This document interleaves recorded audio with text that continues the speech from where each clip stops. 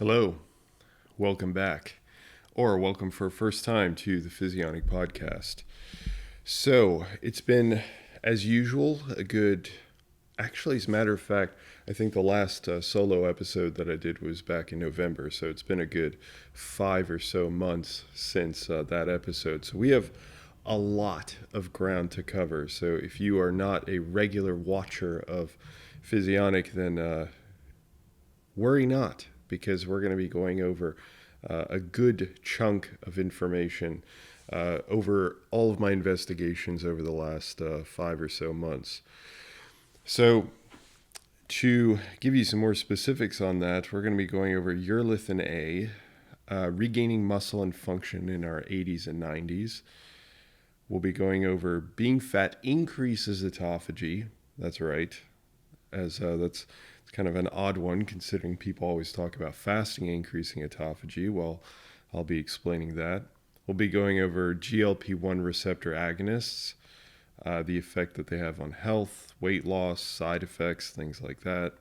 5 habits for extending life, so talking about life expectancy. Creatine on kidney health. I got a few follow-up questions for that one, so I thought I'd cover those as well. Reversing atherosclerosis. I went over a whole bunch of studies for that. Well, maybe I shouldn't say a whole bunch, but 5 or 6 studies on that. Actually, in some of my other investigations that I'm currently doing, I discovered some more studies related to this topic, so maybe I can offer a little bit of insight on those for the future. The personal fat threshold. So essentially ask yourself, if you are not overweight, why do you get diabetes? Or why do you get chronic illnesses if you're not overweight? So that's going to attempt to answer that question.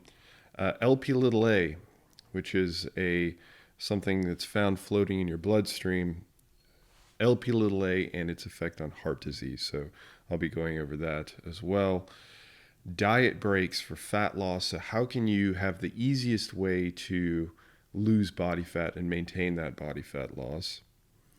Lion's mane and cognition. So we're going to go over the mushroom lion's mane. Weight loss causes more heart disease, which is kind of an inflammatory title, right? But in reality, it's going to make a lot of sense. Muscle using I won't even tell you the title. It's just how muscle affects our cardiovascular system. So I'm not talking about exercise. I'm talking about specifically muscle, actually having muscle, how that impacts your cardiovascular system. Nattokinase, not nattokinase, but nattokinase for heart disease. I may still be butchering that name, but that's what I'm going to be going with after much education from the comment section. So nattokinase for heart disease. What impact does it have? Plastic in our arteries, which was a scary study that came out pretty recently, even from this recording. So we'll go over that. And finally, cancer hijacks your mitochondria. So I'm going to go into some more details on that as well. And then I've got a little bit of housekeeping as usual, which I'll leave for the end. Now, I don't know how long this podcast is going to be, but if you've listened to any of my other podcasts, you know it's going to be at least 2 hours, probably closer to 3, 4, maybe even 5. And I'm okay with that. That's going to be fun for me, and especially what's of greatest importance is that it's useful to you. So I'm putting together like a compendium. I'm putting together everything for you here.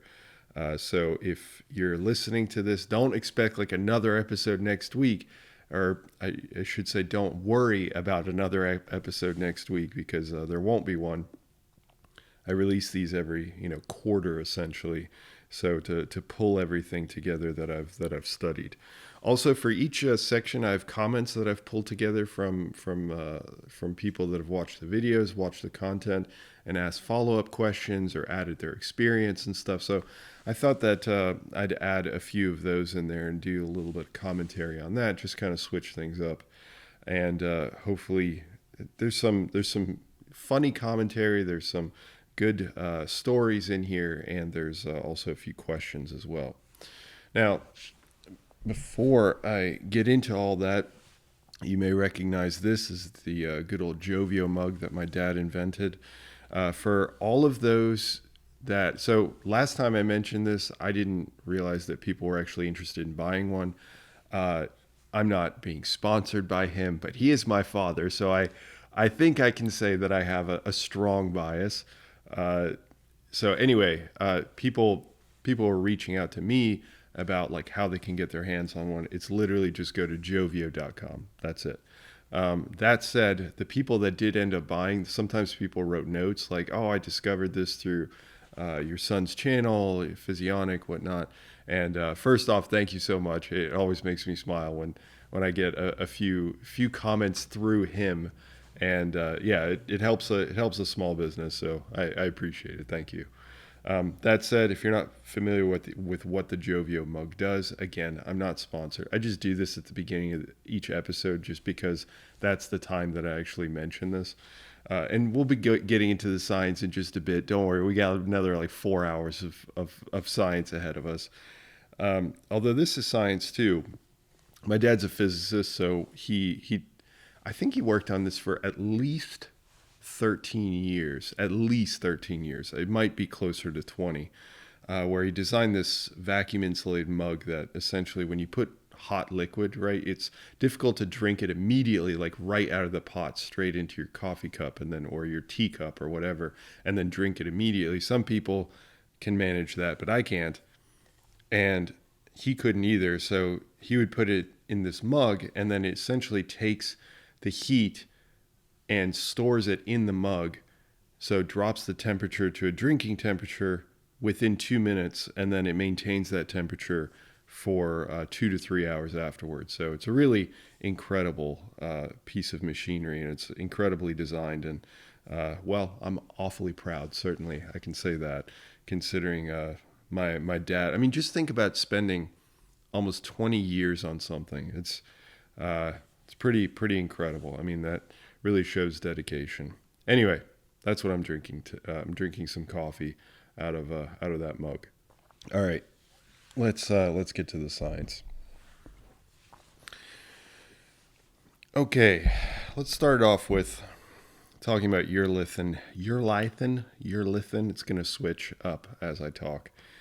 Urolithin A and its effects on our health. So there's only up to this point, which I'm sure it'll grow, there's only 4 studies that I could find that were even remotely related to humans, which is really what I try to focus on. I go human research, then I go animal research, and I go cell culture research. I don't cover as much cell culture research. I'll be covering a little bit in this podcast episode, but for the most part, that's essentially how it works. And the reason being, obviously, translation. So there's only about 3 human studies, and I think I found like 1 animal cell culture using some human cells research as the 4th study. And my investigation of this, I didn't know anything about it. And I guess if you don't know anything about it, I'll go ahead and explain it. It's a molecule that's produced by your microbiome. And there's other urolithins,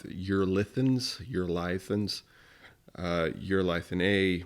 I think there's like a urolithin B and C. I don't know, something along those lines. But urolithin A is the one that's been picked up as probably the one that has all these different health benefits, or at least that's what was claimed. And so the microbiome creates this stuff out of, elagitannins. So a type of polyphenol, if I remember correctly. So think of what you would get out of like, pomegranate, berries, like blueberries, raspberries, things like that, strawberries. Those all contain these elagitannins that then get acted on by an enzyme, and then that enzyme converts these elagitannins to urolithin A. So urolithin A then gets secreted out of the microbiome, the different bacteria, for example, in your microbiome, your gut microbiome specifically, and then it gets absorbed. And then from there, it travels throughout your bloodstream. And we don't actually know the mechanisms by which it has an effect, because you can imagine if you only have 3 to 4 studies on a topic, maybe there's a few cell culture studies as well.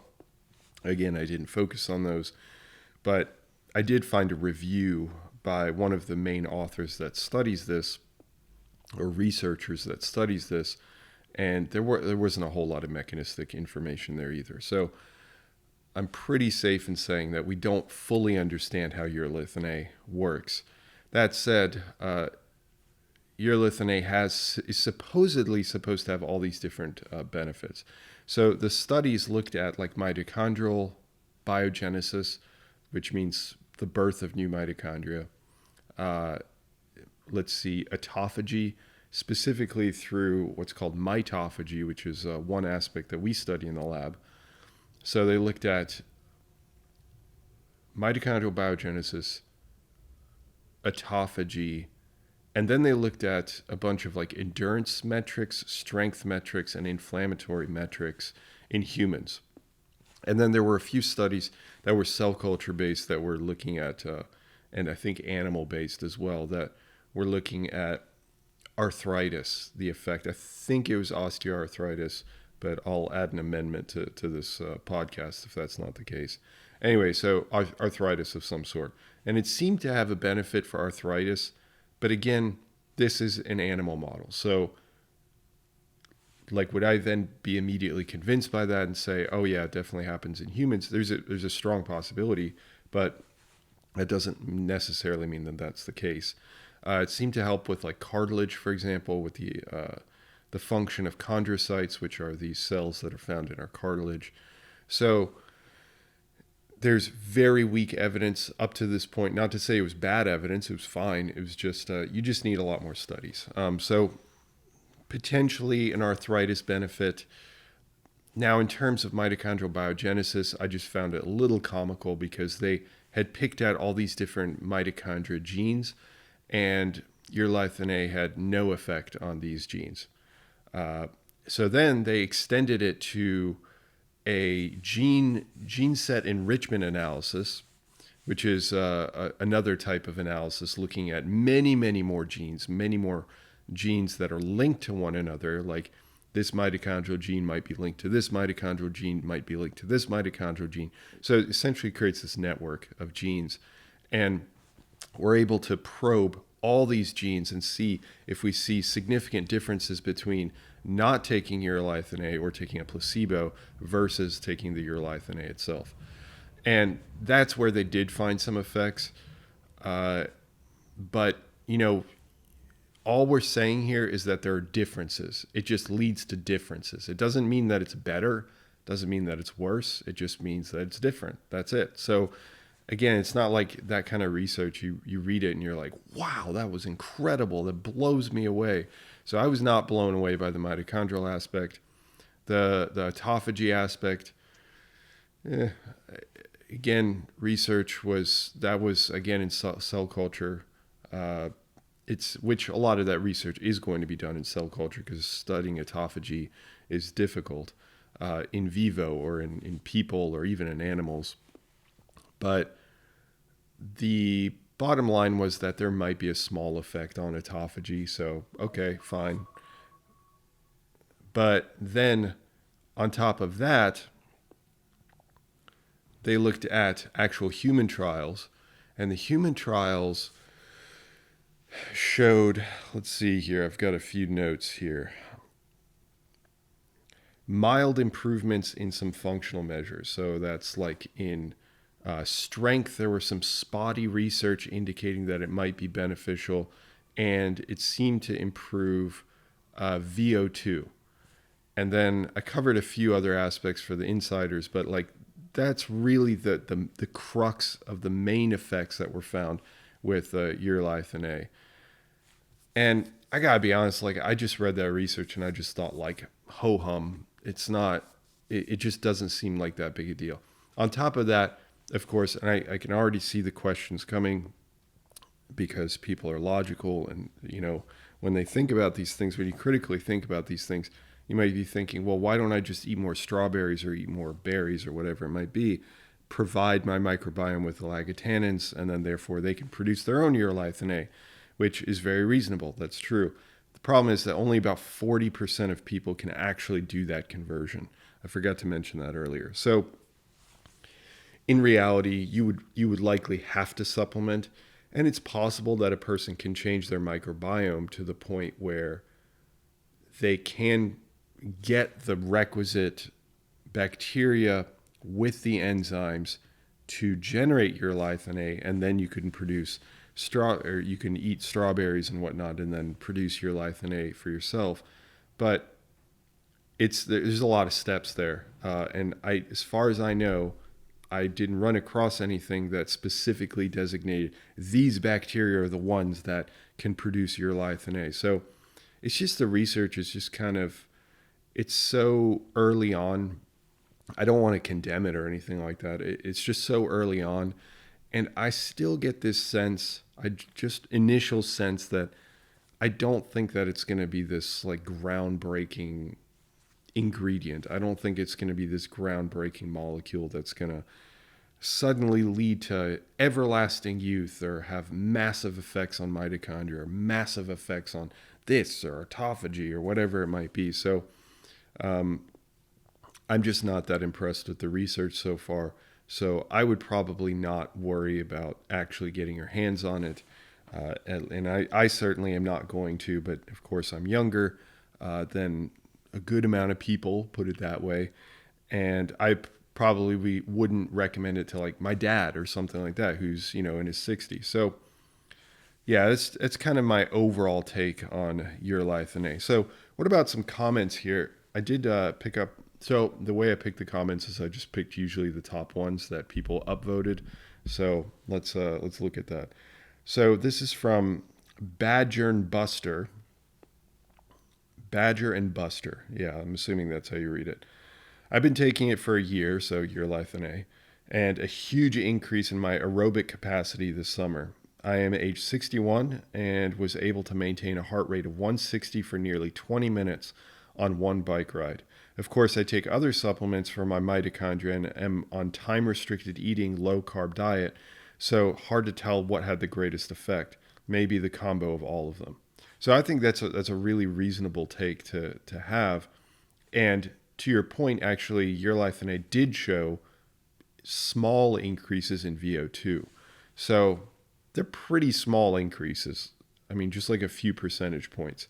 But still, I think the population that they study were in their 40s, if I'm not mistaken, maybe in their 50s.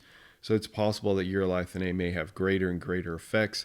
It's also possible, because they didn't check this as far as I remember, if these people produce their own urolithin A, if they have that gut microbiome difference, which is a critical factor, because if you're going to be comparing the placebo versus the urolithin A condition, it's possible that maybe 60% of the people in the urolithin A condition already produce urolithin A, or the placebo, 80% of people produce urolithin A, and only 20% of people produce urolithin A in the treatment condition, the urolithin A condition, which then if you supplement with them, they improves, but then they just go back, they just go slightly up relative to the placebo. So anyway, I'm not going to bog you down with the different possibilities, but this experience tracks with what the research indicates, at least for aerobic capacity. But then again, I really like the fact that Badger and Buster mentioned that they're also taking several other supplements, which changes the whole. I mean, it's just like I critique studies all the time where they say this supplement helps with mitochondrial function, for example, and then you look at the study design and it's like 6 different supplements, and that supplement is one of them. And then they've got a bunch of other things like CoQ10 plus ubiquinol, which makes no sense, but let's just roll with it, plus hyaluronic acid, like a bunch of different things that they added. But then they say this is the ingredient that was the active ingredient, which is usually just a bunch of bull. It's usually not the case.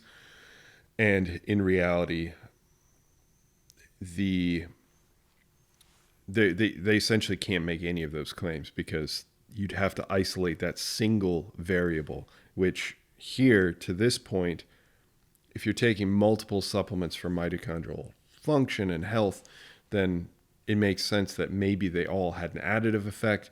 Maybe they were all beneficial. Maybe urolithin A did not help at all. And one of the other ingredients that there's just like a bunch of possibilities. That's why you usually want to just manipulate one variable at a time, do measurements pre and post, and so on and so forth. So an astute observation, I'll put it that way. And congrats on your bike riding abilities at the age of 61. That's impressive to have a heart rate of 160 for 20 minutes straight, genuinely. Okay, let's move on to gaining muscle and function in your 80s and 90s. So I covered a randomized control trial where they looked at two different groups of people. One group was in their 60s, and the other group was the 85 plus category. So all the participants had to be 85 years of age or older, and I think the average was like 93 or something like that, which means that you have some people that were like, I don't know, 86 or something like that, and you've got some people that are like 98, so close to 100 years old. And they put them on the same resistance training system or protocol, and then measured the changes in muscle strength and muscle size. And it was pretty remarkable. What they found is that the people that were in their 90s gained strength at an equal rate as those 20 years younger than they were, in relative terms, that is.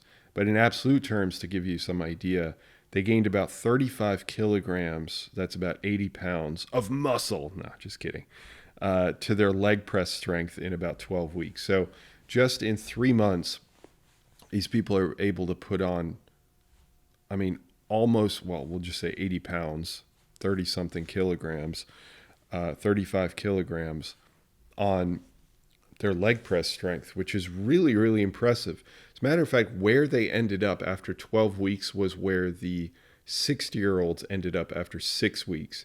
So they started off at a lower strength than the 60-year-olds, which makes sense because there's a 20-year or 20-plus year age gap between the two. But then they were able to not only catch up to the baseline, but actually get close to the 6 weeks mark of training for the 60-year-olds, which is, that's genuinely pretty incredible. So, yeah, they were able to reach better physical function values than baseline values of those 20 years younger. And when you think about that, it's not just incredible. It's like we think about like anti-aging, we think about age reversal and stuff. It's like, where do you get numbers like that? Where else do you get numbers like that? Epigenetic aging? No, you don't get those numbers, at least not currently.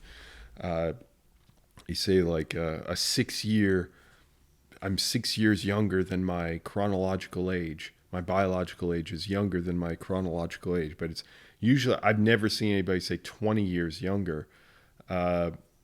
Maybe a person can look 20 years younger. Okay, fair enough.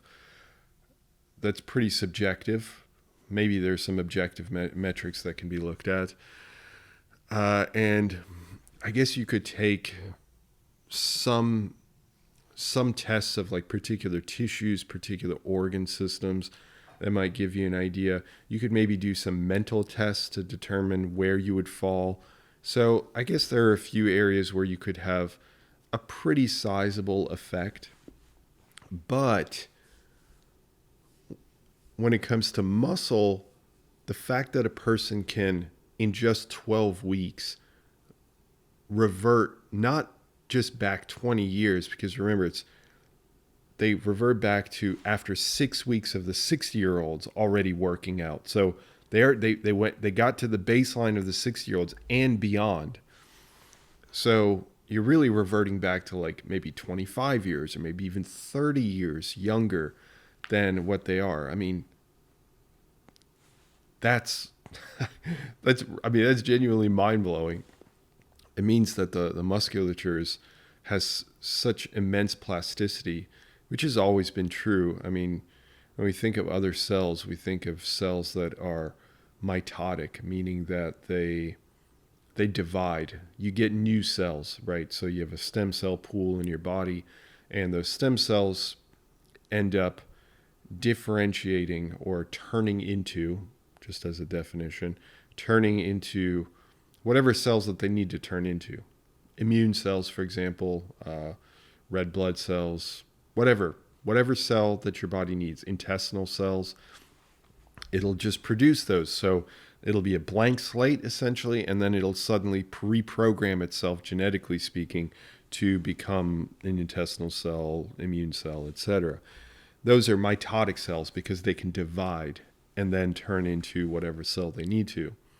But muscle cells are unique, or somewhat unique. I mean, there are other cells like this, but they're somewhat unique in that they're generally, there's some literature debating this, but generally considered post-mitotic, meaning that they have already differentiated terminally. They've already turned into the exact cell that they were supposed to become when you were born. So when you're born with the number of muscle cells that you're going to have.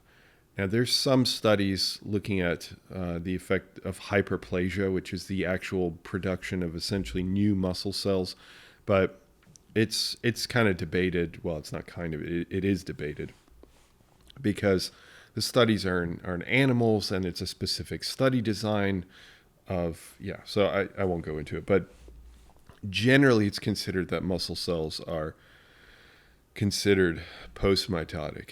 So that means that we don't produce new muscle cells, which means that for the rest of our lives, from the day you're born all the way till you're 90 years old, you're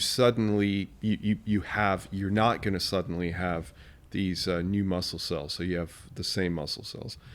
So it's incredible to think that you can work out through a structured routine that's not incredibly arduous and go from 90-year-old muscle tissue and revert it back to like 60-year-old and maybe even 55-year-old muscle tissue. Where would you get those kinds of numbers? Where would you get a 25-year reversal of your age from a tissue perspective? That's just unheard of. It's really incredible. And it really speaks to how incredibly robust and powerful and I don't even have the right adjectives to provide for your muscle cells to be able to just constantly be insulted. And I don't mean that verbally. I mean that like the damage that they accrue, the amount of stress and strain and stretching and contraction that they have to undergo, and tons of damage. I mean, think about when you work out, you're damaging your musculature at certain points, and it just rebuilds, and it has to rebuild it so well for decades, for your entire life. And then for you to reach 90 years old and potentially not exercise, and then decide I'm going to start to exercise, and then for it to then be like, okay, cool, we're going to go backwards in time and just give you your abilities back of what you would be in your 50s and 60s. That's unheard. I mean, that's crazy. That's crazy. Anyway, so there we go. All right, so the comments, I got a few comments on this one. I mean, I get a lot of comments, but here are a few that rose to the top for people. John Holler, 6001, said, "Well, I'm the 78-year-old in the gym lifting and doing high intensity interval training. I can lift more than when I was 50, 60, and 70, but I eat I'm assuming HFPB. I'm assuming it's plant-based diet, and hit the gym 4 to 5 days a week. In my 50s and 60s, I was on metformin, statins, and multiple blood pressure medications. No longer take any meds and feel really good. No waking up sore, just really good. Just feel good. It can be done, and it takes commitment and work. Such is life. Anything good takes work. Yeah, I mean, I could not have stated it better, John. And huge congrats, seriously. 78 years old. I was watching a video on the guy from Ghostbusters. I don't know if anybody's ever seen those movies. I'm sure somebody's seen them. I'm not unique in having seen them, which, by the way, scared the living daylights out of me when I was a kid. Anyway, that's not about that. But one of the cast members, I don't know his name, but he is 78 years old. And there was this video that released on him. I mean, the guy's in unbelievable shape. He looks like he's in his 50s. No doubt about it. He looks like he's in his 50s. He moves like he's in his 50s. He's cognitively sharp. It's incredible. I mean, the guy really looks ageless. And then they show like a video of him like in his 50s and he looks like he's in his 30s. It's unbelievable. So anyway, not to derail this too much, but he works out and good nutrition, et cetera, et cetera. Anyway, so John, yeah, being able to lift more than when you were in your 50s, 60s, and 70s is really, really incredible, especially if you're sedentary throughout that time and then you pick up lifting weights. I mean, you can do a lot. You can really revert back to, 20 years prior. So it's an incredible feat. But I think the more incredible feat, although that is quite a lot itself, is being able to get off metformin, statins, and blood pressure medications. I mean, I think anybody would want to get off of medications as a whole. And being able to change your lifestyle and being able to do that is the most powerful. Bar none. There's nothing else that is going to be nearly as impactful as being able to just change your just start working out continuously, progressively getting better at your physical function. And then I'm sure you mentioned nutrition as well. So a plant-based diet. If I'm understanding HFPB correctly, which I'm thinking that's correct, but if I'm wrong, then people listening to the podcast are screaming at me right now, which I apologize. Anyway, so congrats on all the hard work. Okay, the next comment that I received was from Villa or Leanspur. That probably did make sense to you. Doesn't make sense to me. It's highly likely that I'm not reading this correctly, so I apologize, Villa. Okay, so they said, I'm 66, I'm ripped. Nice. I like it. I like the confidence. I'm 66, I'm ripped. I intermediate fast. I intermediate fast. I'm assuming they meant intermittent fast. I'm into keto, so probably not plant-based, but who knows? You can technically do keto plant-based as well. I do a longer fast once a month. Okay. I lift to failure once or twice a week, full body workout. I walk 12 miles a week. Okay. So a little over a mile a day. My biggest challenge is not injuring myself as I like pushing my body. I get that, especially at 66. I don't lift heavy, but I try activating every muscle in my body. I have the body I wish I had in my 20s. Love it. That's awesome. Consistency is key. Definitely. I'd rather spend money on supplements than doctor visits. I'd rather spend money on supplements than doctor visits. Yeah, well, if you're going to the doctor because you have some sort of physical ailment or medical issue, then yeah, I'm on board. I hear you. I started lifting to deal with depression and anxiety. Having a good-looking body is a plus. Thank you for sharing your insights. You're very welcome, always. It helps a guide. I'm saddened to see my friends age who ask my advice but don't make the effort to change. That is something that I have thought about in the past a lot.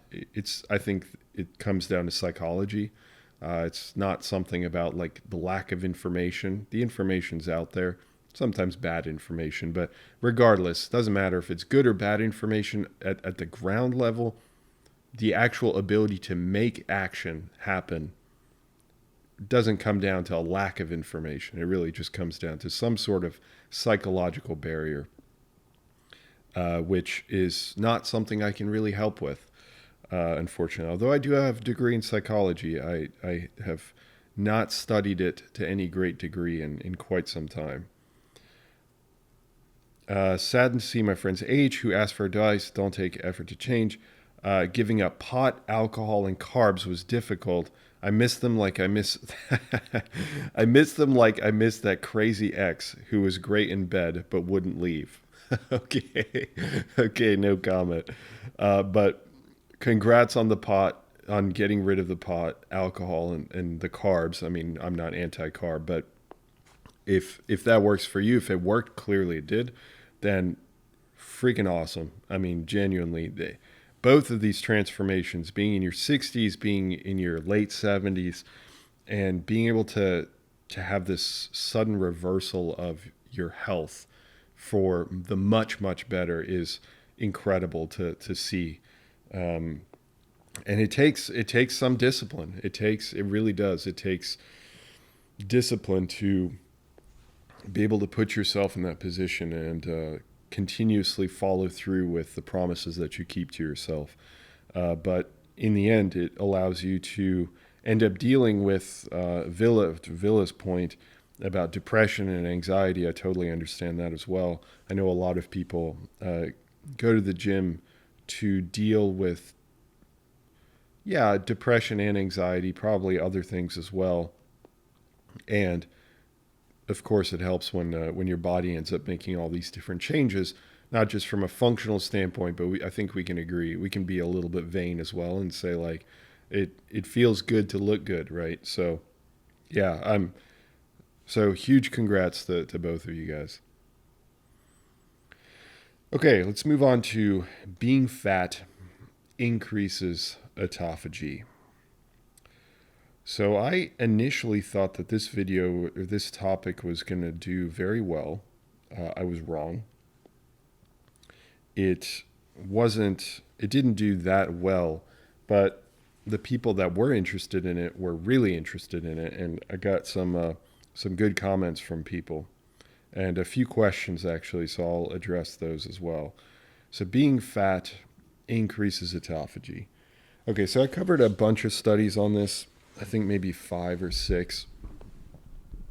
And hold on, coffee real quick. The studies showed, so there were some animal studies, there were some reviews, and then there were some human, they weren't intervention studies, they weren't randomized controlled trials or anything like that. They're essentially just taking tissue from human samples, from like obese samples and lean samples for people that are lean, people that are dealing with obesity, and then they measure the amount of autophagy markers that are inside those tissues, so specifically in fat. And what they found is that the obese tissues tended to have, and as well as diabetic tissues, tend to have higher amounts of these autophagy markers, a number of autophagy markers. Which then, and this was consistent with the animal research, this was consistent with what the reviews pointed out. So the crux of it was that if you had greater body fat on you, that you had greater rates of autophagy, which of course goes completely against the whole idea that if you fast, you're going to be able to increase your autophagy. And this is where you know what? I'll get to one of the questions, which speaks to exactly this topic. So anyway, so that's what happened. That's what the research indicated, that there was increases in autophagy. Now, why, right? So one of the questions that I wanted to answer was why, and the reviews ended up speculating a bunch of different mechanisms. From this actually relates to one of my other, from a while back, I covered a study looking at an increase in inflammation from fasting. So water fasting, people were water fasting, and then they experienced an increase in immune cell invasion into the fat tissue. And then they ended up doing a little deeper dive to try to figure out why in this other study. And they found that they discovered that the fat tissue was releasing these droplets of fat. So the speculation at the time was that the fat tissue was not able to degrade, or essentially your fat tissue, or all your tissues in general, have to prepare the fat to be released in a certain way. So we typically have fat as like triglyceride form, which is like the fatty acids, the actual fat molecules themselves that are attached to another molecule called glycerol. And those two come together, and it's usually triglyceride, so 3 fatty acids and 1 glycerol is attached to one another like this, if you're watching. Not that you have to, but 3 fatty acids get attached to this backbone of glycerol, and then that's a triglyceride. So that's one example of how fat can be stored or is in our body. Then there's obviously the fatty acids themselves, so just like the single fatty acids themselves. So it was postulated, there's no proof of this, just to be clear, but it was postulated that the fat tissue, because the body was completely devoid of food consumption, that the fat cells were secreting fat at such a fast rate that they weren't able to do that conversion process of like reesterifying fat or deesterifying fat, like all these different conversions that the enzymes have to do with these fat molecules to prepare them to be sent out of the fat cells. So the cell was repackaging fats into these vessels, these vesicles, and then just shipping them out just whole vesicles of fat out into the extracellular, the outside of the cell. And what was happening is the immune cells were invading into the fat tissue to take up these fats. And then they were taking the fats and breaking them down. So essentially, they were, in a sense, helping the fat tissue deal with this release of all these fats, just trying to be a support mechanism to the metabolism of fat. Again, all hypothesis. No actual evidence for that yet. So it could be completely wrong. Now, the reason why I mention that in this context is because what these researchers mentioned in this analysis on, higher fat, being obese and being overweight had higher levels of autophagy, is that maybe the fat cells were undergoing autophagy to essentially break down large chunks of fat to be released. So not only are they using these enzymes to break down fats, but they're also using autophagy to break down these fats and release them as fast as possible. So that was one possibility. Another possibility was to eliminate cytokines. So your fat tissue will produce these cytokines, which are these pro-inflammatory molecules. Well, some of them are pro-inflammatory, some of them are anti-inflammatory, but we'll focus on the pro-inflammatory. So overweight individuals tend to produce more inflammatory markers, and some of those are cytokines. So the fat tissue is producing these inflammatory cytokines and then sends them out, and then that attracts the immune cells into the fat tissue to do whatever, to increase the inflammation, maybe deal with fat, whatever it might be. There are all kinds of different reasons. And one idea was that the autophagy was the cytokines that are being produced by the fat tissue was being muted by the fact that the autophagy machinery was going around and sucking up these cytokines and essentially degrading them. And I suppose I made a mistake before I started talking about this. I should have explained what autophagy is, because I know some people don't know what autophagy is. So if you haven't left me a comment saying you should define this stuff before you talk about it, then here we go.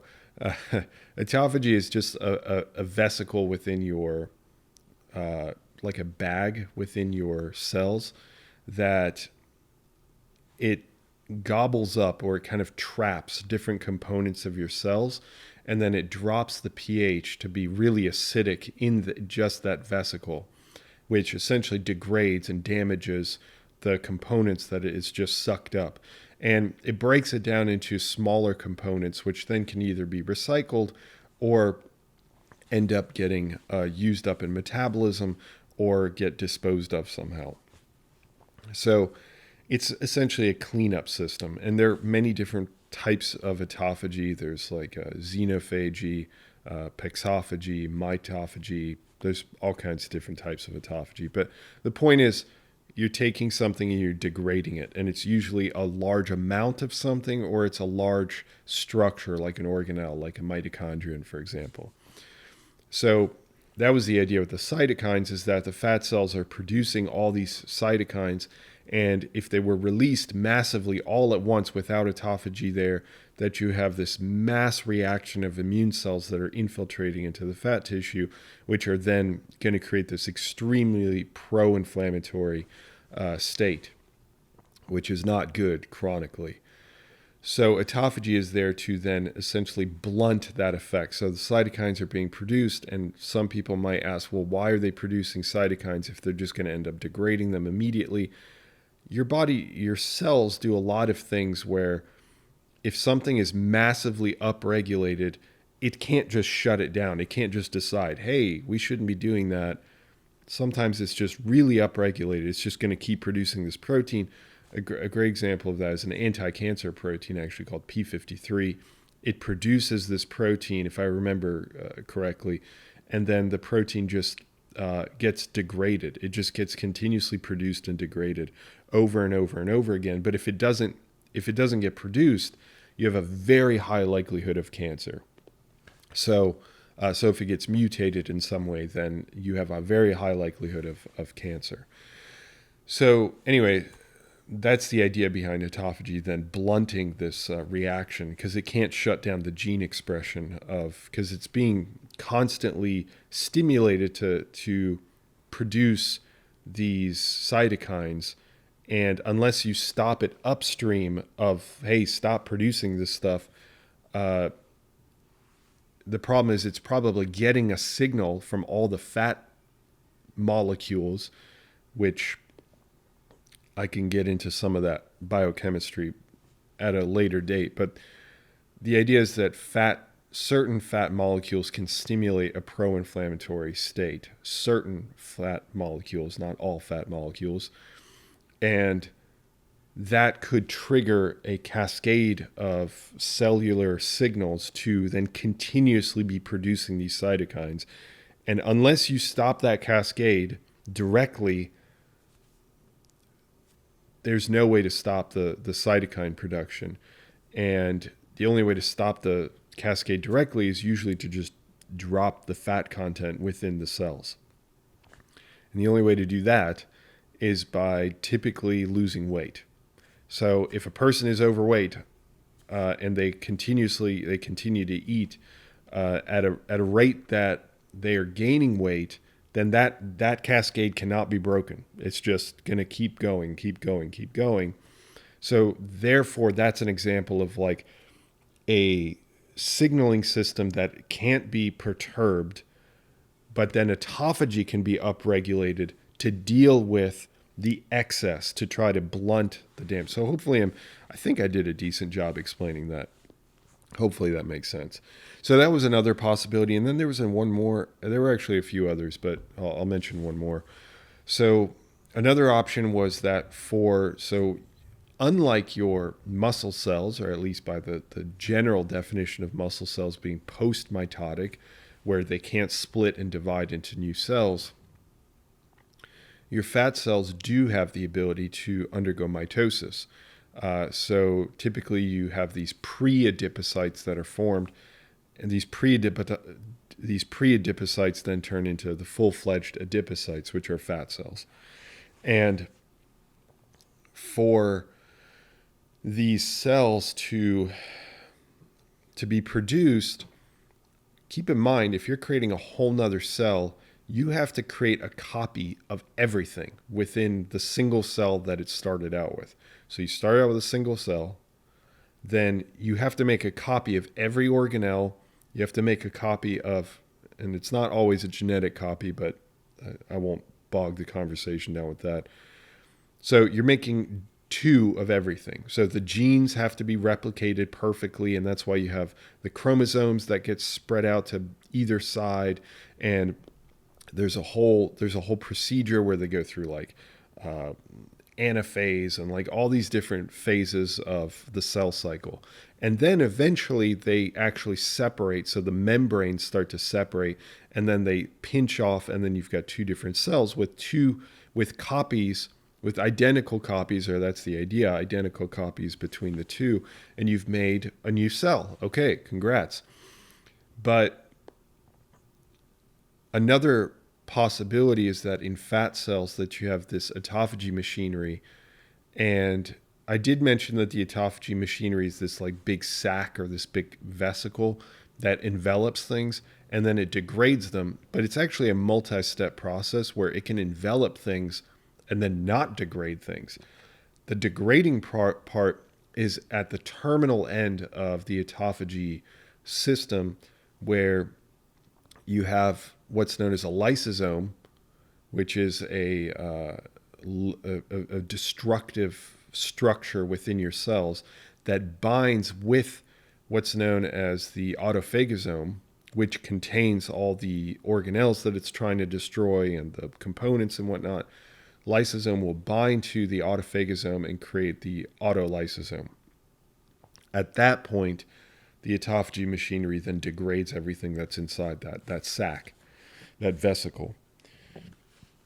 Now, if you don't get to that point, you don't have the lysosome attached to the autophagosome, then essentially you've just captured some things. And that can actually happen in certain pathologies where the lysosome doesn't function correctly, and then you can get this accrual of these different components, which can be extremely detrimental to the cell and can cause, on a large scale, a lot of diseases. So, or at least contribute to a lot of diseases.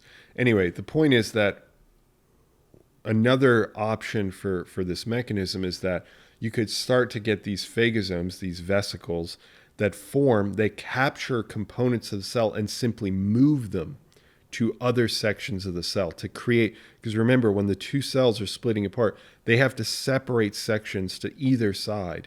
So it's possible that the autophagosome is coming in and just grabbing large groupings of things and just pushing them to other sections of the cell so that it makes sure that there's a clean break between the 2 cells. So that's another possibility, which is freaking wickedly cool, to think that your cells have the wherewithal, I don't want to say cognitive powerhouse, because it's not like your cells are thinking. It's just all these biochemical reactions to what is happening. So if the cells get this signal to divide, because you need fat cell hypertrophy, you have all these different signaling cascades that suddenly go off to tell each section of the cell what to do, and then you get this pinching off. So to use autophagy in a non-normal way, so in just a unique way, is really fascinating. Okay, let's get to some of these questions. And yeah, this will hopefully help people clear things up. So Cascade 7, I'm assuming that's named after Cascade the artist. the music artist. Being sick also increases autophagy. Actually, increased autophagy is seen with cancer and its progression.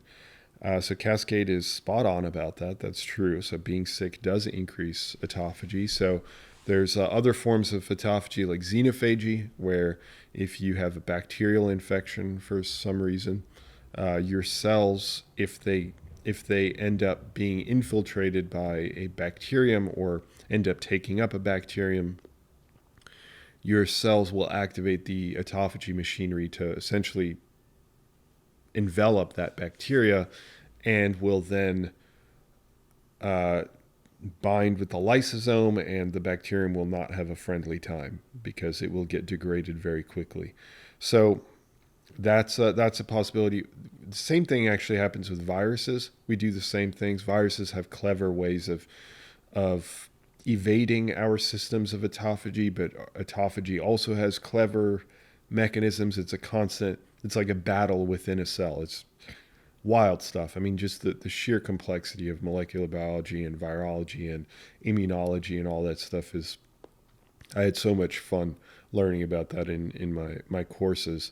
And hopefully, as Physionic continues to grow, I'll be able to cover more of those kinds of mechanisms just because they're fascinating, like the toll-like receptors and the PAMPs and all these different systems that work to make sure that the MHCs and all these different, if you don't know what I'm talking about, that's fine. It's just like, that's kind of the point. There's all this complexity that's related to immunology. Anyway, I won't go into it, but yes, being sick increases autophagy. That's true. Actually, increased autophagy is seen with cancer. Okay, so that's true as well. There are certain cancers that have increases in autophagy. And I remember reading a review where they talked about, I think that may have been in the reviews that I was talking about for this, with the fat cells. But there are some reviews that mention that where they tested, I think, a chemotherapy drug on a cancer, and the chemotherapy drug worked initially, and then it stopped working. It became less and less effective. So then the researchers tested if they added an autophagy inhibitor to the cancer cells along with the chemotherapy drug, would that fix the issue? And sure enough, it did. So it stopped autophagy in these cancer cells, and then the chemotherapy drug was able to eliminate the cancer cells. So, which is like perfect proof that cancer cells also use autophagy to their advantage. So it's again, it's just so complex, which is always so funny to me how simplistic people explain things. You have to explain things simplistically because you kind of want to present things in levels. You don't want to overwhelm someone with the amount of information. That said, I think that there should be caveats of like, hey, just because I've explained this and just because you understand what I just explained to you, that doesn't mean that I've just given you a full education on the topic, which is what I think a lot of people feel like they do get on YouTube or on videos or just like lectures and whatnot, that they see a person, I'm going to be kind, a person may be a chiropractor, may not be a chiropractor, speak to the powers of autophagy in like a 10-minute video. And then and especially if that person just continues to say they don't have anything else to add because they don't know that much about it, because they don't study this stuff, and because they don't have a degree in the matter, and because they don't bother to research in depth. I'm throwing a little shade, but not anyone specific, just to be clear, just in general. This is a non-specific example. And then their viewers watch these, like, let's say 5 different videos on autophagy, and then they think, well, I'm not really learning anything new. I don't know. Like, I suppose I don't absolutely know if this is the case, but if people don't encounter new information, then they think, oh, well, then this must be it. This is This is the information. We know how autophagy works. It's only this cellular cleanup system. Fasting increases autophagy. Which, speaking of which, let's go ahead to the next one. So Cascade 7, yes, perfect. Some cancers, and let me be clear, some cancers, not all cancers, do increase autophagy and can lead to better survival of cancer and progression of cancer. The types of cancer, I always get this question. People are like, well, can you tell me if this cancer increases autophagy? It's like, no, I can't, because I haven't looked into it. I would need to specifically look at that cancer, pull up all the papers, figure out look at the autophagy markers and all that stuff. And I have not done that, because that alone would take me 10 years of work to go through every cancer in every scenario. So I can't tell you, sorry. I would have to look into it specifically for the condition that you're asking about. Okay, the question, though, that I was asked as well was Ka30S22. Lovely name. So what's the truth? I mean, does fasting reduce autophagy or does it increase autophagy? Things are confusing more often. Yeah, Ka, I agree. That is incredibly confusing, right? Because you've been told over and over and over again that fasting increases autophagy. Now, I'd like to point out a few different things. One, I'd like to point out that where you heard that fasting increases autophagy, ask yourself, did this person show you any data? If they didn't, my argument would be, well, maybe you should ask them to show some data to corroborate their claim. Because the burden of proof is on the person making the claim. It's not on the person like debunking or trying to figure it out. Like, if you make a claim, you should probably show some evidence for it, which, by the way, for everything I'm covering in this podcast, I have separate content looking at every one of these studies. I open the studies and I show you the data. The second thing is that actually fasting does increase autophagy. And I've actually shown that data in the past. But it's not, biology, physiology is not clear cut. It's not like you fast and then you get an increase in autophagy and then that's the only thing you need to do. Autophagy is happening inside your cells at all times. At low levels, which is like considered like a baseline levels. And sometimes it ramps up to Cascade's point earlier. If you get sick, maybe you're not even symptomatic and sick, but you got something and you don't know it, and your body's fighting it out, duking it out, like the innate immune system is duking it out with like a bacterium, and then it will increase autophagy. Certain organ systems will increase or decrease autophagy more or less. So it depending on what you eat also changes autophagy. So to think that autophagy is just this simple thing that we just say, well, fasting increases autophagy, we're done. Like we don't need to study this anymore. We don't need any more information on this topic, is unfortunately how things get displayed in a lot of videos by, again, people that frankly I don't like that much, people that I think don't do their due diligence. They seem like they're good teachers. They seem like they're reliable sources, but in reality, they are ill-qualified and they offer bad information. And that is me being very polite about the situation. And I'd be happy to tell them that to their face. I'd probably be a little bit less polite about it, to be honest. These are the times where I sort of resonate with Dr. Lane Norton. I'm not a huge fan of how he presents his videos because there's a lot of yelling and stuff, and I'm not much of a yeller myself. But in those situations, I could just feel myself this disconnect with how people are being taught a lot of these concepts. It's not nuanced. And nuance is just, it should be your favorite word when it comes to learning scientific information. And Yeah, anyway, I'm not going to go on this whole this whole venting thing in one direction or another.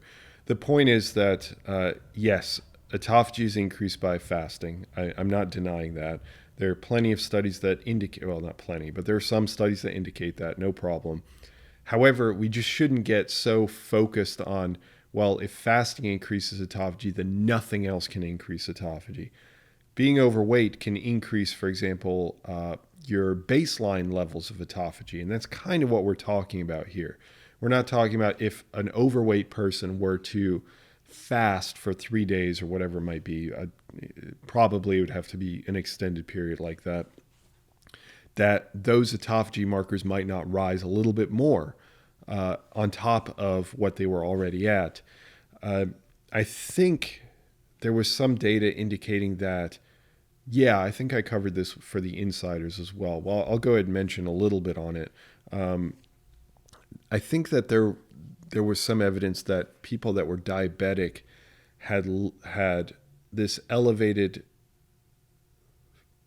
I'm trying to remember if that's exactly right, that they had elevated autophagy, but then when they try to better their health and whatnot, the autophagy wasn't nearly as robust. The increase in autophagy was not nearly as robust. So think of it like the delta, that a lean person, a lean, healthy individual that doesn't have a bunch of excess body fat and all this, just generally takes care of themselves, exercises and stuff, their baseline autophagy may be lower, but when they exercise, which is another potent autophagy stimulator, by the way, their autophagy can massively increase. It just shoots up. And then it comes back down to this baseline. While an overweight person, if they have a lot of excess body fat on their body, their baseline autophagy may be elevated, but the delta to be reached, I don't really want to call it this, but I kind of have to for illustrative purposes, maximal body fat or maximal autophagy, is the delta is much smaller. So it just jumps up a little bit. Maybe it jumps up 5 points, while a lean person will jump up 10 points or 15 points. So that's just an example of what might be happening. So you can still reconcile a lot of this data. It's not like, autophagy is not stimulated by fasting and it's all a lie. There can still be consistencies. You just have to learn how to contextualize things based on what's happening. And that's really where expertise comes in, is being able to, having read many studies on a topic, being able to speak on it as a doctor, or you start specializing in your, as a physician, you specialize in like endocrinology or whatever. Then a person goes to talk to you about their hormone levels and whatnot, and you can explain those nuances. You would hope that you'll be able to have some time to explain them, which is a whole nother discussion. But assuming that you do have like an hour to talk to a patient, which I know some people are laughing right now, but let's assume that's the case in an ideal world, then they have all this information in their head where they can make those distinguishing points for you and explain, assuming they're also a good teacher, why in certain instances something can be good and in other instances the very same factor can be a bad thing. It's like, that's nuance. That's the whole point. So I won't harp on this too much longer. So what's the truth? Yes, fasting does increase autophagy, but there are other things that also stimulate autophagy. And you should also think about autophagy as like a dimmer switch. It's constantly balancing, going up, sometimes going down. You should think of autophagy. You never have just shut off autophagy. Usually eating will reduce autophagy. Usually, again, depends on the macronutrients that you're consuming. There's a lot of factors. But what you've heard so far is not untrue. So don't worry. Just think to yourself, well, one, is there evidence for it? Have I seen the evidence? And the second thing, have I just heard somebody talking about it? And the second thing is, what's the possible nuance? How can I fit this into the frame of understanding? If it's completely broken, then maybe the frame of understanding needs to be adjusted, which is where we get progression in our knowledge base, right? So anyway, that's the answer. Okay, and then Zappio, who's commented on videos several times in the past. I definitely recognize you, Zappy, so thanks for commenting. It says, fasting, this is a joke, fasting leads to autophagy. Overeating leads to autophagy. So then they said, so only eat every third day, but till you burst. which yeah, if you equate those two, if fasting leads to autophagy and overeating leads to autophagy, then yeah, okay, you want to fast for 3 days and then just eat a massive amount on that third day, and then just eat until you basically explode. Not exactly how it works, although I like the comedic trying to figure out the logic of that, trying to figure out how to make it work. I definitely appreciate that. Our next topic is GLP-1 receptor agonists, which is a bit of a controversial topic. Some people that are very against pharmaceuticals just automatically assume it's the worst thing in the world. And then other people think it's incredible. So what does the science say? I think I covered at least 10 studies on this, and looking at all kinds of different health metrics and weight loss metrics and all that good stuff. So I'll give you a taste of it. GLP-1 agonists, I guess I'll talk about GLP-1 first. So GLP-1 is a molecule that's secreted by your intestines, specifically by your L cells. So you have these, you have the intestinal brush border, which is this kind of, how do I describe this? It's just this, think of it like a little bit like a slinky. It has this, it kind of, that's a bad description, Nick. Yeah, it's difficult to think of something that looks like the intestines. But if you were to zoom, so you know what the intestines look like. They look like this tube, this tubular network. But if you were to zoom into that, it's like these little well, there you go. Just look at your fingers. There you go. Wow, it's right there in front of me. So if you look at your fingers, if you were to zoom into your intestines, they look like little fingers. They have these like deep sections, and then it's got like the tip of your finger is like the very exterior section, like into the what's known as the lumen, or the actual opening of the intestines. And all of your fingers, or the intestinal fingers, which are called villi, are made up of all these epithelial cells. So they're made up of all this, like this lining of cells. Just think of, for this example, think of like the Revolutionary War, or wars in the Napoleonic era, where soldiers would line up, face to face. And that's essentially what your epithelial cells are doing. They're just lined up right next to each other and essentially face each other within one finger pointing towards another finger, essentially. If you're listening to this, you're probably very confused. I apologize. But just know that it looks like your fingers. Anyway, so these epithelial cells are also lined with specialized cells, and these specialized cells, one of them is called the L cell. And the L cell, we're actually going to be talking about this a little bit later as well. The L cell, I think, depending on if I decide to go that direction, the L cell produces GLP-1, or glucagon-like peptide. And this glucagon-like peptide is stimulated by the consumption of food. So you consume food, goes into the intestines, the L cells recognize that, and then you have this release they start producing GLP-1 and release that GLP-1 into circulation. Now, GLP-1 will then do a bunch of different things, but some of the things that it does is it'll bind to pancreatic cells and it'll promote the release of insulin. So especially if you consume carbohydrates, when you consume carbohydrates, GLP-1 will bind to the pancreas, and the pancreas will then release more insulin than it normally would. And that allows you to then regulate your carbohydrate intake. So you've shuttled more carbohydrates into the tissues, and then you're able to return back to that fasting or pre-meal glucose levels, blood sugar levels, which come from the carbohydrates. Okay, so that's one mechanism. So that's really more of a diabetic aspect. So it helps with the diabetes. It makes sure that your blood sugar spike isn't too high and that it can return back down to normal. So GLP-1 helps with that.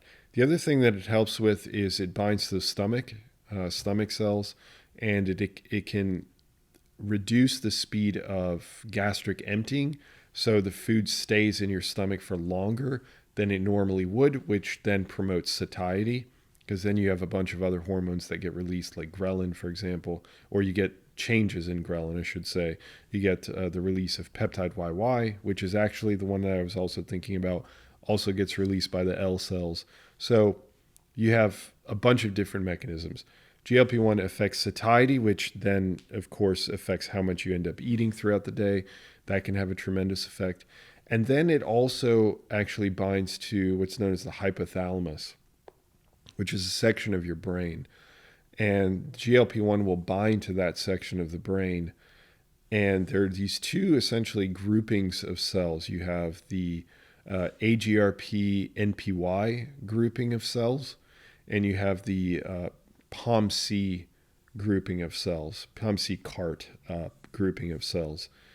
And the AGRP-NPY neurons, those cells, those brain cells, are actually responsible for increasing your want for food. So they reduce your satiety, and they increase your want to eat food. So they are the opposite of what the GLP-1 would want to happen. So actually, when GLP-1 binds to those cells directly, what happens is the GLP-1 binds to the cell and hyperpolarizes them. I'm not going to go too into detail with that because we're going to get too lost in the weeds. But if you've taken a basic biology class, you know that your cells will undergo they are polarized, meaning that the amount of charge, electrical charge, is under a certain threshold. So it might be like minus 20 or minus 50 or something along those lines. It's just under, it's like minus 50 millivolts or whatever it might be. And then when they get activated, they go through a process called depolarization. Excuse me. They go through a process called depolarization, where they go from the polarized state in the negative state to then suddenly shooting up and becoming positive. And then there's this whole exchange of ions, and I'm not going to go into that. But the point is you have this change that activates the cells, and then they have to return back to their baseline level. And when they return back to their baseline level, which goes back into the negatives, this negative charge, they have a short period where they become hyperpolarized, where they become especially negative. They go from plus 30, let's say, where they were just depolarized. They go all the way down, but instead of stopping at minus 50, they stop at minus 70 and then slowly come back up to minus 50 and then stay at minus 50 until they're activated again. So what GLP-1 does is when it binds to these AGRP neurons and NPY neurons, it will hyperpolarize these cells baseline. The baseline of these cells now drops so that it becomes more difficult to activate those cells. So think about that, right? If it's more difficult to activate cells that would normally have you eating more, that's a good thing, right? You'll be able to you won't be as hungry as you would be if they were a little bit more polarized or were a little more prone to activity. Now, on the flip side, the other cells, the POMC neurons, are the ones that do the exact opposite. So they actually regulate food consumption in terms of negatively regulate. They stop food consumption. So GLP-1 will bind to those cells and will do the opposite. So instead of hyperpolarizing, it'll polarize those cells slightly. So it'll increase the baseline a little bit so that they become more prone for activity, to become active. And there's also crosstalk between these POMC neurons and the AGRP-NPY neurons. They can crosstalk with one another and essentially regulate one another. So if one is given the disadvantage of being reduced in its activity, the ones that stimulate food consumption, and the one group is against food consumption, then, and it is given an advantage, then obviously you have this skew towards not eating. So there, as you can see, there are a number of different mechanisms by which this functions. Now, the final thing I'll quick mention for GLP-1, specifically the mechanisms, is that GLP-1 is bound by an enzyme called DPP4. And that enzyme degrades GLP-1. So when you secrete GLP-1, it actually doesn't stay around for very long, and it gets bound by DPP4, which then degrades GLP-1 and eliminates it. So you don't want a bunch of DPP4 around, because then you're not going to get any of these benefits, because GLP-1 will get degraded as quickly as it gets produced by the L cells. Okay, so those are the mechanisms. Those are some of the mechanisms. I'm sure there are others, but those are the main mechanisms. So what about GLP-1 receptor agonists?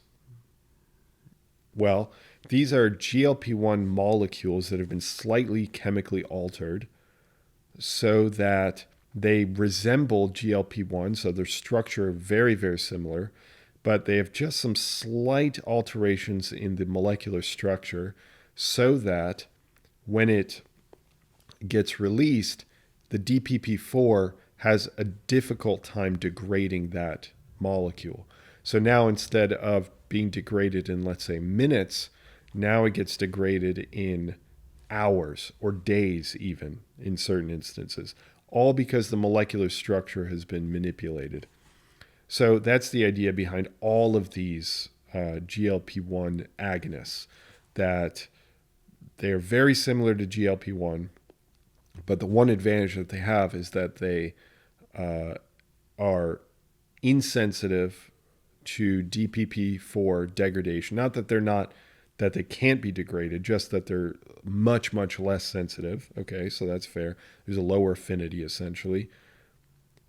And sometimes they have added advantages, like they can cross the blood-brain barrier a little bit better, things like that. So there's certain advantages to these molecules, these drugs. Okay, so what's the actual results of this? Well, GLP-1 is highly effective at weight loss. There's so much anecdote out there, it seems kind of stupid for me to even say that, but that's the case. It's highly effective for weight loss, highly effective for fat loss specifically. It dramatically reduces cardiovascular disease risk across every metric: stroke, myocardial infarction, MACE, peripheral artery disease, just name it. There's good evidence, strong evidence, consistent evidence, no heterogeneity. I mean, it's really incredible. It just helps. And that's likely as a function of probably weight loss is probably the main driver. Maybe it has specific effects on the endothelial cells, which I think I'll be talking about a little bit later on. Yeah, I will be talking about a little bit later on. The endothelial cells line your vasculature, your vascular, your veins and your arteries and whatnot. So they would be involved in that process. and in regulating these arteries and veins. So GLP-1 may have a direct effect. I haven't looked at that specifically, but we do know that it has consistent benefits to reducing cardiovascular disease risk, and not by some small amount. It's pretty sizable. What else does it help with? It helps with diabetes risk. I mean, we mentioned the increase in insulin, but obviously with the added weight loss, it's going to dramatically drop a diabetes risk. And it helps with a number of other disease states as well. I go into a lot more details in the insider version. When I did my study analysis, I covered, other areas. I think I can't even remember off the top of my head, like kidneys or like kidney disease, liver health, things like that, and a few others as well, metabolism, something like that. I don't think it had any effect on metabolism, but I think that the analysis was completely underpowered. There were only like 2 studies or 3 studies on the topic. So the meta-analysis on the topic was underpowered. So I think the jury's still out on the effect on metabolism. By comparison to other medicines, other drugs, metformin, insulin, DPP4 inhibitors, that's another option to actually inhibit that enzyme. So you're just using your natural GLP-1. It outperformed all of them by a hefty margin. So it's better than all those medications. But it is inferior to bariatric surgery, which I think is another thing I'd mentioned to the insiders. So by comparison to surgery, it's not as good as surgery. Of course, surgery comes with a ton of potential complications, and I wouldn't want to do surgery. I mean, just personally, I wouldn't want to do surgery, even if it is more effective. And the GLP-1 agonists, receptor agonists, are incredibly potent, so I probably wouldn't care about the small added benefit that might come from actual bariatric surgery. But thought I'd report it anyway that in one area, one comparison, it did not do as well for, I think, weight loss and fat loss and things like that. Now, side effects. People have mentioned this concern about muscle loss. There's no data on that up to this point. So that is all. I think I heard Dr. Peter Attia talking about that, that in his clinic, he's a little worried about it. I don't think that he's actually seen it himself, but he's worried that in the future, that might be something that could be brought up, which I think is a legitimate fear. I totally understand that. However, just like with anything, I mean, if you take statins or if you take whatever drug, if you take metformin, whatever it is that you take to deal with a particular condition, I think every physician should be saying something along the lines of, this is a great Band-Aid, this is going to help you, but you should be trying to implement lifestyle interventions to hopefully be able to get rid of the drugs, like some of the comments that we heard earlier, right? John earlier mentioned that he had gotten off statins and metformin and all that stuff because of lifestyle changes, and that's what I'm talking about. So if that's the case, if you are serious about your health and you're using a GLP-1 agonist, receptor agonist for your health, and on top of that, you're serious about it, you're not just going to be relying on this drug, which will have some pretty profound effects just in its own right, but you decide to use lifestyle intervention, you're also going to be lifting weights. You should be lifting weights. And even if that's like once or twice a week, that should be enough. It's not like these GLP-1 agonists have a specific chemical structure that damages your muscles or anything. It's simply because people are losing so much weight and they tend to focus on higher carbohydrate foods, higher fat foods, that they're not focusing on the most satiating macronutrient, which is protein. So they underconsume their protein consumption. That's my guess. This is a guess, by the way. They're underconsuming protein because they're also underconsuming everything, which is why they're leading to this significant weight loss. And then they might lose some musculature. And on top of that, somebody is going to mention this in one of the comments that I'm going to cover, is that if you are 300 pounds or if you're 140 kilograms or whatever it might be, and then from there you drop, let's say 40 kilograms, it's simply physics that if you weigh less and you're moving, then you're going to be moving a smaller object. Your body is a smaller object. So therefore you're going to have less resistance on the bones, less resistance on the musculature, et cetera, et cetera. So your body is going to adjust by lowering the amount of muscle mass that you have. Unless you take things super seriously with your health and implement the recommended lifestyle interventions included into that, which would then preserve that musculature while you're losing the weight, which means that the majority of the weight would then come from your fat. Now, of course, you'd probably have to change some of your nutrition as well, not nearly as much as if you were to just do nutrition intervention, not use these GLP-1 agonists, because you probably just have to make sure that you're pumping up your protein a good amount, not astronomical, but just making sure that you're not consuming like 40 grams of protein or something, but that you're consuming enough. Which I mean the recommendations change. It's probably like if you were to eat like a gram per pound of body weight, you'd be more than good enough. You'd be perfectly fine, but you could probably eat less than that and probably be fine too. But it's not just about the protein. The biggest stimulator is the actual resistance training. That's a big one. So if people are actually worried about the muscle loss aspect, which again, as a reminder, there's no proof of that yet. That doesn't mean that it doesn't exist. It just means that the evidence is not there yet. That's something that you can easily do, or I shouldn't say easy because it is difficult, but it takes effort. But it's a way to get best of both worlds. You get much easier fat loss plus the additional maintaining of musculature, which is very important, as we'll be getting into. Okay, so the side effects, the actual known side effects that are actually reported by people are, and actually documented by the researchers, is nausea, vomiting, diarrhea, and constipation are usually the big ones that people experience, especially nausea.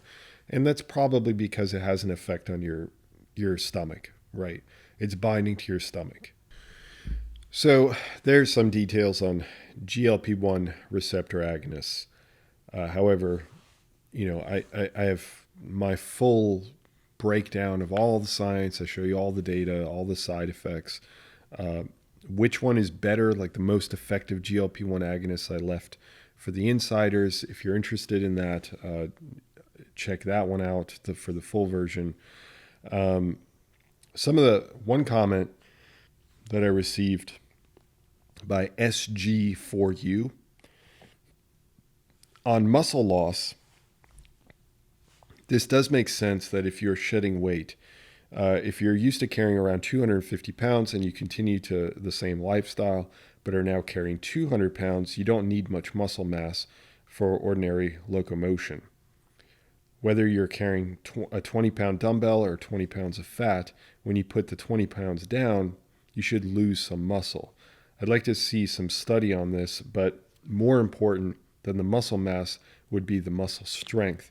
People could be losing a lot of muscle mass, but not necessarily a lot of muscle strength, which is more important. Yeah, I 100% agree. I don't really have anything to add to that. That's absolutely true. For anybody that's interested in understanding why you can lose muscle mass but not lose muscle strength or not lose much muscle strength. So muscle mass correlates really well with muscle strength. Muscle mass contributes to muscle strength. Sometimes you'll see these, maybe I'm just in a bubble, but sometimes I see these memes. I totally triggered some people there. Some memes of people saying, oh yeah, you don't want to be that big bulky guy in the gym because the muscles are all for show. That's that's just not the case. If you're very muscular, you're going to be way stronger than the average person, but that doesn't mean that you've necessarily trained for like a powerlifting competition or a calisthenic competition. So, but in certain respects, you're going to be better than those other two groups. And in other respects, those groups will be stronger or better in whatever they practice the most. Anyway, that's slightly beside the point. The point is that muscle mass relates very well with muscle strength. However, it's not perfect. It's not like muscle mass alone is the reason for muscle strength. So a person can not look that muscular, but they can be really strong. And why is that?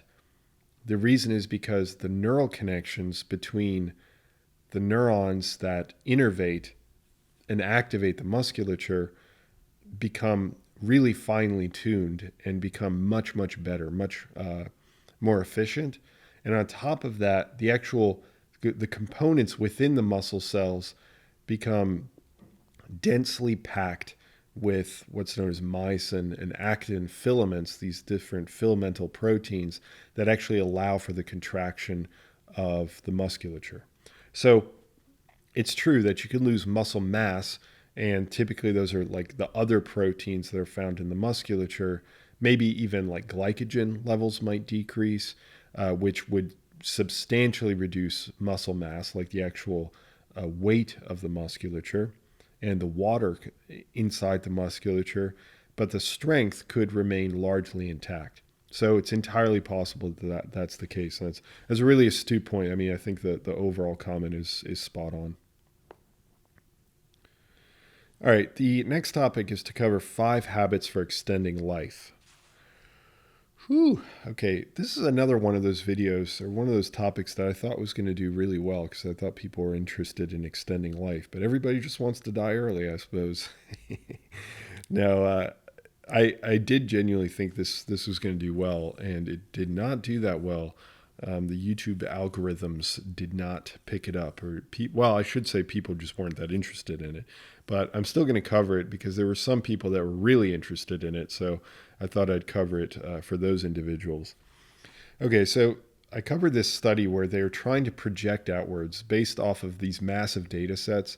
They were trying to project or stratify people based off of these 5 criteria of health. And they were trying to figure out if people did all 5 of these optimally, they did the perfect combination of all 5 of these, how much longer did they typically live? And then how much would that predict that a person who has been doing these 5, how much longer will they live typically? So they did these analyses where they did like doing all 5 versus doing none of them, being the worst at all 5 of them. And they were able to quantify an estimate of how much longer people will live if they do all 5, which personally I think is absolutely fascinating because we're always asking ourselves, well, how much of this is related to genetics? How much of this do we actually have an influence over? And you kind of have to ask yourself, like, if you're putting all this effort into stuff, don't you kind of want to know if it has any effect? I mean, people will inundate you with these stories of my grandma, she smoked 6 packs a day.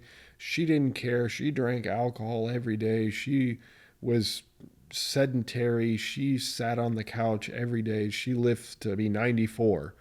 Like, okay, then you're thinking to yourself, like, man, I'm doing all this work. I hope I live to be, 95 for 1 year difference? I mean, or maybe you end up passing away before that person. And then you're like, well, it all just comes down to genetics. Like, well, is that really the case? And that's really what this analysis kind of showed. And that's why I was really fascinated in it. Okay, so the habits. I'm going to go over the habits themselves, which are the big 5, which if you want to take a guess, go for it. And then I'm going to indicate how much longer you live if you do all 5 correctly. Okay, so the 5 habits are: not smoking is 1. 2 is the body weight, so making sure that you're normal body weight. Nutrition is another one, or your diet composition. Another one is alcohol consumption. And the final one, as you can likely guess, is physical activity. So those are the 5. And the best possible scenario is having never smoked. People will ask me, what about smoking weed? They didn't quantify that, but if I had to guess, my educated guess is that's not healthy for you. It's maybe not as bad as the cigarette, especially if cigarettes, you're probably doing it more, I would imagine, than you are smoking weed. Some people are like, challenge accepted. No, but genuinely, you're probably smoking cigarettes more than you're smoking weed. But in general, still, it's probably, well, I would lump it into this. I would say it still applies as you are smoking. So no smoking is the ideal scenario. Physical activity was something like the standard, like 150 minutes a week. Doesn't have to be a whole lot, just 150 minutes a week, maybe do 5 times a week, 30 minutes or something like that. Weight, so body weight, just they base off BMI. I understand people groan when they hear that, as if I'm unaware of the problems with BMI. People start typing, BMI is an inaccurate, like, I know, I'm well aware, but for when looking at broad data sets, they can't do DEXA scans on literally millions of people. It just doesn't happen unless you have billions and billions of dollars for this one study. And then on top of that, people will be like, well, they missed this, so the whole study's a waste. It's like, oh, okay, well, we just wasted billions of dollars then. Anyway, BMI is just an easy metric, and it actually applies to the general population. If you work out a lot, obviously it doesn't apply to you. If you really keep track of your health and whatnot, BMI is not going to be representative of you. I get it. But they use BMI, so normal weight, so like, cut off of like 24.9, so being below 24.9, but probably being above 18.5. Nutrition, this one is contentious, but when it comes to nutrition with these large data sets, again, it's not like they're grouping people. It's not like they're grouping 100,000 people into the keto group, 100,000 people into the vegan group or plant-based group, and then 100,000 people in the Mediterranean. That's not how these studies work. These are typically retrospective, meaning that they're taking data from data sets that have already been collected for other studies and have been made publicly available, these massive data sets. So it's not like the best type of study, but it's also much cheaper to do it this way. And because you have so much data, you can do a lot of these correlations and figure out the associations between, one factor and another factor. So when it comes to nutrition, the researchers just picked kind of some I shouldn't say arbitrary, like some things that they considered are largely widely accepted as healthy.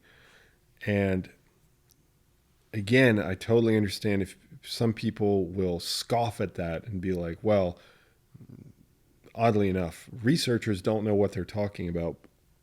I have been on keto for 6 years and I lost 50 pounds and I feel better than ever on my keto diet. It's like, again, there's too much there to unpack. I can't keep unpacking it. Great. Cool. On the other hand, what the researchers determine is healthy is, if I remember correctly, I'm going to probably miss a few things, but making sure that you're not over-consuming significantly calorically, that you are consuming unsaturated fats, you're lowering your saturated fats, you're consuming omega-3 fats, you're consuming I forgot the exact portions, but of like vegetables and fruits. It's basically a balanced diet. You're lowering your sodium intake, your potassium intake is high enough. There are definitely some more specifics there that I failed to write down in my notes here. But either way, there would probably be pretty unsatisfactory of an answer for really anyone because they're not meant to be prescriptive. They're not meant to be a randomized control trial where they did this exact protocol and then did this other exact protocol and then saw what happened over time. So just be aware of that because people get so defensive about their nutrition styles and whatnot. So I'm just putting that out there that this is very general advice, or very, not even advice, just very general standardized practice that they used for this. So just general, eat some fruits, eat some vegetables, make sure that you're getting a little bit of protein, make sure that you're keeping your sodium low. It's just like the basic advice that you'd get from your doctor, right? Okay. So if people followed that, they hit certain thresholds. You were considered the top if you were in the top 40% of people that consumed, enough omega-3s, plus enough protein, plus enough vegetables, plus enough fruits, etc. Then if you were in the top 40% for all those, then you were considered the best category. Okay. And then alcohol consumption, the best was, I think, considered no consumption or low consumption, one of those two, something in there, like low being like 1 or 2 drinks, something like that. Okay, so those were the categories. And if you deviated from that, you would be hurting your chances. You would be reducing your life expectancy. Now, imagine a scenario where in an alternate universe, you have a version, because you, of course, do all of these perfectly. We'll take you as the perfect example. You're doing all 5 perfectly, and then you have another alternate version of you in another world where you're doing all 5 the worst. You're smoking every day. You're not physically active. You're overweight. Your nutrition is subpar in every category that we talked about. And there are probably a few others that I missed. And you drink like a fish. Do fish really drink though? They kind of go through their gills to get oxygen. I think, oh wow, I'm getting way beyond my education here. You know what? Scratch all that. Doesn't matter. Somebody who does fish biology can educate me. You drink a lot. So if you were to compare those two scenarios, the person doing everything right would be expected. Take a guess here. As a matter of fact, I'm gonna have a sip of my coffee as you take a guess on how many years. I'll give you that hint. It's not months, it's not days, it's years. How many years of increased life expectancy would you expect if you did everything correctly? You have a number in mind? The number is 12 to 14 years. So if you got 13, great. If you got 12, great. 14, great. Why is there a range? It's because those dastardly women, they beat us men. So 14 years is for women. That's the expected. They have an additional 2 years advantage. And men get 12 years, which not bad. Not bad at all. Like if I lived an additional 12 years because I'm doing everything really well, and remember the nutrition aspect is the top 40%. It's not the top 1%. You don't have to be perfect at everything. You're just being pretty good about everything. Then, I mean, kudos to you. You're going to be living. The expected is to add at least an additional 12 years to where you would have been, which is pretty impressive. But the added aspect that's not measured in this is the improvement in health span.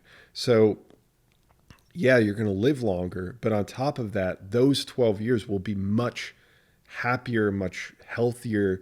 You'll be able to do so much more in those 12 years, especially if we're talking about like retirement years. It's not like you're bedridden or anything like that, trying to maybe make it a few more years. You're going to be probably pretty active and pretty functional. And that's going to reflect in every aspect of your life. So to me, the benefit is twofold. It's not just an increase in lifespan, right? But it's also an increase in health span, which is that's an incredible achievement to get. And I think I mentioned this in the last podcast, the reconsidering aging. I think both of those can track really well with one another. And then if you're trying to maximize one over the other, then you have to make some difficult choices. But if you do the basics, that can have a pretty profound effect on both, which I find really, really fascinating. Okay, so some comments. A comment here, TTS410. Beautiful name. I just can't resist telling this. My stepmother quit smoking at 78 under orders from her doctor. When I last visited her at 98, she was sharp as a tack and complaining about how dumb people are on the Wheel of Fortune. She did not live till 100, but almost. Some people just seem to be tough. Her mother lived to be 93 years old. Yeah, this is exactly what I'm talking about. Like, some people can do things wrong, and like smoking for the vast majority of your life, and still end up being that anomaly, still being that person that beats everyone else out. And that's when we're talking about data sets, we're talking about averages, we're talking about probability.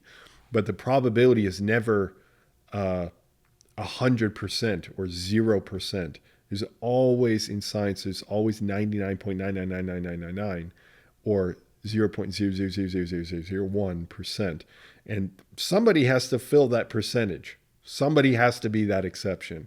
And depending on the number of variables that you take into consideration, maybe she exercised a lot. I don't know. I'm just throwing something out there. Maybe she smoked the majority of her life, but she exercised a lot, and she had fantastic nutrition, and she didn't drink alcohol. Like, I mean, a bunch of different factors. And that's what just ended up helping her live to that point. Or maybe she just had fantastic genetics, and it really didn't matter what she did. And she just got lucky because the smoking, the carcinogens, never led to any sort of major damage to her genes. Or, I mean, just like you could just think of scenario after scenario after scenario. But the point is that you have people that always are the outliers. And kudos to them. I mean, that's wonderful, wonderful. Like, you never want to wish ill on people that do something like smoke or whatever it is. Like, that's fantastic that she lived so long, and that she was sharp, which is another whole factor, like I was talking about with health span.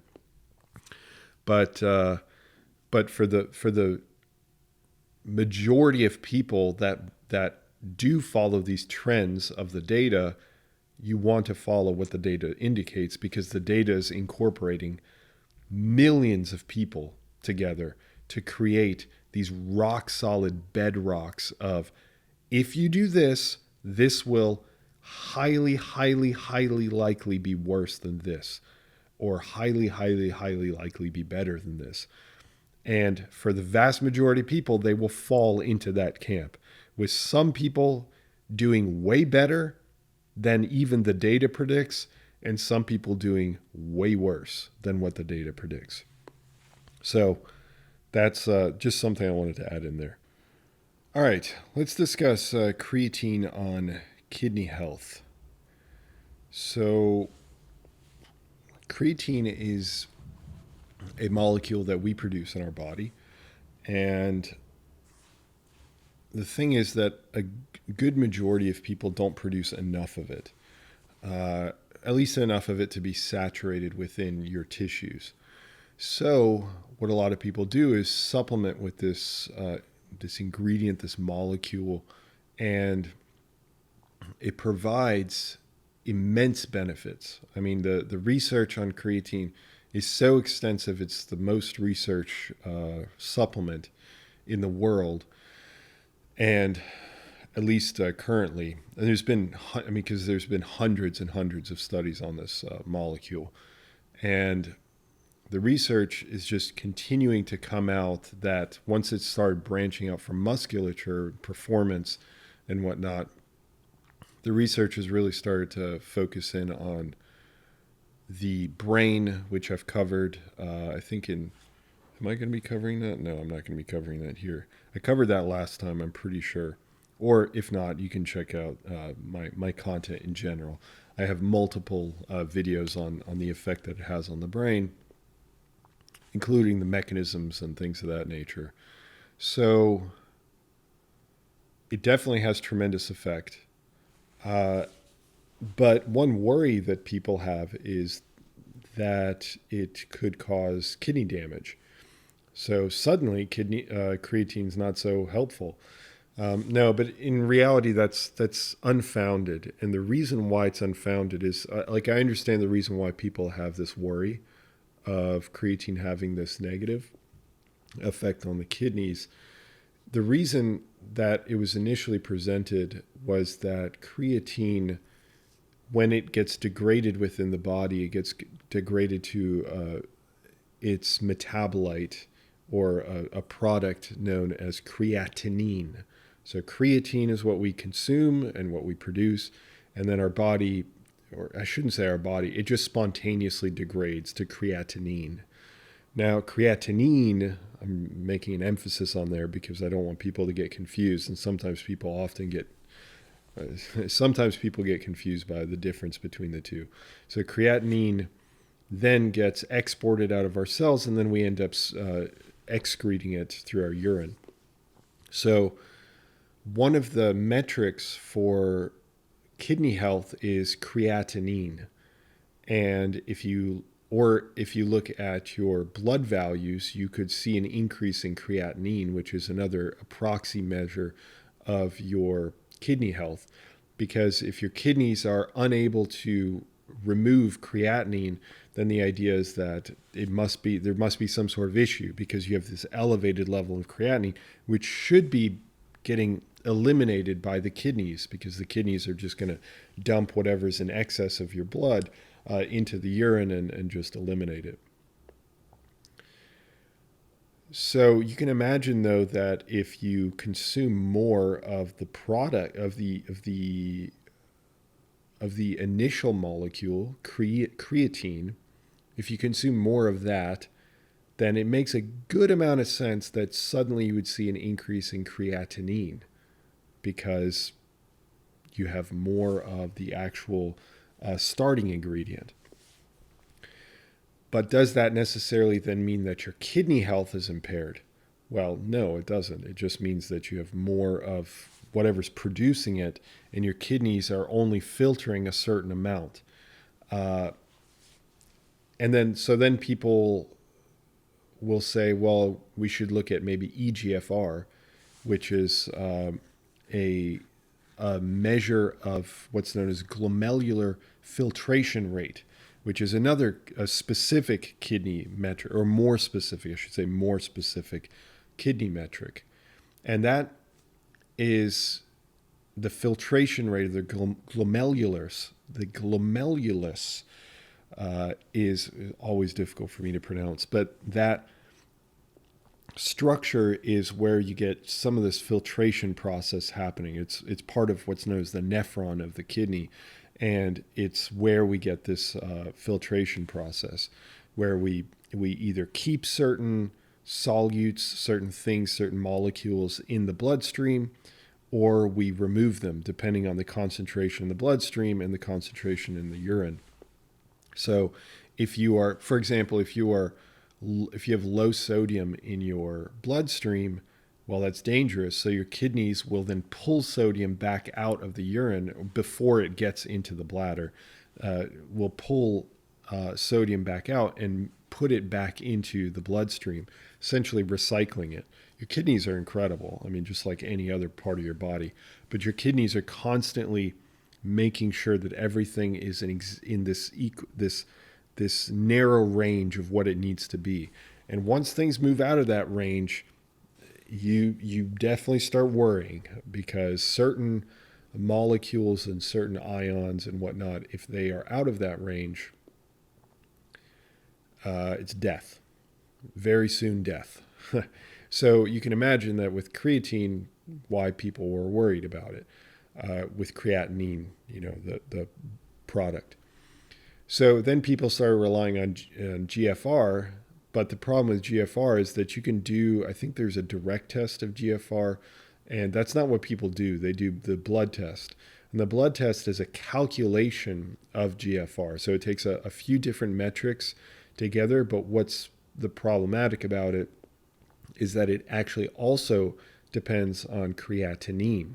So now this artificially elevated creatinine from increased creatine consumption has now also artificially dropped or worsened your eGFR, which then is even more of a worry. Now you have two metrics of kidney health, and one of them is a little more direct to kidney health, indicating that there's a negative outcome of creatine consumption.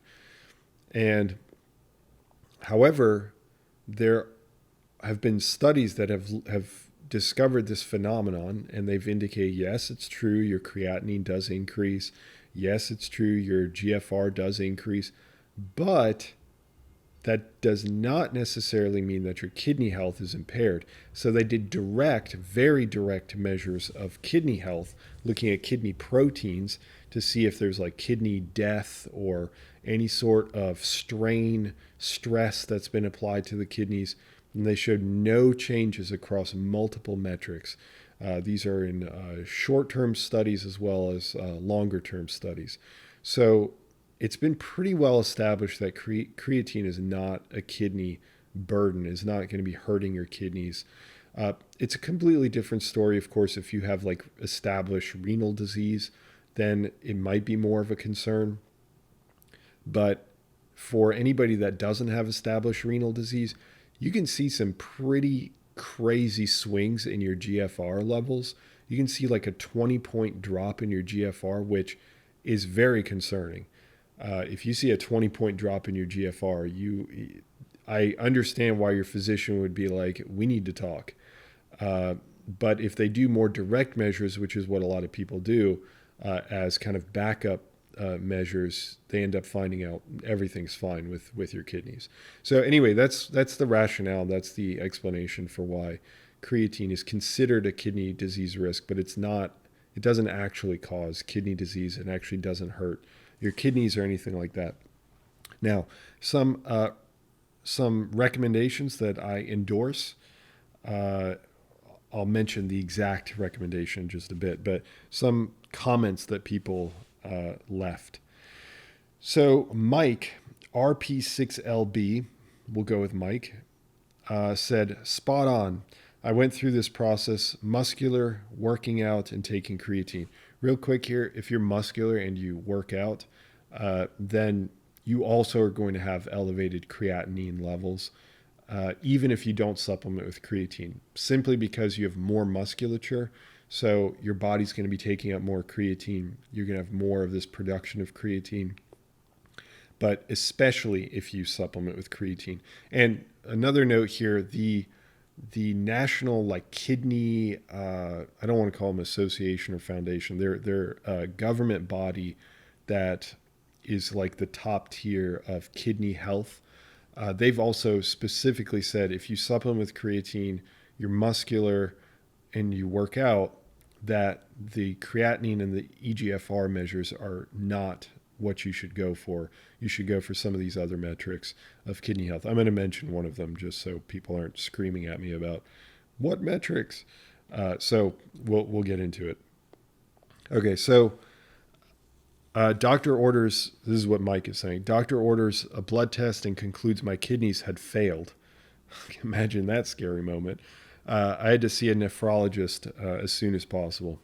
A couple hours reading made it clear that kidney eGFR calculated from creatinine levels is like measuring water level in a sink to diagnose the drain clog without considering how much of the faucet is on. Yeah, that's a great analogy to what I was talking about earlier, that with greater creatine consumption, you're increasing, the faucet is increasing the amount that it's adding to the creatinine pool. Cystatin C is another measure of kidney function not subject to these skews, and that's the measure that you should probably try. If you do take creatinine, you should take a cystatin C test to determine your direct kidney health. So I called back asking for a cystatin C test, and the doctor hadn't heard of it. When I finally got the cystatin C blood test and urine test to be sure, it showed no issues. Yeah, Mike, so you handled it perfectly. You did a little bit of research on your own. You contacted your physician to discuss it, and that's perfect way to describe it. So great. I'm glad your kidneys are okay. Michael Wensley, a real name. How touching after TTS 410 and all the other lovely names. Michael Wensley, a medical doctor and hypertrophy athlete, weighing in on the topic. So this is a medical doctor. However, Michael does say this is for informational purposes only, not to be taken as medical advice, which is always the case when you're listening to me as well. Mainly because I'm not a physician. I'm getting my PhD in medicine, but I'm not a physician. Lots of things can cause creatinine and eGFR to increase. If there's a measured elevated creatine in my practice, I would follow up. I'm assuming he means creatinine. I would follow up with a cystatin C test, which is exactly what Mike was talking about, which has been mentioned in the comments below. Yeah, so like Mike and then a few other people had mentioned as well. Or if there's any doubt, a 24-hour urine collection and calculation of creatinine clearance. That seems far and above what a person would need, but if you really want to go to that extreme, yeah, go for it. The 24-hour creatinine clearance compares blood creatine to the amount excreted in urine, thus reporting the kidney's ability to remove creatinine. Right. That makes complete sense. A very good indicator of the magnitude of functioning nephrons, which is the part of the kidney that I was talking about earlier that actually removes or adds different sections or different molecules, depending on need. I have seen many cases of very high blood creatinine with completely normal creatinine clearance, i.e. normal kidney function. Yeah, thanks for chiming in, Michael. I will absolutely be taking your advice as medical advice. I'm kidding, in case it wasn't clear. Okay, let's move on to reversing atherosclerosis. All right, so for this, I went over 5-6 studies looking at reversing atherosclerosis. And most of the studies, I think all the studies actually indicated that it is possible. So atherosclerosis, for anybody unaware, is plaque buildup in your arteries, not to be confused. Sometimes people comment and they get it confused. They think I'm talking about arteriosclerosis, or they comment under the video thinking and talking about arteriosclerosis and are describing arteriosclerosis, which is a hardening of the arteries. But atherosclerosis is more so the actual plaque buildup, which reduces the size of the opening for blood flow to actually get from one side to the other side of your vasculature. So the proposed mechanisms come down to there's so much more research that needs to be done on this, just to be clear.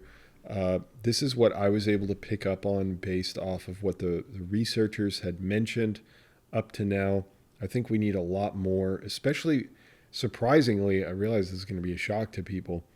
We actually need more correlation studies on this topic, mainly because we need large data sets, and we need to have these large data sets to figure out which factors are critically important, which factors are somewhat important, and which factors probably don't matter at all. So, for example, And you can't really get that with randomized control trials because the sample sizes are just going to be too small. So randomized control trial will tell you like variable, this manipulated variable that we used, let's see, like we used drug X or whatever it might be, nutrient Y, and we observed this change after this time. Then you can be reasonably certain that variable X or Y is the reason why you have this change. And that's why they're called intervention studies. And that's why they create cause and effect relationships. However, one of the problems with that, and that people that scream about correlation, against correlation, they tend, to be honest, I think that they just have a really short-sighted view of how science works. And we should be looking at all types of science, all types of data analysis, all types of data acquisition. And some of the advantages of correlation studies is that you can get these much bigger sample sizes, which allows you to do what are called multivariate analyses, where you can essentially stratify, because you have so many people, you have many people that fall into these different buckets of how you want to stratify. So let's say you have a group that you have some people that have low ApoB containing lipoproteins. ApoB containing lipoproteins are like the LDLs, the VLDLs, the different lipoproteins that contain cholesterol within them and carry them around the body to deliver them to different tissues. And that's been heavily implicated in heart disease and in atherosclerosis. So you can have some people that have low ApoB containing lipoproteins, and then you can have the same exact group also has high blood pressure. So now you have this, like these two factors that you can, okay, we'll put those people are now in group one. Cool. Now the other group, another group of people has high ApoB and low blood pressure. Okay, that's group two. We've just put all these people in group two. Another group has low of both or high of both. And those are group 3 and 4. And you just can keep doing that across factor after factor after factor and just keep separating out. So, but now imagine how many people you need to have enough power, to have enough people, to have enough data points there to actually distinguish the differences like on the outcome. So if the outcome we're interested in is heart attacks, imagine how many people we need to be able to put people in all these different groups. If you have 50 people,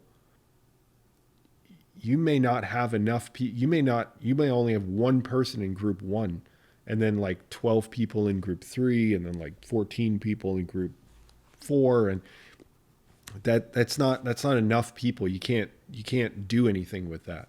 So that's where correlation studies, much to the chagrin of people that just don't seem to understand this because they don't study this, that's where getting tens of thousands of people, hundreds of thousands of people, that they don't need to undergo an intervention. We just need the information. We just need them to take a blood test, and then we need to know about the outcome. That's it. We need to take a blood test at some point, and it'd be nice to get multiple blood tests over their life. And, that would be great. That would be a prospective study, which is better than a retrospective study, typically. And we would also need to know, we would have to follow up, 10 years down the road or 20 years down the road or whatever it is, and figure out, hey, did they have a heart attack? Yes, no, yes, no. Okay. And now you have the information. You have the endpoint that you're interested in, the outcome that you're interested in. You have these blood tests, so you can separate them out to high ApoB, low blood pressure, high uric acid, low HDL, high triglycerides. It's just like all these different factors that you can get really specific about the group that they belong in. And because you have hundreds of thousands of data points, now that small subgroup is large enough because you were able to fill it with 1,100 people. Now you have over 1,000 people just in that one very, very specific group. And now you can relate that to the heart disease risk. And beyond that, you can do across the different groups, which group has the greatest relationship, and you're accounting for all the different factors that people are similar in and the ones that they're different in. And you can find a group that is high in the one metric that you're interested in and low in everything, and compare that to another group that's the opposite and see how they relate in risk. And that's how these variable analyses work. And they take a lot of data. Why am I talking about this?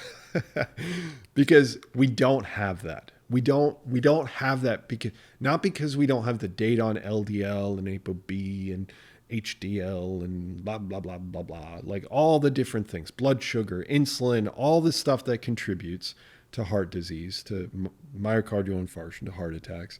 But because we don't have enough studies that look at CIMT, they don't look at actual atherosclerosis progression or regression. That's what I'm talking about. So we don't have those studies yet. We don't have studies of tens of thousands of people that have had their coronary artery scans done where we can start to put people in these little buckets and start doing these massive analyses, these multivariate analyses to figure out what the relationship is if you control for all these other factors at the same time. So hopefully that makes sense. Again, I have to say, I think I did an okay job explaining that. I always tell myself if I feel like I did a bad job because halfway through I'm thinking like, man, that really doesn't make much sense.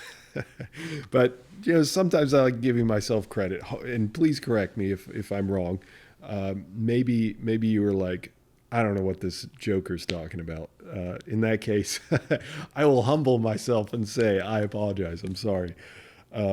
So anyway, but that's the general understanding of like how these really large analyses work that are not intervention studies, and why they offer benefits that intervention studies cannot and will never be able to offer.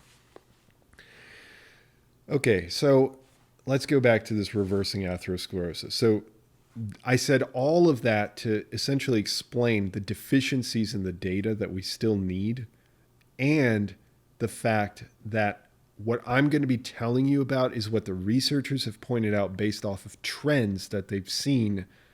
But this is not hard data. We're absolutely certain about this. This is definitely something that has a lot of wiggle room, and we can really, once we pour more data into this, we're going to be able to hone in more and more on the correct answers. But I'm still going to give you the top factors that have popped up multiple times across these studies that I analyzed, and what the researchers believe is going on. Okay, so the proposed mechanism, so I'm going to go over the mechanisms, then I'll go over the actual factors that they consider the most important. So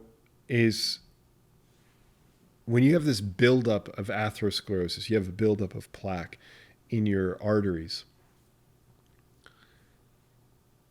that there's a bunch of cholesterol that's found, a lot of these lipoproteins and the actual cholesterol itself. So the lipoproteins are the vessels that contain that actually carry the cholesterol. The cholesterol is found inside the core of that lipoprotein. The lipoprotein looks like a tennis ball.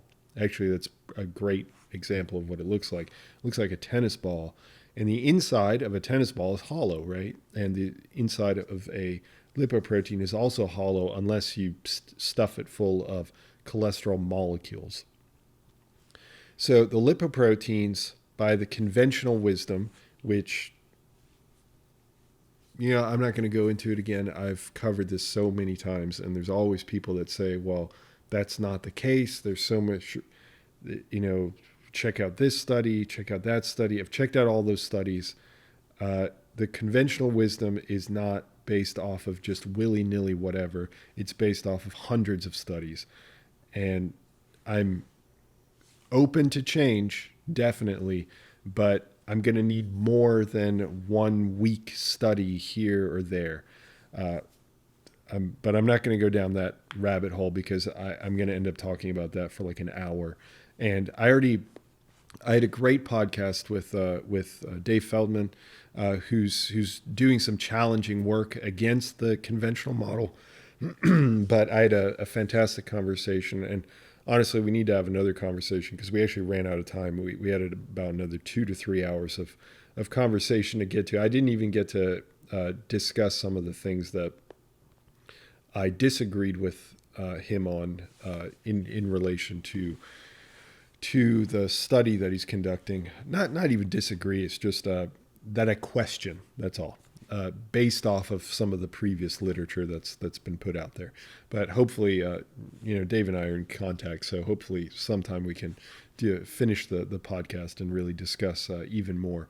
Although for those that did listen to the podcast, you may have been completely overwhelmed by the sheer amount of mechanistic just craziness that we went into. So it was fun, but it may have been beyond. It was just a poor teaching situation for me. I wasn't, well, anyway, I'll leave that for another time. The point is that if you want a little bit of a challenge to, the ApoB and the LDL, the lipoproteins crossing and creating the atherosclerosis and all that, check out the Lean Mass Hyperresponder podcast that I did with Dave. And definitely check out my content in defense or showing the data of the relationship between LDL or ApoB containing lipoproteins. ApoB is a protein found on the lipoproteins, for those unaware, and its relationship to atherosclerosis. The evidence is not trivial. It's as far away from trivial as you can possibly get. It is overwhelming. Mechanistic data, correlation studies, genetic studies, intervention studies, tons and tons and tons of data. But still, there's always room for some nuances to be plugged in. And that's where I really appreciate Dave's work and Dave as a person in general. Okay, that aside. So I'm just going to keep going with the conventional model that I currently agree with. So the ApoB containing lipoproteins will find themselves into the subendothelium. So remember I mentioned at one point in the podcast, your blood vessels are lined with these endothelial cells that control your arteries. I may have actually mentioned veins at one point. That's not, they have an effect on your veins as well, but it's slightly different. Let's just focus on the artery. So the arteries will then either expand or narrow based off of what the endothelial cells tell. So they send off like different secretory molecules like nitric oxide or endothelin-1 and a bunch of other molecules that ultimately control the size of the vasculature. So that's the reason why they're there, but the lipoproteins can find themselves inside or underneath the endothelial cell layer, and they can kind of aggregate there and build up because they build up plaque. So they build up as plaque. And the reason for that is because there's an attractive force of the ApoB being a particular charge. So the molecule, the protein itself is a particular charge, and it is very attracted to its opposite charge, just like a battery would be is attractive. If you have two batteries, one of them you use the negative end, one of the positive end, they just like snap to one another. That's exactly what basically what we're talking about here. The ApoB protein is attracted to the glycoproteins or the proteoglycans that are found in the subendothelium, and that leads them to then bind and then get retained or get stuck there. And I'm going to touch on that a little bit more in just a bit. But they get bound there, and then they build up and build up and build up to the point where the the structure of the artery gets pushed so that the endothelial cells and the plaques start to push into the opening of where the vessel is, the blood vessel. So then you have less blood flow that can get through, and that's the atherosclerosis process starting to pick up. And you have like an inflammatory process that's involved in the whole situation. Of course, diabetes contributes to it, and there's a bunch of other things as well. Blood pressure contributes to it. But what I'm interested in talking about is the reversal. What happens with the reversal? So what's proposed by the researchers is that you have HDL particles, so high density lipoprotein. So they're similar to the low density, but they don't have an ApoB protein on them. And those can actually also enter the subendothelium, but they don't get retained because they don't have the ApoB protein. So they can just kind of interact and just kind of leave. I mean, they're constantly going in and out. And the HDL, and they're also really, really small. Not that the size aspect matters so much, because LDL is very much small enough to get through the endothelium. And then, of course, there's another process called transcytosis. But again, there's so much content here that I don't think people understand how much research has been done on this topic, that I'm going to go in my soapbox. I really can't. I don't want to do that because I don't want to derail this, like trying to teach this. Okay, so let's just put that aside. Anyway, HDL can find itself from the bloodstream largely into this subendothelium. It can interact with the cholesterol that's bound there, that's stuck there, and actually remove it. So the cholesterol, the idea is that cholesterol can then be found in the HDL and can be circulated back to the liver. So that's one mechanism by which you would get this reversal. You're essentially effluxing cholesterol instead of influxing cholesterol into the plaque. The other aspect is that LDL, although I said that it's retained and it can be oxidized and damaged and whatnot, which is another factor, LDL, while it is bound to the proteoglycans, it's not like I think people get this sense that in biology, things are bound to one another and then they're just like rock solid. It's like holding onto a glass or holding onto your phone or holding onto something with your hand. Like, I am holding this, and there's no, unless like somebody knocks into it, there's no chance for you to just like drop it because you're so used to holding something. In biology, between like receptors and like proteins and the interactions and stuff, it's constantly jiggling about. It's constantly moving about. It's just that they're in very close proximity with one another and they are bound to one another, but it's not like things can't dissociate from one another. There's a certain level of association. So if you were like look at in biochemistry, there's these like association constants and dissociation constants, different like kinetics and stuff like that.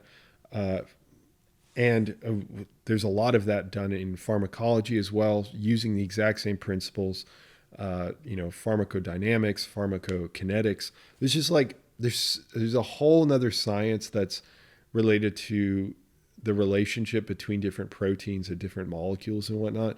And they're never just like bound to one another, like they're just holding on to one another and nothing can break them apart from one another. What's really happening is that they bind and then they're just wiggling in place.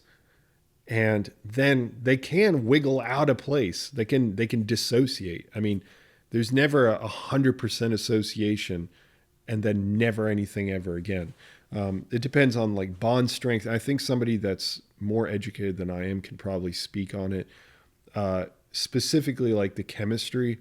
I've taken many chemistry courses. I've taken many biochemistry courses, but still, it's not like I don't get to that sub-molecular state. So I think somebody with a more specifically a chemistry degree would be able to describe those interactions a little bit better than I can. So I'll leave it at that. That's my understanding, and is consistent with everything I've learned in multiple, like across institutions, multiple grad levels, multiple courses. you have these associations and dissociations. So that's the reason why I'm explaining this so much, is because some people are asking, like, what? That doesn't make any sense. Why would LDL bind and then just, what is it, just going to unbind? It's like, yeah, literally, yes, that's exactly what happens. Your body is constantly, and chemistry in general, everything around you is in a specific state for as long as it is. It's such a weird way to describe it. And the probability, the affinity that things have for one another is variable. Like one molecule may have a strong affinity for something, another molecule may have a weaker affinity for something. It still means that they can bind and then they can dissociate easier or worse than another molecule. The point is that there's a lot of complexity there. So it is possible for LDL to then efflux from the proteoglycans. They are attracted to the proteoglycans because of the ApoB protein on them. But that also doesn't mean that they can't then leave if there's enough time or a lack of progression of the atherosclerosis, of the actual plaque. So how do you get a lack of progression of the plaque? Well, just like the creatinine example we were talking about, or what I think Mike or someone said about the faucet.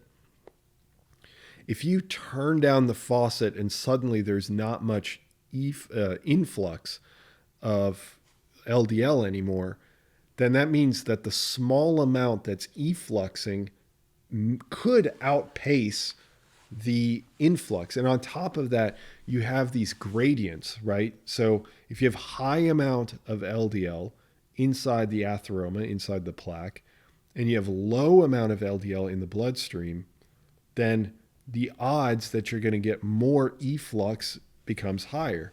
Just like in anything, if you have a low concentration, if you have a low concentration in one area and then you have a high concentration in another area, it's just the basic science. We just go like passive diffusion or whatever, like where you go from the high concentration becomes diluted into the low concentration. And that's what we're kind of talking about here as well. So that's another mechanism. You can have HDL that takes off the cholesterol. You can have LDL that comes in and then gets effluxed because you've reduced your ApoB burden. So that's a huge hint on one thing that you should be doing. And then there's other factors like the inflammatory cascade. If you can reduce inflammation, then you are not necessarily reducing the immune cells, because the immune cells, after the LDL gets caught into the subendothelial layer, it gets oxidized, so it gets damaged, it gets altered in some way that then can lead to a greater signaling of the endothelial cells. The endothelial cells will start to produce more of what's known as ICAM proteins or VCAM proteins, which are adhesion molecules, which are these proteins that when immune cells bind to these proteins, the immune cells are floating in your bloodstream. Specifically, let's talk about like monocytes. These monocytes are floating through your bloodstream. They can interact with these proteins and they essentially tumble. They're like a tumbleweed. They tumble until they get stopped and anchored to these proteins on the endothelial cells. And then the immune cells will invade into the subendothelium under the endothelial cells where all this plaque is, and will try to clear out this plaque. But unfortunately, it's so overabundant that you have these foam cells that start to form where the immune cells will get so overwhelmed with the amount of LDL that it has to try to clear out that it gets essentially burdened with all this cholesterol, these cholesterol crystals, the LDL particles inside of the immune cell, which leads to mass dysfunction of the cell and essentially gets stuck there, which then leads to what's known as the necrotic core. The necrotic core is where you have these foam cells that have essentially stopped functioning, and they end up undergoing what's known as apoptosis, or essentially cell death. They end up killing themselves. And that can lead to even more immune cells coming to that region. It's just a repeating process of everything gets worse. Everything that can go wrong does go wrong. That's essentially it. So one other way to help fight this, to have this reversal of atherosclerosis, is to reduce your inflammatory burden so that you have these immune cells that can still invade into that region, but they're not so overwhelmed because the ApoB levels are actually decreasing, the atheroma is decreasing, that they can actually help clear out some of these foam cells and get rid of the foam cells in a more regulated fashion that leads to a lower inflammatory burden. But you yourself would have to lower that burden by any number of just generally good health practices, losing weight if you're overweight, exercising, things like that. So those are three of the mechanisms. There's probably more, to be honest. There's probably more mechanisms than what I'm describing here. But again, the research on this is just there's just not a whole lot on it yet. I have started running into more studies that have looked at like the progression of atherosclerosis, looking at those carotid artery scans or the intima scans, and we're seeing more and more research on this. So I think it's still going pretty slowly, but I hope that in the future we'll be able to really have more concrete data on the exact mechanisms of exactly how this works. But as it stands, that's where we are. So those three things: HDL having an effect, LDL or lowering LDL or LDL efflux, and then the immune system reducing the inflammatory burden of the immune system. Now, on top of that, well, I'll get to that. So those are likely some of the factors that are involved. So what you can do, one focus is lowering your ApoB burden. If that's through LDL, but even more specifically looking at your ApoB or non-HDL cholesterol. That would be one thing. The second thing, although people reasonably, it makes sense to like want to increase your HDL. From what I remember, and I have not specifically looked at this, so please keep that in mind, but that it is mentioned in a lot of the studies looking at LDL. It's not like they just ignore all these other factors. They mention HDL, and they mention that a lot of studies that have specifically raised HDL have shown little to no benefit of raising HDL to combat heart disease. My speculation is that you can't just raise HDL. You have to also reduce so remember, HDL is part of that efflux. It's removing the cholesterol. You probably have to squeeze down and tamp down the actual introduction of cholesterol. So that would be my hypothesis, and we'll see if that actually bears out. So I think HDL is actually much lower down on the list. The more important is reducing ApoB burden. And then the other one is blood pressure. So that's another factor, lowering blood pressure. So one of the studies that I went over, and I showed the data for this, showed an association, please be aware, I'm saying the word association, between the people that had the lowest, that dropped their blood pressure the most, had the greatest reversal of their atherosclerosis. That does not, now I just want you to think about this as a thought exercise. How do you drop blood pressure and only blood pressure? It's difficult. You basically have to try like a drug. That's essentially the only way to really do it. Because if you do like lifestyle intervention, well, you're probably not just changing blood pressure. You're probably changing a bunch of other things. So what exactly is having this impact?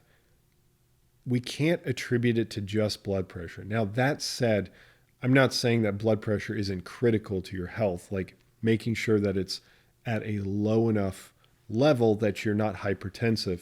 Of course, that's a major factor.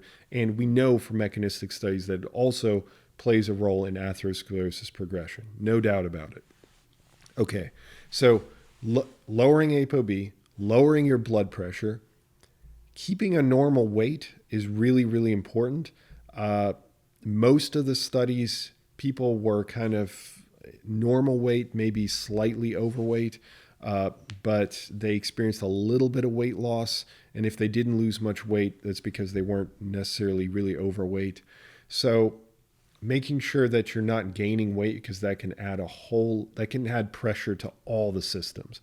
That can add to the blood pressure problem, can add to the ApoB problem, can obviously reduce your HDL. I mean, it's just like it has tremendous effects across the board. So your weight is something you want to manage. Your ApoB is something you want to lower. Your blood pressure is something you want to lower. Then people in the comments, just as a quick reference, I know that some people were like, well, this is nonsense because you didn't mention insulin resistance, you didn't mention diabetes, you didn't mention blood sugar, you didn't mention glycocalyx, like a bunch of other things. I hear you. I'm not denying that, insulin resistance, diabetes, blood sugar, all that stuff also contributes to atherosclerosis. I'm never denying that. However, what the researchers were like specifically pointed out, again, I'm reporting what the research shows up to this point, and they didn't mention anything about that. That does not mean that there isn't research that says diabetes is a cardiovascular disease risk factor. Absolutely does.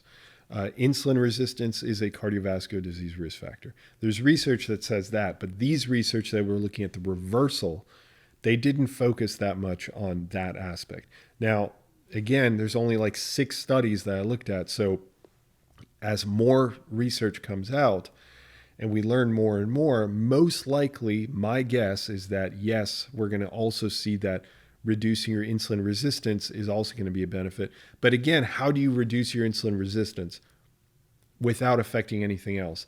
Like, so studying these things, you can use drugs to study and see if it has an effect.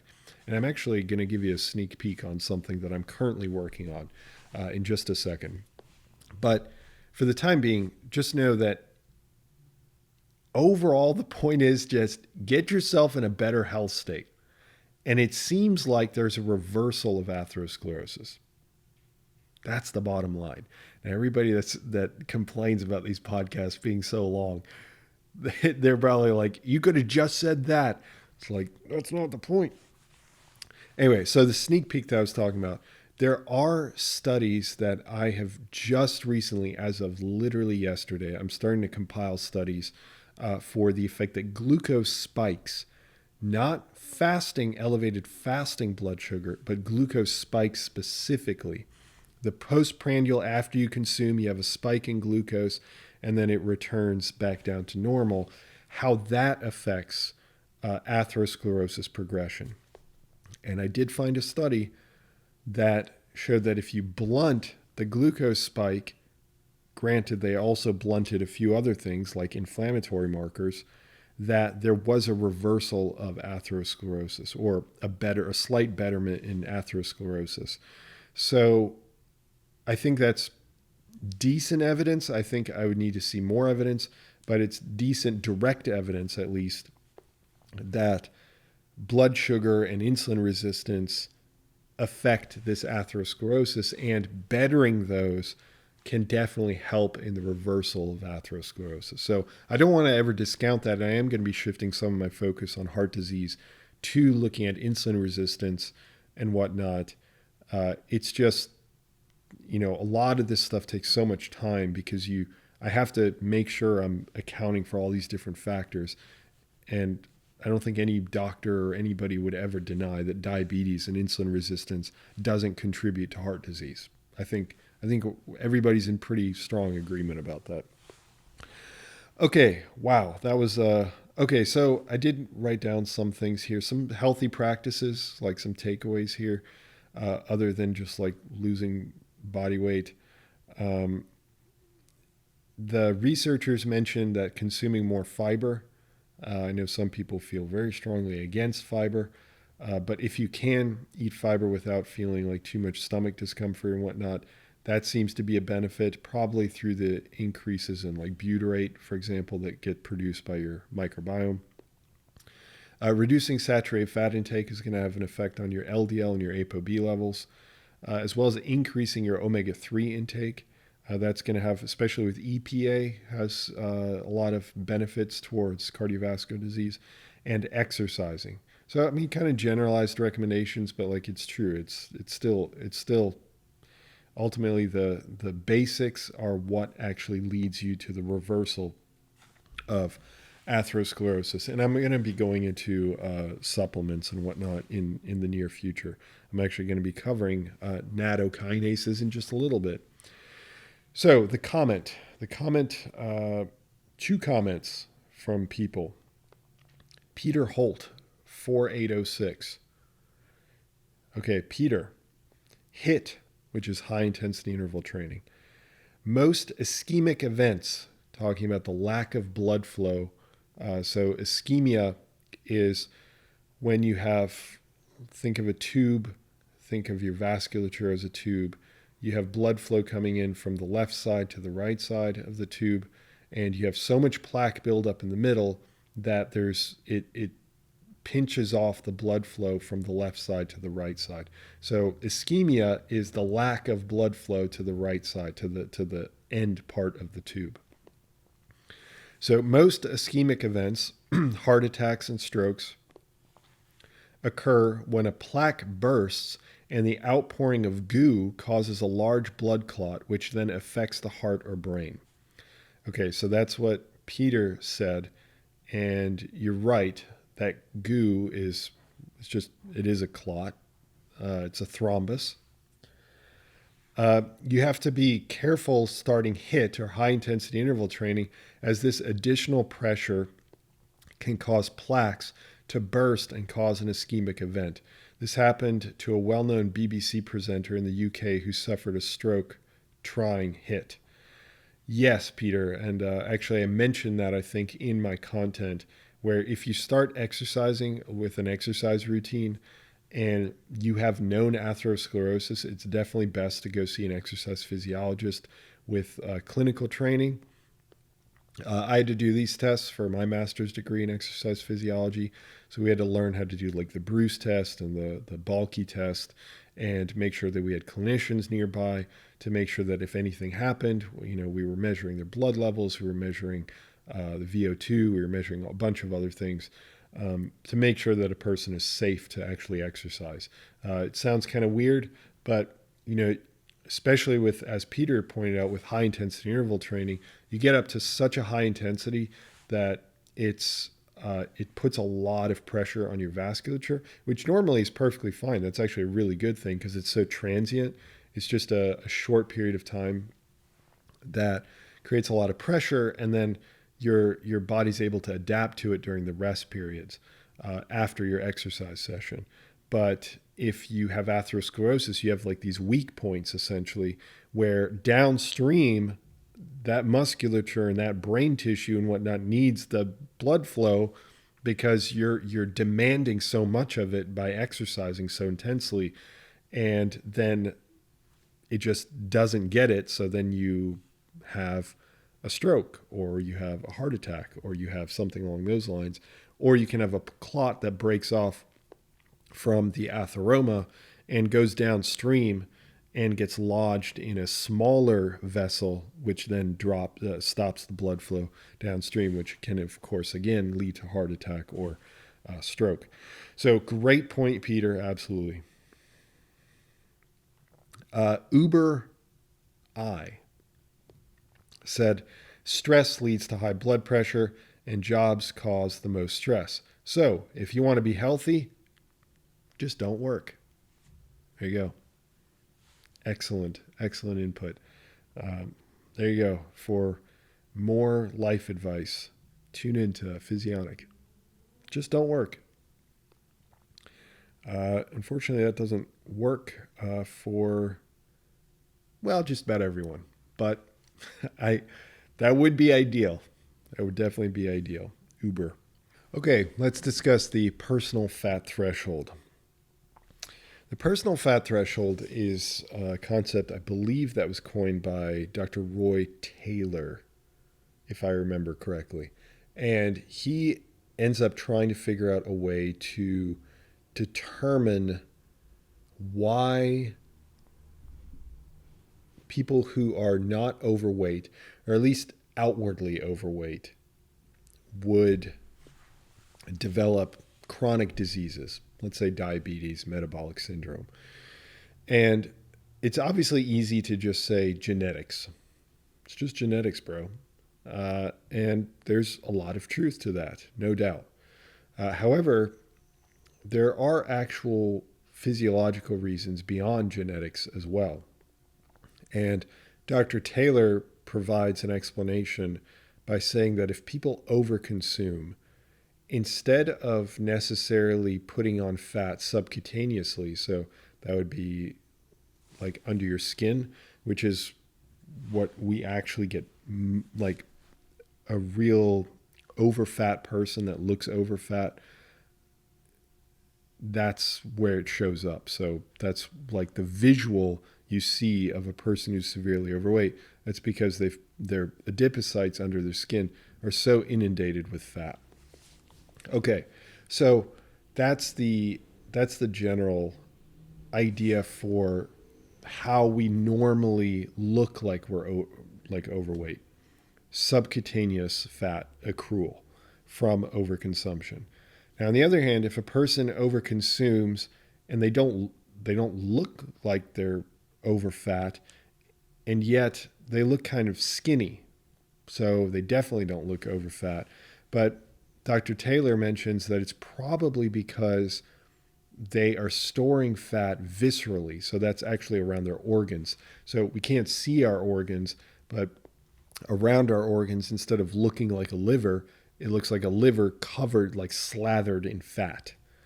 And that is extremely detrimental that's way more detrimental. And that means that a person can be at a much lower fat, like they can look like they're not fat and yet be just as unhealthy, if not potentially more unhealthy than a person who looks overweight. So it's not just based off of what a person looks like.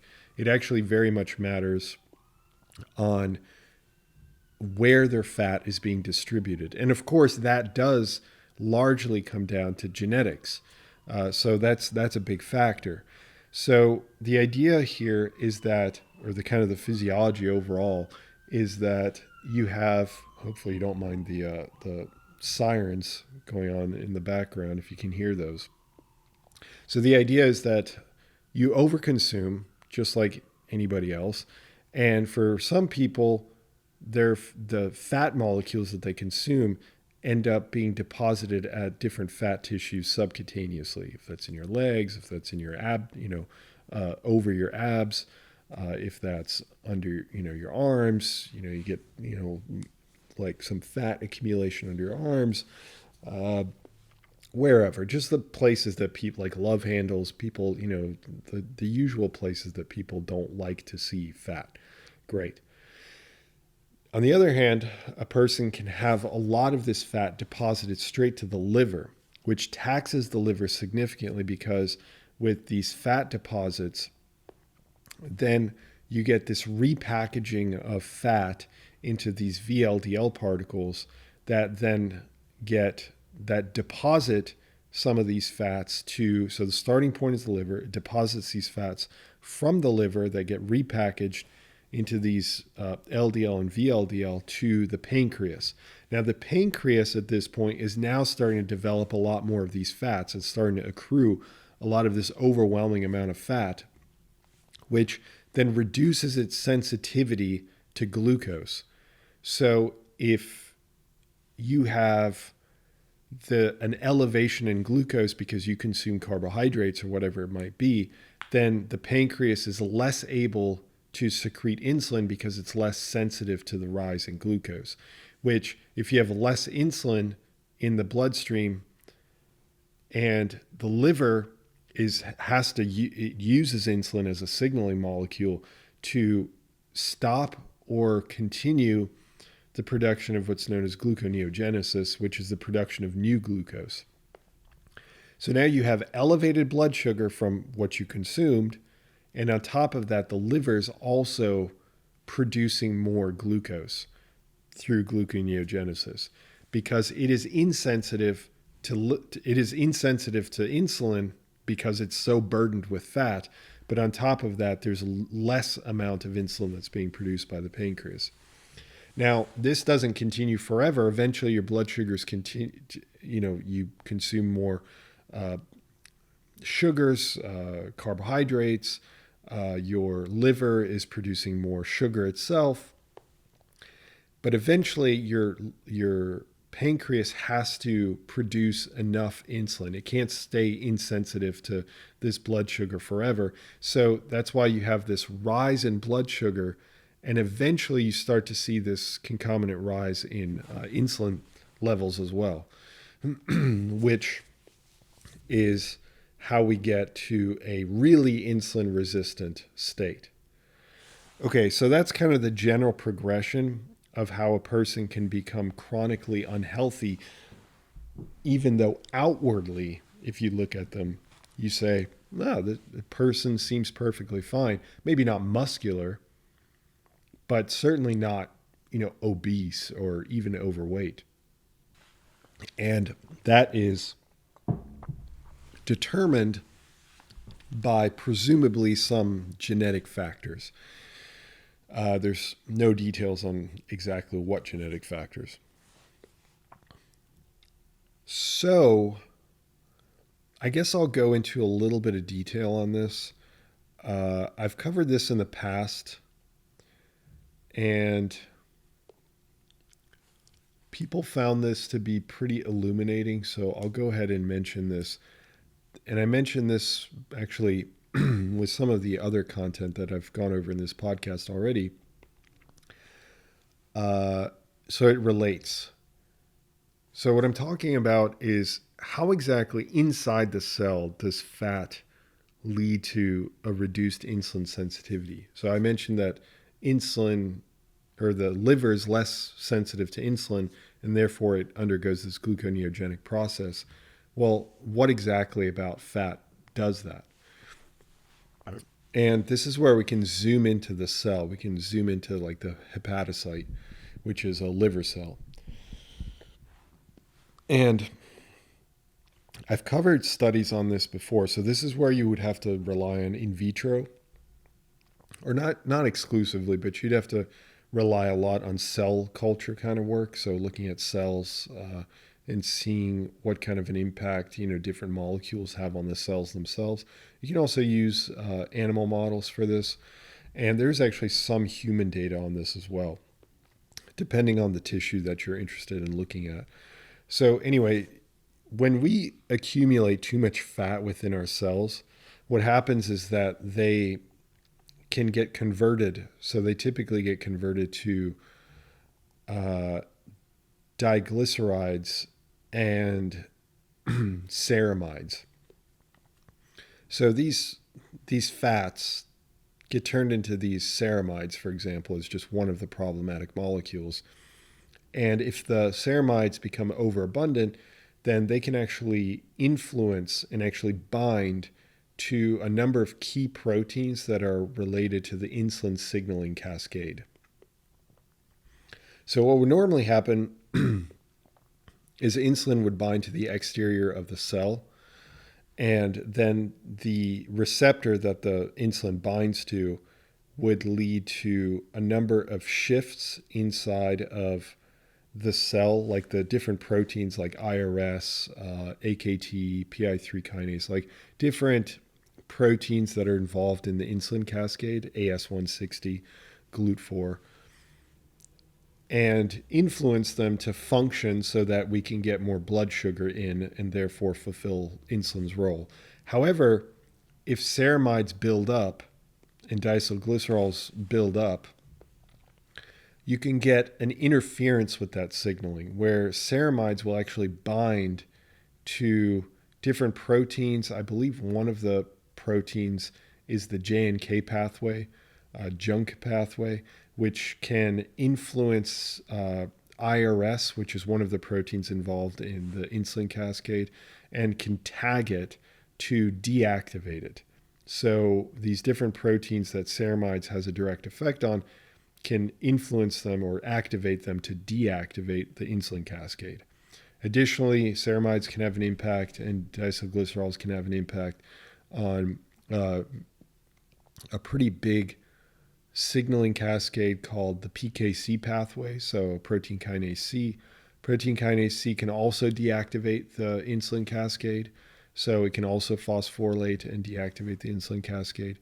So there's a number of mechanisms by which the overabundance of fats, and the research that I've looked at up to now, and I'd like to look more into this as well, but the research I've looked at has specifically implicated saturated fat as being the main driver of this. Now, people will often push back and say, well, it's not all saturated fats, right?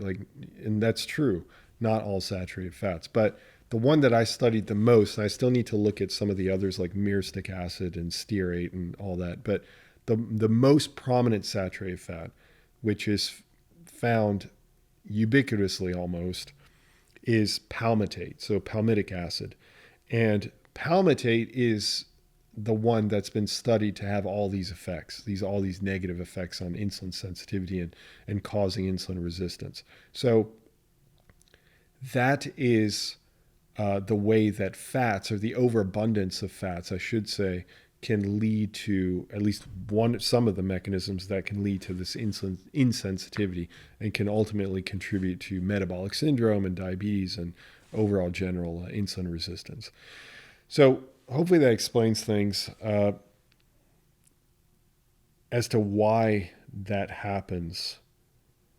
Now, Don Winston had this to say, which I've seen Don comment a few times, so thanks for watching, Don. This is the first time that I've seen, heard, read a technical summary of the mechanisms that cause insulin resistance. For me, fat gums up, quote unquote, gums up your cells has been my understanding, which is good enough for the most part, but it is cool to know someone really has figured this out. Yeah. It goes back to my earlier point that a lot of the stuff that's put on social media is one of two things. I think either one, it's poorly taught. At least it doesn't take into consideration the viewer when it's taught. And I think honestly, Peter Attia is kind of criminal in that regard. I like Dr. Attia's work a lot. But I think that he gets so caught up in some of the words sometimes that, and I'm sure I do this as well from time to time, and I really try to fight it. That's why I'm constantly walking back and trying to make sure I define certain things, because I distinctly remember when I didn't know these things, and it was always so confusing to me. So it was that constant reminder allows me to try to walk back and make sure to walk a person through understanding things from a somewhat understandable point to the intricacies of what I'm describing. So yeah, one aspect is the teaching aspect, and the other aspect is just the lack of education. Honestly, some people just don't do the research. They don't read the research. They don't look at the data itself. They don't try to understand exactly how the researchers did the experiments. And I genuinely feel a sense of pride about how Physionic functions in that regard, because I am obsessed with that. I am obsessed with learning every little minute detail. And that's one advantage that I think Physionic has one unique, I'll just say it's unique in that regard. Not trying to toot my own horn or anything. I'm legitimately saying that is what drives me, and that's why it's one of what I consider one of the main draws of Physionic, is that it doesn't get too pop science-y. I've said this many times before. I hate pop science. There's just too much of it. It's all over the place. And it often misses a lot of the nuances that need to be put out there. And to Don's point, you've never heard these explanations before because they simply don't do it. They simply don't read the research down to that level of detail that needs to be, that is needed without losing the teaching aspect. That's the other aspect. So it's kind of a balancing act of the two. Anyway, but I certainly won't take credit for like the research itself. There's so much.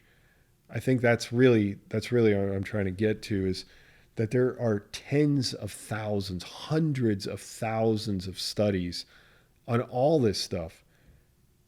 But you don't know about it because nobody takes the time to read it and analyze it and distill it and put it together in a way that can bridge that gap between like a high school biology education and like the heavy science of like graduate studies and medical schools and all that stuff. And that's really what I'm trying to do.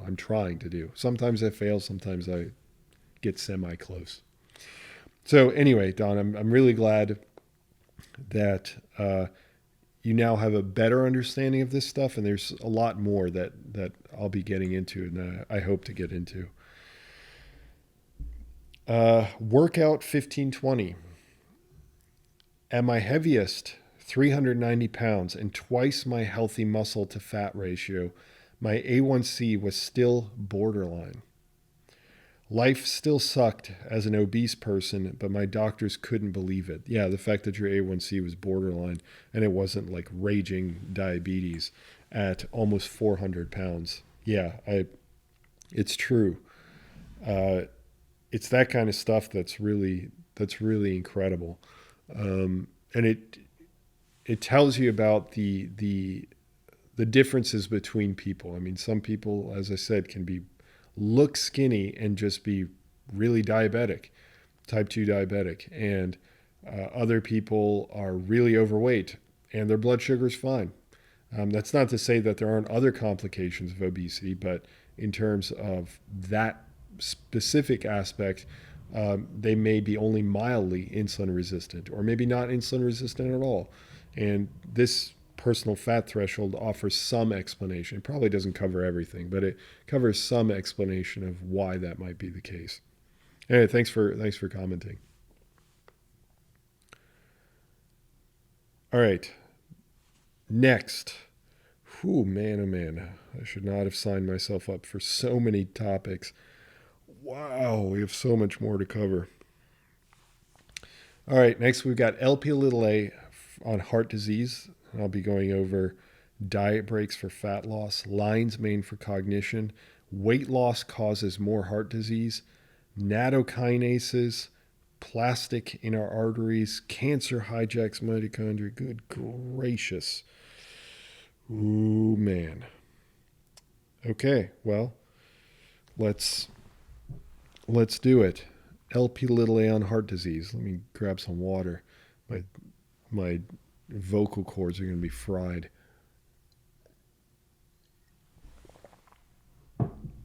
I can't imagine yelling like Lane Norton throughout an entire podcast like this. Not that his podcasts are really fantastic. He does a great job, distilling the research that's out there when he's on these different podcasts. Okay, Lp(a) on heart disease. So, if you're not familiar with Lp(a), it's an LDL particle like I described earlier. So it's a particle, a carrier that contains cholesterol. And it has the ApoB protein, just like an LDL particle does. But in addition, it has an ApoA protein. This ApoA protein and the ApoB linkage designates it as an Lp(a). Kind of confusing, right? You have an ApoB protein, but if it also has an ApoA protein, then the particle is called an Lp(a). To be honest, lipoprotein. I don't remember exactly how they designate to all these different names, but that's what it is. And the reason why it's of discussion is because the idea is that the Lp(a) has a especially detrimental effect in heart disease, has a specific effect in that it causes heart disease. So the mechanisms by which it does that is that it increases ApoB burden, so it increases more ApoB containing particles that can then enter the plaque or form plaque, right? So just the same stuff as like the LDL might. However, it can also interact with immune cells at the ApoA, so that protein that wraps around the LDL particle that actually distinguishes it from other LDL particles, that ApoA protein, can actually bind to receptors on immune cells and can lead to a signaling cascade within the immune cell that ultimately leads to the generation of more cytokines. Now remember, those can be anti-inflammatory or pro-inflammatory. In this case, we're talking about pro-inflammatory. So they would release more cytokines, which means that you have more of these immune cells that get recruited to the atheroma, which then, as I mentioned earlier, can lead to this necrotic core forming. And then you have more inflammation, you have more plaque buildup, etc., as well as other things, ingredients that make up the plaque. It can also, however, bind to endothelial cells, those endothelial cells that line the vasculature. And those endothelial cells, once it's bound to that ApoA protein of the lipoprotein A, or of the Lp(a), changes the cell signaling within the endothelial cell to then start to produce more of what are known as adhesion proteins. I mentioned them before: VCAM, for example, ICAM, ECadherin. There are a lot of these different adhesion proteins that then get positioned inside the cell membrane, pointed outwards. You can think of that, they look a little bit like, I mean, as weird as this is, kind of like trees, like pine trees. They just kind of stick straight out of the cell membrane. And then again, when the immune cells interact with them, they get stopped it's like a brake. They grab onto them because remember, there's blood flow continuously happening as your heart is pumping. So blood flow is continuously pushing the immune cells down the way. And what we get is that these immune cells can bind to these adhesion proteins and then invade into the subendothelium and exacerbate the plaque. So obviously that's also detrimental. And these two effects specifically especially with the adhesion protein seems to be specific, at least based off the research I read, seems to be more potent with Lp(a) than it is with regular LDL. So it has specific added mechanisms that lead to its greater danger. That's why Lp(a) per particle, Lp(a) is more dangerous than LDL. It also reduces the activity and expression of a protein called plasmin. Now, the reason why that's important is because plasmin is involved in the degradation of a protein called fibrin. Why is that important? The reason why is because, to someone else's point earlier, one of the comments, talk about clot formation. So clot formation is based off of these platelets so your platelets are floating through your bloodstream, and then if they become activated because of some sort of damage or something that occurs within the vessel wall, then they become activated and then they get stuck in that region. And they're there as kind of a first line of defense to essentially stop blood flow from leaving your body, essentially. So it stays within it's like a patchwork system to make sure, okay, no more blood leaves this region. So if you cut yourself right? Platelets are going to plug that cut.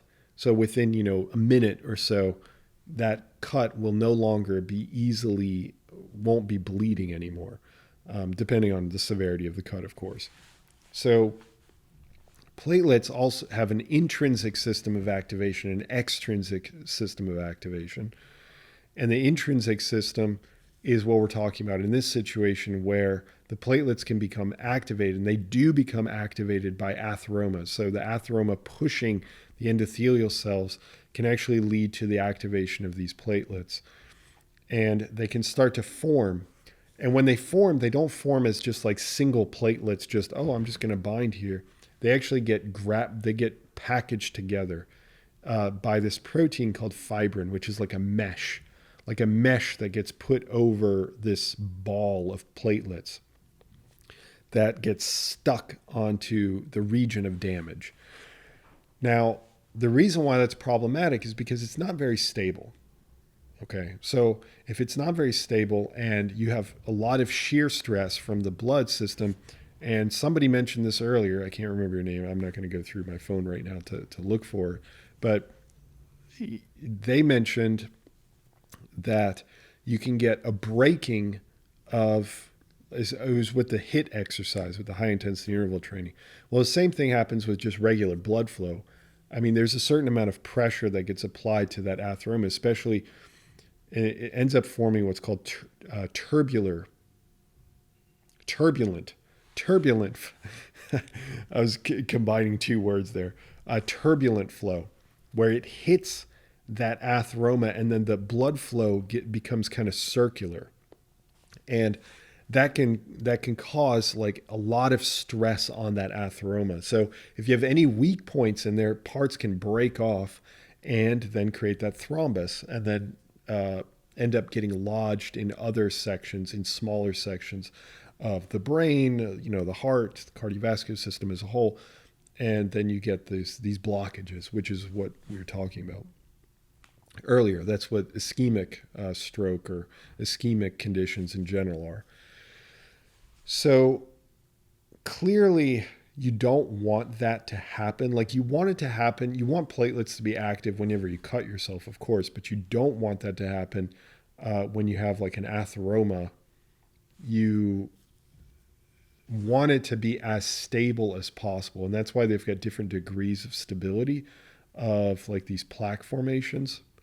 So plaque formation can be soft plaque, or it can be really hard plaque. And the hard plaque is also based on like the amount of calcification. So some people get like CAC scores, which give you some indication of like the hardness of the plaque, the core of the plaque, the actual the cap of the plaque. It gives you a bunch of information. So not all plaque is created the same. So some plaque can be really minimal, but it can be really volatile and it can cause problems.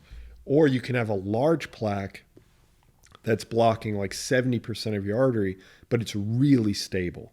Like, it's been hammered down, it's been locked down, and it's probably not going to be as much of an issue. You should probably still like worry about it and try to get rid of it and mitigate in the first place. But there are different degrees of danger based on like a very similar plaque. So just to be clear. And one of those is because of the clot formation with the fibrin mesh that goes across the platelets that have been activated. Now, where does LP(a) come in here? I gave this whole thing. Plasmin is this protein that will come in and degrade the clot. So it'll come in and cut up the fibrin protein so that the platelets can then go free. So now you have single platelets again instead of this big glob of a clot. And LP(a) unfortunately inhibits plasmin. So it'll stop plasmin from working. And there are a number of mechanisms by which it does that. So it can reduce the activity by binding, I believe by binding to plasmin, but it can also reduce the expression of plasmin. And LP(a) can bind to fibrin so that plasmin can't bind to fibrin. So it kind of gets in the way of plasmin interacting with fibrin. And that's because Lp(a) has a similar structure as plasmin. So there's some similarity between the molecular structures that allows it for that to happen. Also, there's another factor, another mechanism, in that it blocks the conversion of what's a protein called TGF-beta. TGF-beta is a protein that has a wide-reaching effects, but I guess I'll limit it to this discussion. TGF-beta, what happens is there's a pro-TGF-beta version. So there's protein called a pro version, which is not a better version. It's not like iPhone. It's not iPhone Pro. It is an immature form of TGF-beta. But it's produced, so this pro-TGF-beta is produced, this protein, and then it gets cut, it gets cleaved. So the protein gets cut off, and then you get the mature form of TGF-beta. TGF-beta will then bind to smooth muscle cells, which are also found in your arteries. And one of the more advanced versions of plaque is the migration of smooth muscle cells from way down deep in the artery wall to moving up and trying to start to form this cap around the plaque. So it's a more advanced form of atherosclerosis, of plaque buildup. And TGF-beta, did I say it binds? Yeah, I guess I said it binds. Maybe I should correct that. TGF-beta inhibits that process. Yes, it binds to the smooth muscle cells, but it doesn't actually allow the smooth muscle cells to do it. It does the exact opposite. So just to be clear here. So it inhibits this process. It's a continuous inhibitor of the smooth muscles moving out of place and moving to this region in the blood vessels. Cool. Unfortunately, Lp(a) blocks the degradation or the cutting, the maturation of pro-TGF-beta to TGF-beta. So then you have less TGF-beta, which means that you have more of this potential migration of these smooth muscle cells to the region where they're not supposed to be. And the final thing is that the ApoA, the linkage between the ApoB protein and the ApoA protein that wraps around the LDL particle that in total makes Lp(a), that linkage can be easily oxidized, which means that it can be more damaged, and that can be more of a signal for an immune reaction to wherever this oxidized Lp(a) is. So I briefly mentioned that LDL can be oxidized, and that's true, but Lp(a) has more sites and can have more areas where it can be oxidized, and one of those is the actual linkage between the ApoB and the ApoA. So those are a few of the mechanisms. Those are the main mechanisms, but they're not. It's probably not all-encompassing, as always. So I cover as much as I can, give you several, but there's probably more than what I'm describing here. And for that, you'd probably have to talk to an Lp(a) research expert to discuss. So then the question is it really, that's the question I was trying to answer, is it really a heart disease risk? I think I went over, like 12 studies, something like that, a bunch of meta-analyses, genetic studies, correlation studies, multivariate analysis studies, which I explained earlier, prospective studies, which are correlation, and just a ton of studies. And across multivariate analyses, genetic analyses, prospective studies, looking at low LDL, because keep in mind, Lp(a) contributes to LDL. So for a lot of these studies, they had to separate out the two and make sure that they were not counting the LDL in conjunction with Lp(a). When they separate out the low LDL but high Lp(a), generally there was an increased risk of cardiovascular disease risk.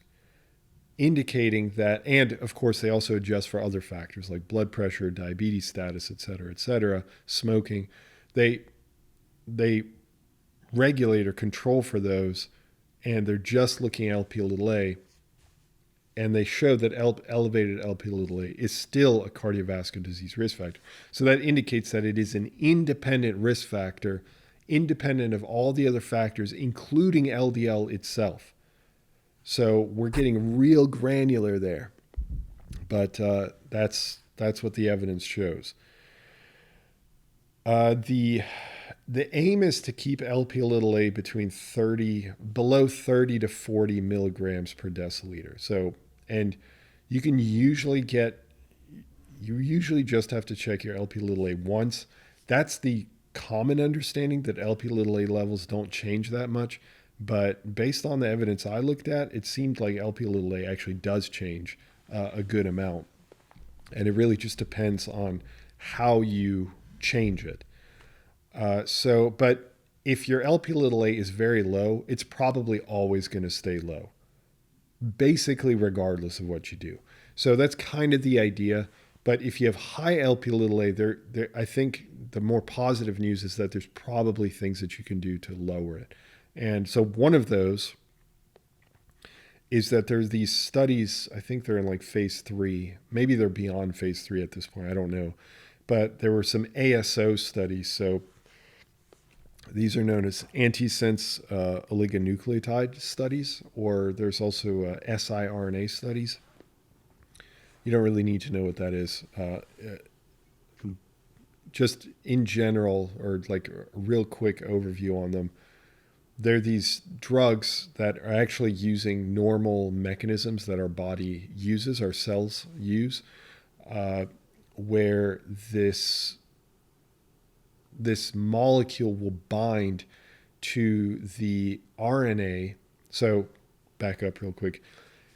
When your genes are expressed, when you're trying to produce a protein, and in this case Lp(a), you're trying to produce the ApoA protein, right?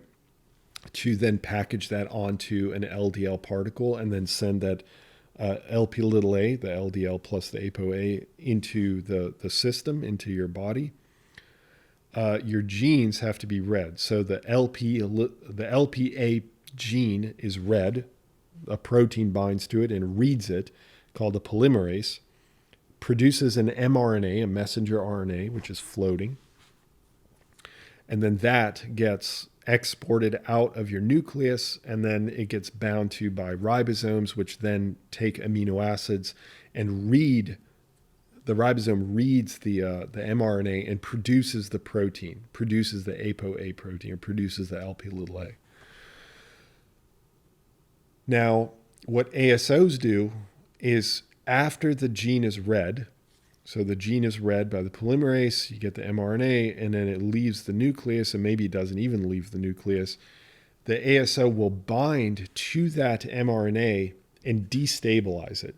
So now no longer is it stable to be read by the ribosome, so you're essentially blocking the production of Lp(a). It's a really fascinating mechanism, and we actually use it in science all the time, siRNAs. And your cells use the same exact process. Your cells are currently doing this, regardless of if you take this drug or not. So, and that's usually what a lot of pharma stuff is that they're using stuff that the cells already do and trying to optimize, or like figure out ways of specifically targeting specific genes or whatever, specific mechanisms or whatever it might be. So there are multiple therapies that are coming out, maybe have already come out, using these ASOs, and they are mind-blowingly effective. Talking about doses that I think only need to be applied like once, I think once every 12 weeks or something like that. Maybe even more than that, maybe 24 weeks. And it leads to a over 90, but up to 98% drop in Lp(a). I'm talking about, and it's consistent. Like every single person that took it saw at least, at the very least, like a 70% drop in their Lp(a), which is an astounding number in its own right. But for the vast majority of people, it was like rock bottom, 98% drop or something like that. And of course, people are concerned about side effects and stuff. I don't know about long-term effects because we don't have that. But in terms of short-term effects, it didn't seem like there were any like severe short-term effects. Probably because your LDL levels don't need to be really high; they can be really, really low, and you have sufficient amounts enough to be able to fulfill all your physiological functions. So it probably doesn't need to be that high. But if it is overabundant, if it's really high, then you start to have some negative outcomes from it. So there's kind of a moderate range where it's kind of, yeah, it's not necessarily harmful, but it's not necessarily really adding anything. And then you have a really low level that is probably necessary, and you don't want to go probably below that. And then you have a range that's like basically anything above the moderate range leads to obviously atherosclerosis and a bunch of other issues. So Lp(a) is probably not necessary at really, really high levels or even moderate levels, mainly because it really just has this added protein to it, which may serve a function. I didn't run across any literature that specifically pointed out a specific function because remember, it's just an LDL particle with an ApoA protein. So we would be looking for the function of that ApoA protein. It's possible that it has a function. It's just I didn't run across anything related to that. And it's not like these people drop dead or something after several months of being on this therapy. They just had really low Lp(a), which was great.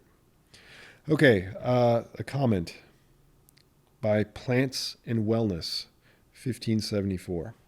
It's a little bit of a longer one, so strap in. I found out that I had high Lp(a) 5 years ago and got my mom tested, and hers came back at 167 nanomole per liter. Mine is 330 nanomole per liter currently. Mine actually changes every time I get tested. This is what I'm talking about. Like some people, in the literature, it says like it doesn't change much. You only need to get tested once. I think that they should probably clarify that too. You should only get tested once, and if your levels are very low, then you probably don't have to worry about it ever for the rest of your life. You don't have to like get tested every year or anything. But if you have high levels, you should probably get tested repeatedly, and there are ways of reducing it. It was 243, back to the comment. It was 243, then 293, then 380, and now 330.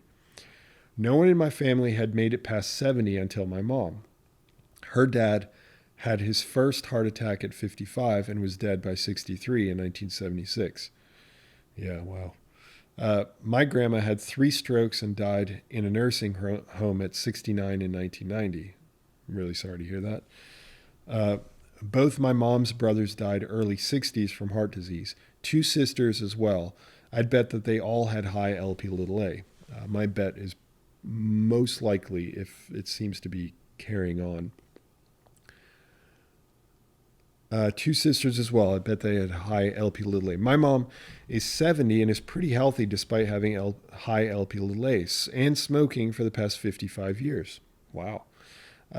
She still smokes half a pack a day. The only thing she has done differently from her parents as siblings is never got into butter or dairy or red meat.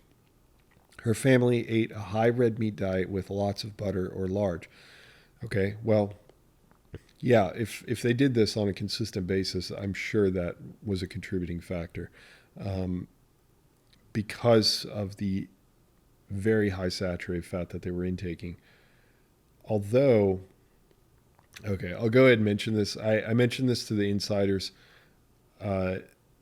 and I was going to create some additional content. I may still do that just because I find this really fascinating, that there are some studies, and another reason why I need to look into this is because I'm interested in it, but also because I covered one scientific review that looked at nutritional interventions for Lp(a), and there's a good amount of research on it, so I really want to do a little bit more of a deep dive on it whenever I get the chance.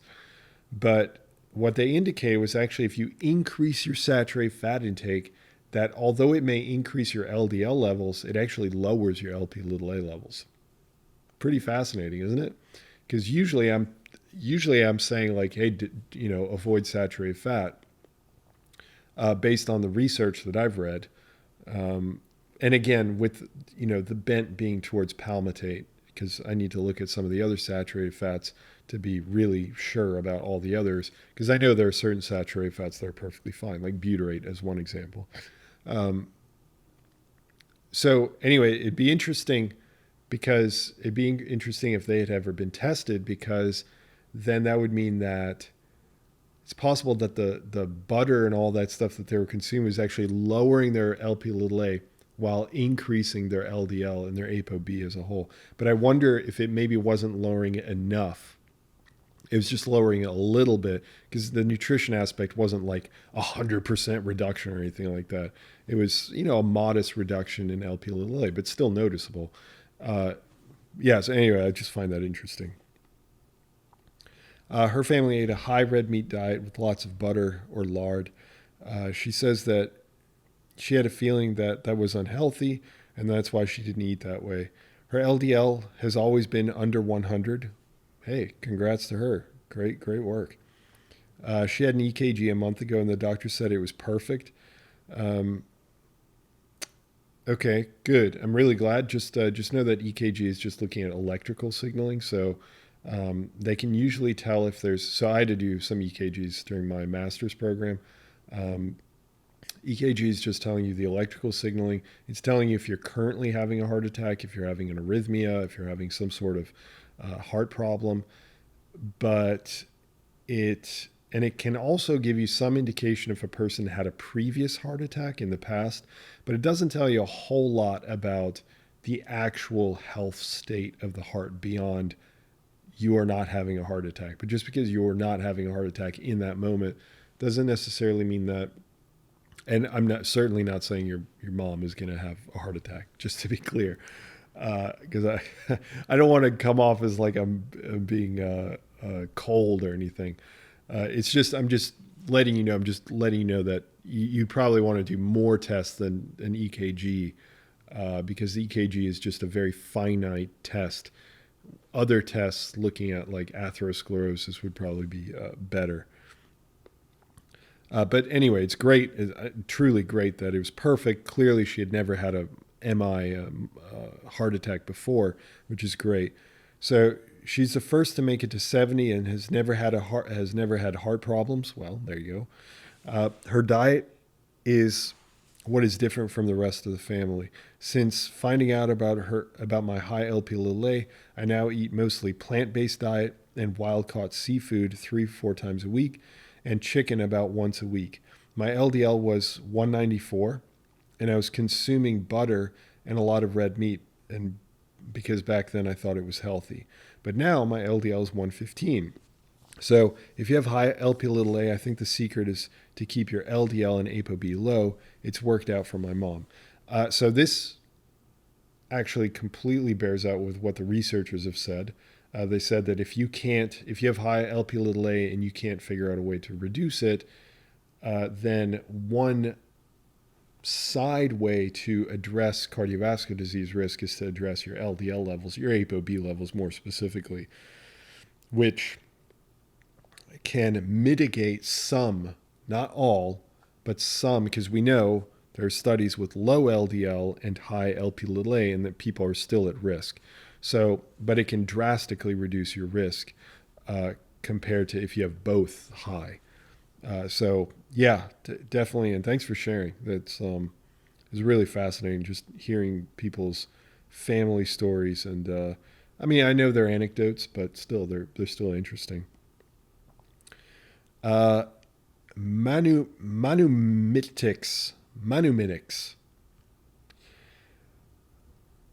I have a family history of heart disease, got my Lp(a) tested, and it was around 256, so pretty high. I've since had a CAC score, came back only a 1. CT angiogram, no issues there, okay. And other blood work done, and everything is in the very healthy range. I'm 42 and male. So kind of in the similar story as plants and wellness, that maybe if you're controlling for some of these other metrics, that you are able to drastically reduce your risk. Also, being 42, you're pretty young.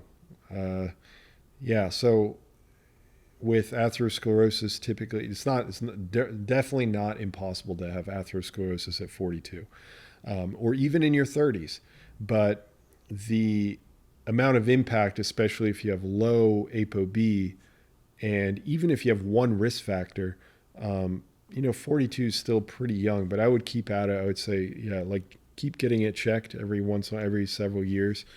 That would be what I would do. Obviously not medical advice, but I would keep getting it checked just to keep tabs on the progress of it. But yeah, I'm really glad. I'm really glad that everything looks good. And obviously having good other lipid blood work is a fantastic way to mitigate a lot of the negatives of Lp(a). Okay, let's go over diet breaks for fat loss. Diet breaks for fat loss. An unabridged story by Nicholas Verhoeven. Diet breaks for fat loss. Let's see. Essentially, the idea is I went over a meta-analysis of, I think, 12 studies or so, and they were trying to compare the continuous dieting group, so people that just continuously cut their calories over time, over let's say 10 weeks or 8 weeks or 6 weeks or whatever it is, versus people who did continuous diet or intermittent dieting, which is like an abbreviated version of saying refeeds and diet breaks. So refeeds are just simply eating, going up to your maintenance calories, or maybe even slightly above by a few hundred calories for 1 to 3 days. So it's just a short-term rest from your diet. And the diet break is a more long-term rest from your diet. That doesn't mean months. It means 4 to 14 days maximum. So the way you would structure is you would be dieting for let's say 3 weeks, and then you would want to take 5 days where you're up to maintenance. And that allows you to psychologically get over things. It allows you to eat a little bit more, and yeah, it's just really helpful. I do this all the time when I'm dieting down, when I'm cutting weight. I usually once it gets more difficult and I find myself craving different foods, because there's a good portion of time where I'm perfectly fine. I feel more lethargic and whatnot, but when I end up there's a period of time where I start feeling really hungry and food just doesn't satisfy me nearly as much. And it's most likely because of the changes in, different hormones and whatnot. And what these researchers show is that if you do these diet breaks, that there's the similar level of fat loss. So people lose about the same amount of fat mass when going through their diets as if a person continuously dieted. Now, the reason for that is probably, I would guess, because the people who are continuously dieting are probably cheating a little bit. They may be eating a little bit more than they think they are at times, especially as your body gets hungrier and hungrier and is pushing back and back and back against you. It's hard to stay like a robot perfectly on your targets.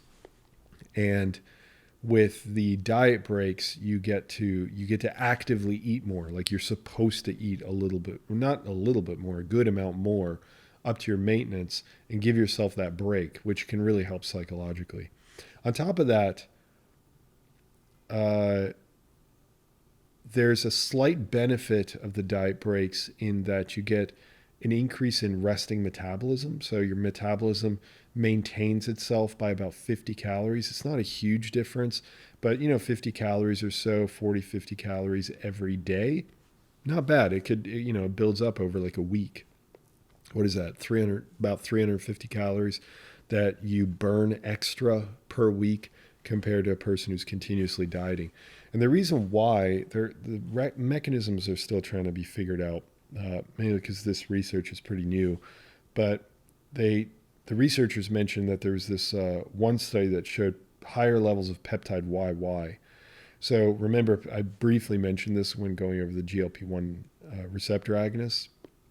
So peptide YY is released by the L cells and reduces eating by, again, binding to the hypothalamus, so affecting those POMC neurons and affecting the NPY, AGRP neurons as well. So that's kind of the general gist, that if you wanted to take, have an easier time and be able to eat more, and it also just helps with like social life in general, because you probably don't want to be technically depriving yourself for 6 weeks or 12 weeks or however long you end up deciding to do the dieting. So taking those breaks, and they're structured, and you're keeping control over the situation. You're not saying, all right, it's refeed day, so I'm just going to eat 3 pizzas. That's not what I mean. It has to be, you still have to be conscientious about how you eat and whatnot, but it seems to provide quite a benefit. So I've used it anecdotally, but let's listen to some of these other anecdotes. So Joy80JJ said, diet breaks have helped me lose and maintain my 87-pound fat loss for 4 years. Wow, Joy. Genuinely, that's really awesome. Especially with weight maintenance, which is a real trouble for a lot of people. So using diet breaks to your advantage like that, seriously, kudos.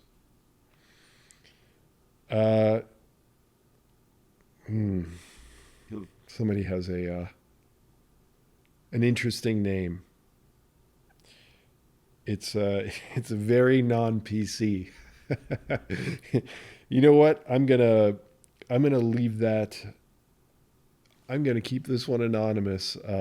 And if you're interested in hearing the person's name, I will post it in the comment under the YouTube video of this. So if you got to this point, just write in the comments, assuming you're not listening on podcast, but write in the comments, I want to know the name, and I'll write it in the pinned comment. Some people's names, seriously. Anyway, this person had to say, I lost 105 pounds back in 1996, 1997 by eating mostly low-calorie, high-fiber whole foods, lots of vegetables, fruits, beans, low fat, so 15 grams a day max, drinking water, exercising, just walking at first, then biking and walking. And 1 day a week, I ate a meal of whatever I wanted. Pizza, cheesecake, milkshakes, and burgers, whatever I'd been looking forward to. The next day, I went back to my diet. I've never put it back on. Sure, I'm an N of 1, so a sample size of 1, an anecdote, but I'm rocking for 30 years. So, been doing this for 30 years. Yeah.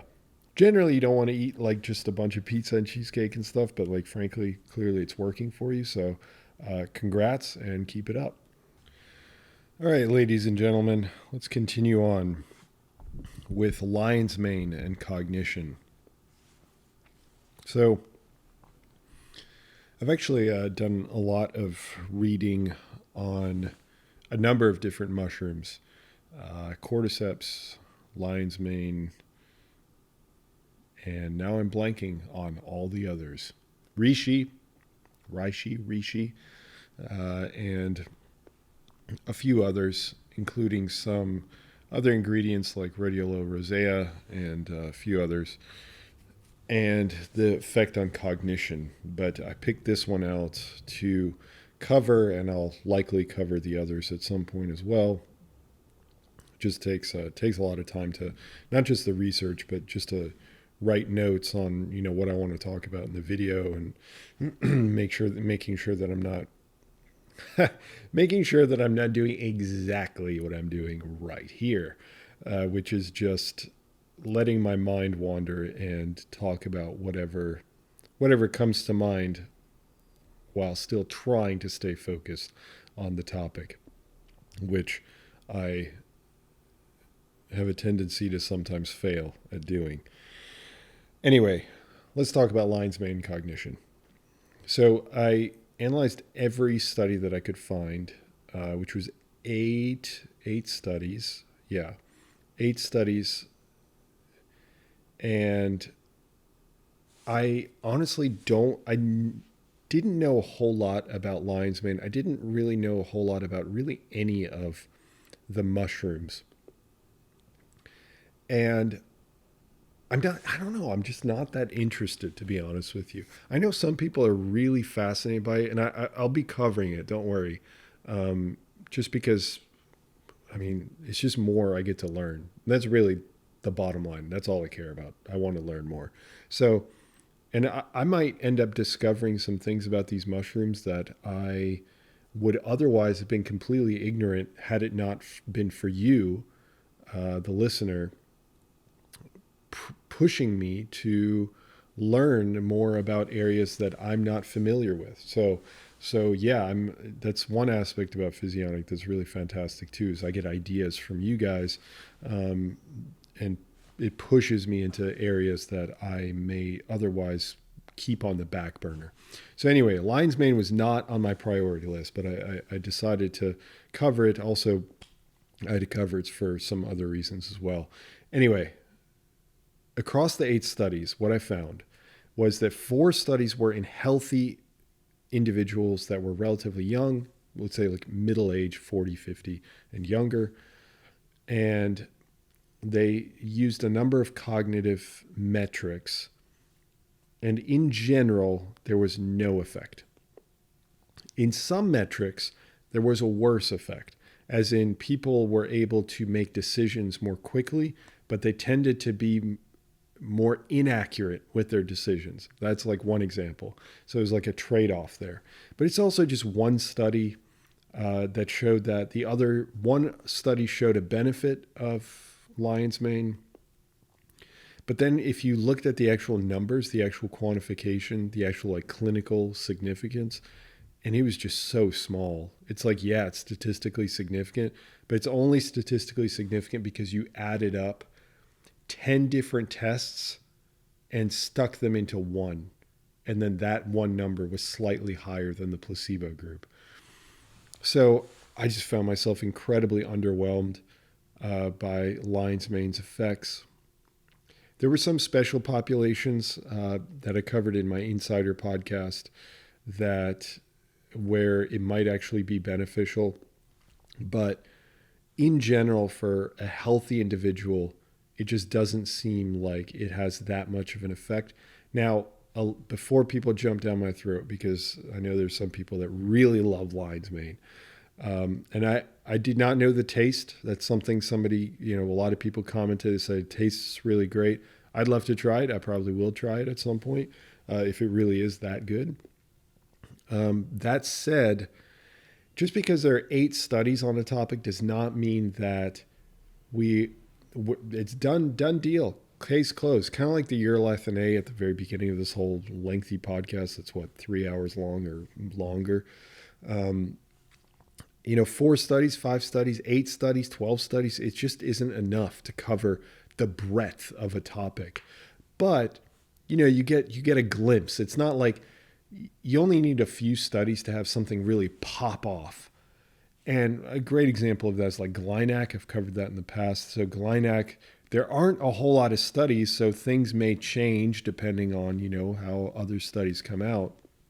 But the initial studies looking at Glynac just popped, like blew up, because the effect was so profound. But with Cognition in lion's mane, it's just not there. It just really isn't. Now, if in the future other studies look at like energy levels, did they look at energy levels in these 8 studies? No, they didn't. So is it possible that energy levels, somebody feels more energetic? That's possible, absolutely. That said, there were other studies that were in like Alzheimer's, and they showed that there were some small benefits for people with Alzheimer's. And I think the clinical relevance was a little bit stronger there. People with mild cognitive decline, so older people like 60s and older that are experiencing some level of mild cognitive decline, there may be some benefit there. But overall, it just really wasn't. I'd skip it. Like Urolithin A, the evidence just isn't there right now. But if you like the taste of it, go for it. If you feel like you do have some cognitive, like you need help a little bit cognitively, like you're not feeling quite as sharp, maybe give it a shot. You might see some real effects. But if you feel fine and you're looking for an added boost from something, lion's mane should be at the bottom of your list. That's the way I'd put it. In terms of the comments that I got, Rudiza Vedno, I could be absolutely butchering that. I apologize as usual. They said, I don't know. All I can say as someone suffering from central nervous system disease is that lion's mane lifted my brain fog. Yeah. So that actually doesn't misalign with the research, right? Because I think in the video, I even mentioned that it may be beneficial for people that have some cognitive issues or some central nervous system issues, then lion's mane may be a benefit. But for somebody that doesn't, it just doesn't have that much of an effect. So it seems to stand in line. So, but thanks for your comment. I mean, this is the kind of stuff that helps. Anonymous, and I'm not leaving it anonymous. Their name is literally anonymous. I used to work for an importer-exporter of wild edible foods, and wild-picked mushrooms were the company's main focus. Okay. I don't know anything about mushrooms or what they could do or how healthy they are for your brain and body.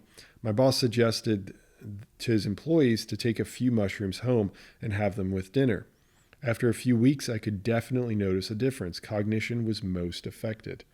Okay, great. So again, I don't want to discount any of that. I don't want to say like that didn't happen. It's just like with any intervention situation, if you're just introducing that, which it sounds like you were just introducing that, then maybe it had an effect. There's going to be a lot of variability, and it also depends on how you measure cognition. So across these studies, for the healthy individuals, assuming that you don't have any sort of issues, maybe if you're on the younger side, then it is a little surprising because that would be going against really what the research shows, except for that one study that showed the most mild difference. But it seemed like for you, it had a more profound effect. I think the bets are off if you're in the 60s, 70s, and beyond. Even if you don't have dementia, lion's mane may be more of a benefit. So I don't know how old Anonymous is because they're anonymous. Okay, let's go into weight loss causes more heart disease. So this is really simple. I'm not going to focus on this too much. It's just basically one takeaway point. This particular paper, which is a correlation study to be clear, showed that people that correlated with weight loss and muscle loss experienced almost similar cardiovascular disease events as people who were gaining weight. So obviously, if you gain weight, I think it's probably not a shock that if you gain body fat, that you're going to be at a higher risk of cardiovascular disease. But what's counterintuitive is that weight loss would also increase the risk of cardiovascular disease, but that is only applicable, however, in this situation, if a person is losing muscle mass. So that is, you are very protected from cardiovascular disease. Not that you have no risk ever, but like you have much lower risk if you are losing weight and you maintain that muscle mass. And that's what this analysis showed. So yeah, that's really it. I mean, for the insiders, I went over, like for the Insider podcast, I went over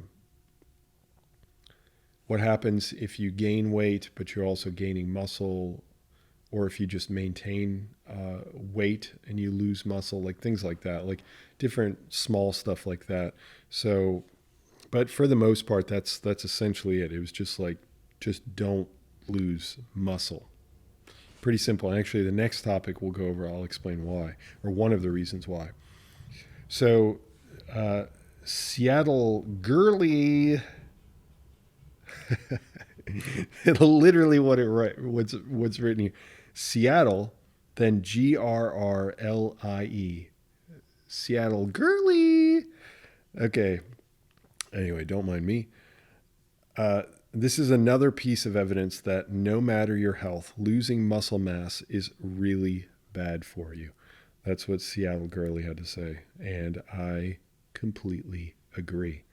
Seattle Smarty is what I have to say to that.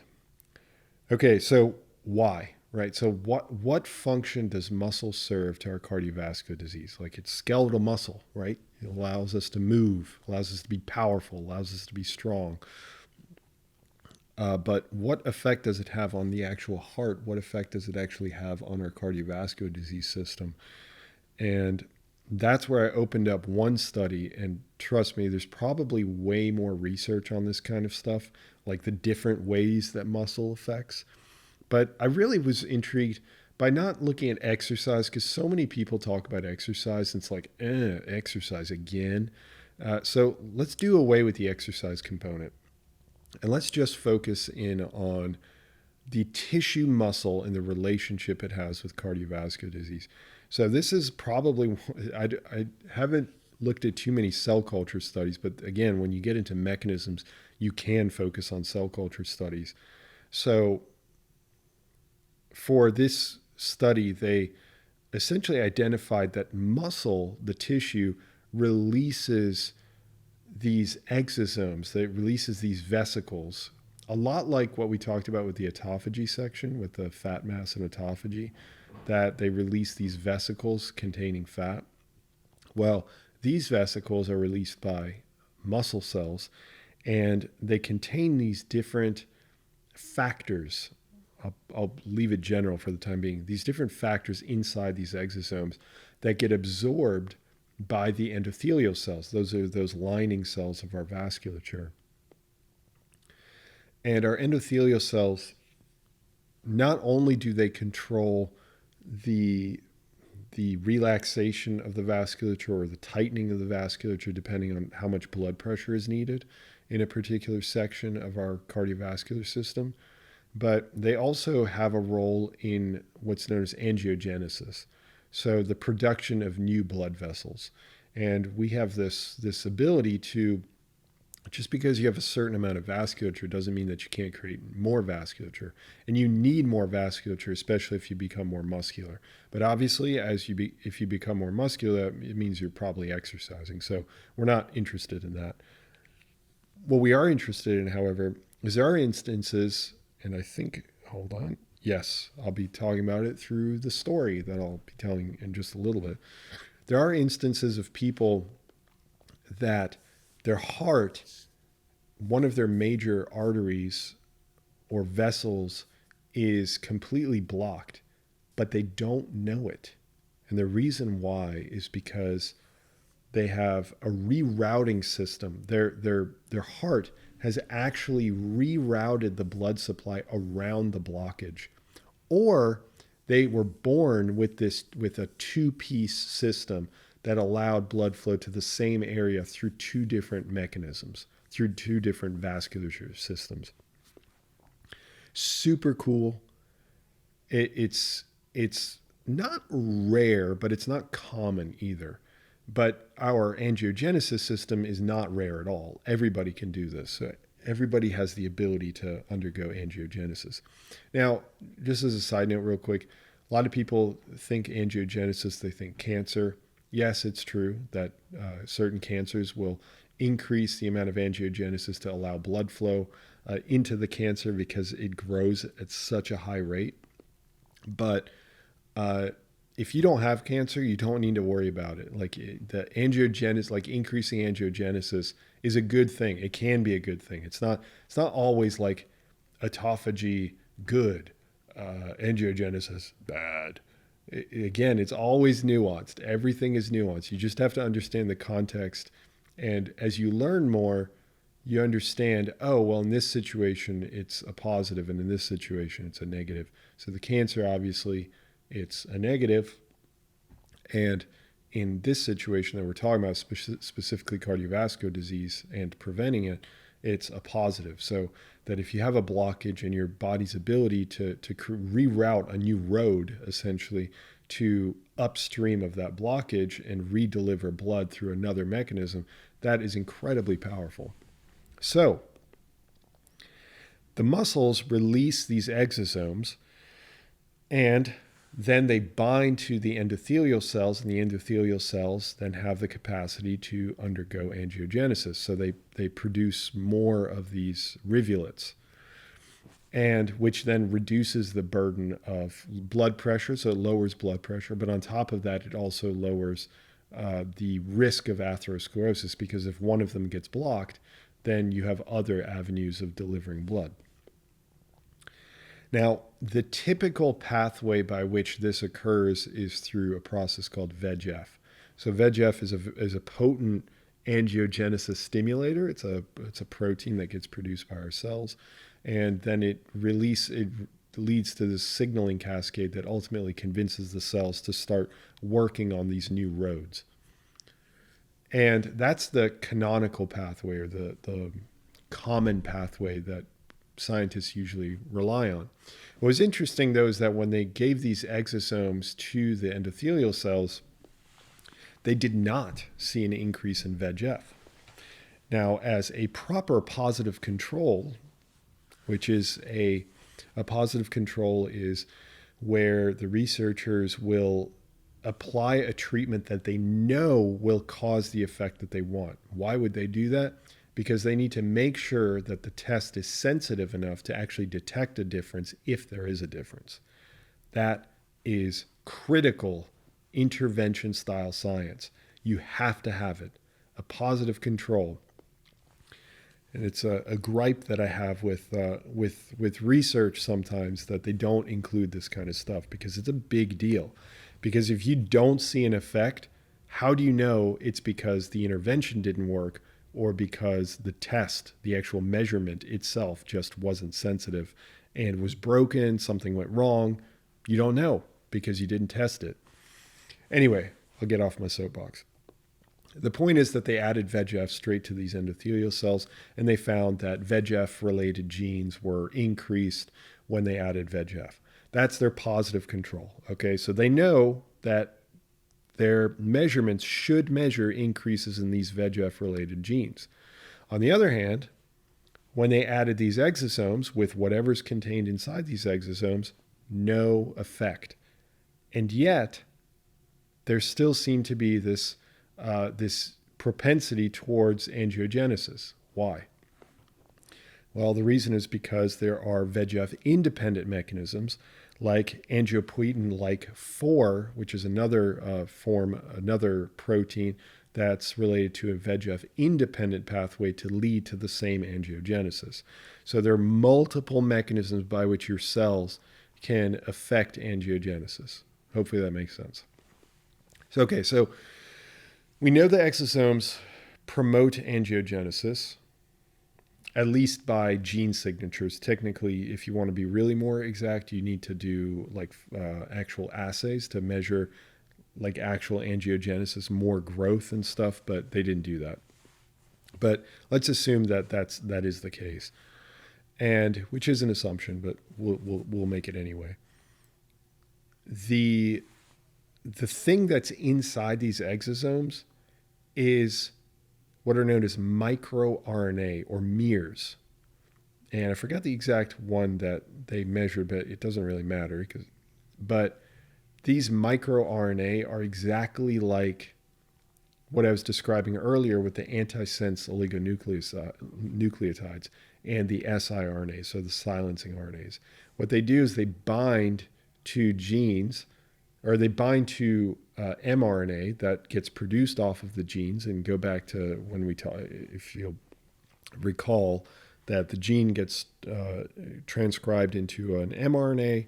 The mRNA then floats out of the nucleus, and then outside of the nucleus, the ribosome attaches to it and stitches amino acids together to create the protein that the mRNA actually holds the information for. So it's a template to essentially create and design a protein.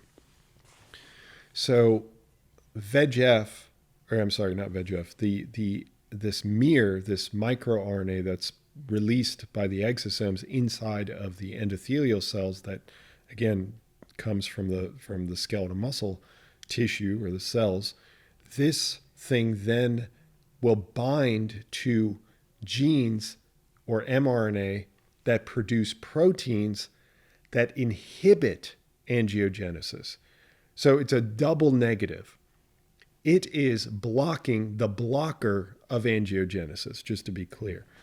And that's what allows these genes, or at least that's one of the mechanisms by which these genes then become upregulated in the endothelial cells and allow for this angiogenesis to occur. So that's just one way that skeletal muscle can influence angiogenesis and can influence heart disease or potential heart disease. And granted, we're talking about one insular mechanism. I would have to cover so much more of the literature to really get even more of these mechanisms, because this is not the only way. But I thought I'd share. Okay, so Frankens66 said, my mother had one of those natural arterial reroutes of angiogenesis, so what I was talking about earlier with the reroute of the heart. At 55, she had been experiencing chest pains for a while, and it turned out she had 2 partially blocked and 1 completely blocked areas, 70, 30, and 100% blockage. She managed to reverse partially, the ones that were partial blockages, and the 100% blockage had already managed to reroute itself. That's incredible. And she lived for another 33 plus years and never passed from her heart conditions. Angiogenesis is definitely pretty cool. Yeah, Frankens, I agree. All right, everyone, let's move on to nattokinases. I got some feedback, put it that way, because I didn't know how to pronounce nattokinase. I didn't know if it was supposed to be pronounced nattokinase, like the nations of NATO, or nattokinase. And then somebody from with Japanese, a Japanese person responded and said it should be. There is no nay. There's no like a sound, I believe. Hopefully, I'm not misrepresenting. And it's more nattokinase. I could be off on that too, but I think it's at least more accurate than nattokinase. So I'll avoid the nattokinase. I'll say nattokinase, a little softer. Nattokinase. So nattokinase for heart disease. So the reason why I'm mentioning a person correcting me on my pronunciation from Japan is because nattokinase is a protease found in the consumable natto from Japan. And it's regularly consumed, is my understanding. I'm no cultural expert by any means. And if you couldn't tell by my pronunciation.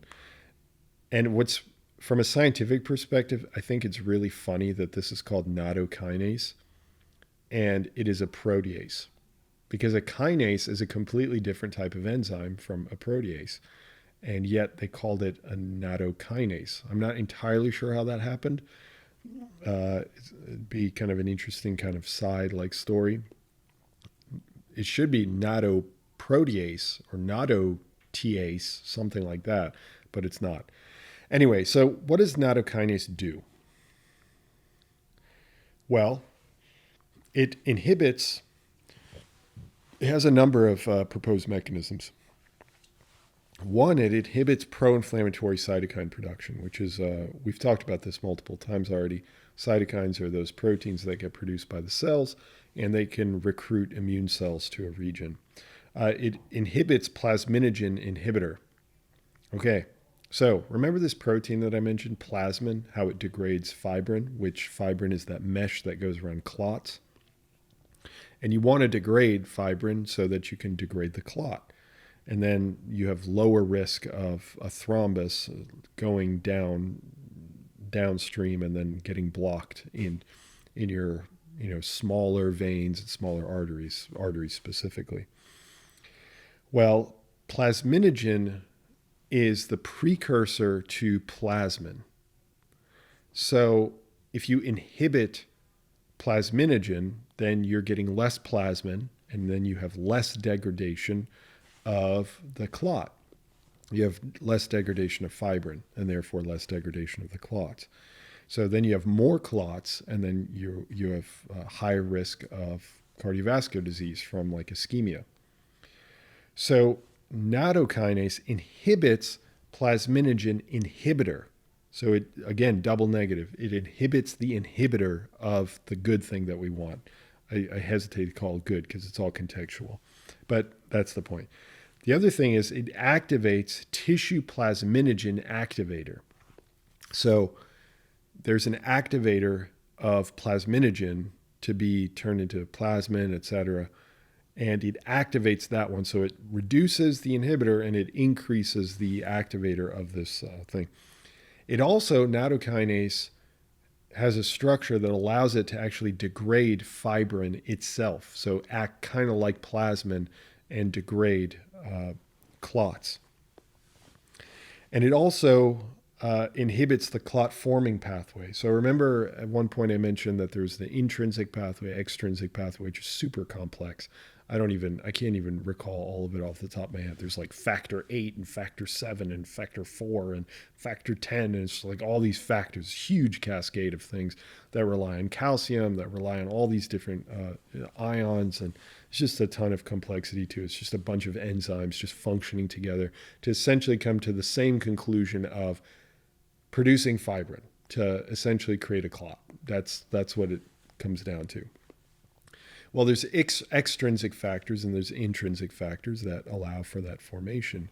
And nattokinase dampens down or inhibits the production of these clots, so that if you have this intrinsic cascade that may be aberrantly elevated, where it's producing more clots than it should, nattokinase, at least from a mechanistic standpoint, is believed to at least inhibit that. So that's good. Okay, so there are a few different things that I mentioned. In the public version of my analysis, I covered like the effects on blood pressure, on lipids, blood sugar, and then for the insiders, I covered a few other things as well. But I'll go ahead and mention one of the areas that I think most people are really interested in, which is atherosclerosis reversal. So I covered that specifically for the insiders, but I'll cover that here as well. There's a few other things I mentioned, but we'll focus on the ones that I have here in front of me. So the evidence indicates, I guess I covered like 8 or so studies. Yes, something like that. 8 or so studies. And some of the evidence was pretty consistent. I remember the meta-analysis that was done on nattokinase was not well done, and I explained why in my study analysis of the meta-analysis. And I explained that, well, I won't go into it, but the point being that I had some strong critiques of how they did the analysis for multiple reasons, but one of the main reasons was a pretty significant one. It actually completely changed the interpretation of the analysis. So it made a big difference. So anyway, check that out. But as it stands, what are the actual results? So nattokinase seemed to reduce blood pressure mildly. So there's a mild blood pressure lowering effect. It did not have a lipid lowering effect. It didn't change triglycerides, didn't change LDL, didn't change HDL, none of that, except for one uncontrolled study. And the reason why I say it's uncontrolled is because it was larger. It had, I think, at least over 1,000 people in the study, but it had no control group. There was no placebo group. So it was very much uncontrolled. But the one distinguishing factor is that it used a much higher dose of nattokinase. So the typical dose is like 2,000. And they used much higher dose, and they found a significant effect on blood cholesterol levels, blood triglycerides, etc. And it could be a function of that. It could be a function of the effect that, with a higher dose, you see these effects and you don't see that at a lower dose. But as it stands, the study was not well designed. I mean, I don't want to say it wasn't well designed, but there's no control group. So if you really did want to look at it as unbiasedly as possible, and if I may, real quick, people get really critical of pharmaceutical studies that are really well designed, and then they come out with a result that's, in favor of the pharmaceutical. Fair, totally fair. And then people are like, well, it's biased. And I've mentioned this multiple times. This particular study was also funded by like a pharmaceutical or like supplement company or whatever. And I just never hear any peeps about, like, I don't hear any, people just really like really like nattokinase. So I never hear any of the same critiques. It's just like, it's like whispers, like tumbleweeds. You just don't hear anything anymore. It's just so funny because it's such a flawed study and it's funded by outside interests, but then people are still going to take this study and believe it with every ounce of their being. But on the other hand, they don't have the exact same energy when it comes to better controlled studies that are also outside interest. And they're just like, no, I refuse to believe that. Just throwing it out there. So anyway, there are a number of moving parts with this study. I tend to have a more optimistic outlook on them, so I take their data as it is. And with this uncontrolled study, it seemed to show positive effects, pretty good positive effects too, to be clear. But again, it was just uncontrolled. And it was really badly uncontrolled. So there's some significant bias there. There's no blinding. There's no placebo group. You're just talking about really, I won't say it again. But anyway, they found significant lipid lowering effects. Blood sugar levels, there's no effect on blood sugar. I think that was pretty consistent across the board. And then when I mentioned to the insiders, I go into like clotting and I go into like post heart disease events. Does nattokinase maybe help in that?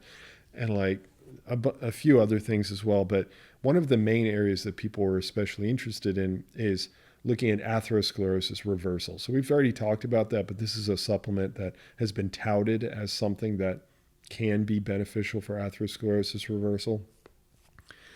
And what I found is that there are two studies that looked at atherosclerosis reversal. One of them found no effect, like whatsoever, and this was after I think like 12 months. So this is the longest. No, I'm sorry, it was 3 years. So after 3 years, there's no effect on atherosclerosis reversal. And that study also showed just about no effect on any metric. So LDL, blood pressure, nothing. It just didn't find any effects. This was also a publicly funded study, if I remember correctly. So this is the most reliable study. It found no effect. However, the dose, I will point out, the dose was low, was the standard 2,000 FU. On the other hand, the uncontrolled study that I was teasing about earlier, that study did also look at atherosclerosis reversal, and they did show that there was a reversal of atherosclerosis or plaque with the nattokinase consumption. So you can square that you can duke that out with your bias in a windowless room. Try to figure that out for yourself. I'm not going to speak to what you should believe, what you shouldn't believe, but I've presented the facts to you, and you can figure out what you want to believe from that. One study shows an effect, one study does not show an effect. It could be due to the dosing, but it could also be due to the really poor study design for the one that did show, and the potential conflicts of interest for the study that did show an effect. Okay, some of the anecdotes, people had a lot to say on nattokinase. So we'll see. Maybe I'll cover more on that. Lair Heron 9489. It could be it could be biased or placebo. I always find it funny when people say that. I appreciate it. I genuinely appreciate when people are like self-reflective and thinking like, well, maybe it's this, maybe it's that. I don't know, but I'm going to share my experience. And I'm going to preface it with this to just indicate like I'm aware that it could be something else. It's just like I just appreciate the kind of scientific mindset about it. It's great that we're like kind of cultivating this kind of community here. So it could be biased or placebo, but I've been supplementing with 12,000 units of natto for the past year, and my heart palpitations have almost entirely gone away since I started. Look, it could be biased, it could be placebo, or it could be natto. It's natto itself. So, but either way, I'm really glad. That's awesome, and thanks for sharing. No tube for you said, 2 years ago I had a CAC test. That's a coronary artery calcium test. My score was 550. I started nattokinase 12,000 FU plus K2, so plus vitamin K2 plus aspirin, supplementation 2 months ago. I'm curious to see what my score will be 10 months from now. Yeah, I'd be curious too. Vitamin K is another one that I'd need to look into. Obviously, with that stack, you wouldn't be able to tell if it was the nattokinase or the vitamin K. Obviously, for you on an applicable level, it probably doesn't matter, right? But it would be very interesting to see what ends up happening in about a year's time. But hopefully good news. Hopefully it returns or it goes backwards. All right, I can see home plate. Not a huge baseball fan, but that analogy works here. We got 2 more topics. Well, then we got housekeeping. Plastic in our arteries is the next topic. So there's a study that released maybe like a month ago from this recording, and it found that there were microplastics and nanoplastics in over 50% of the plaque that they had recovered from people that had this procedure done where they had plaque removed out of their carotid artery, which is just wickedly like, ugh. I can't imagine having that surgery where they reroute your blood supply and remove the plaque and then essentially sew it back up so that you can live. I understand that these people probably needed it, like it was a necessary procedure for them. They probably weren't like, yeah, okay, I'm ready to risk it all, no problem, just so research can continue. But still, I'd be scared. Anyway, so microplastics and nanoplastics were found in over 50% of people's plaque. I did associate with increased cardiovascular disease, so that was another aspect. It was in the New England Journal of Medicine, so they mentioned it was a pretty large analysis. They did a bunch of different things.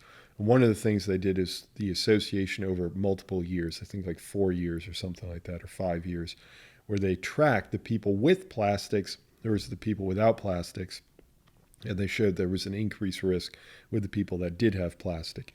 Now, that said, those with plastic in the arteries also had higher inflammatory markers.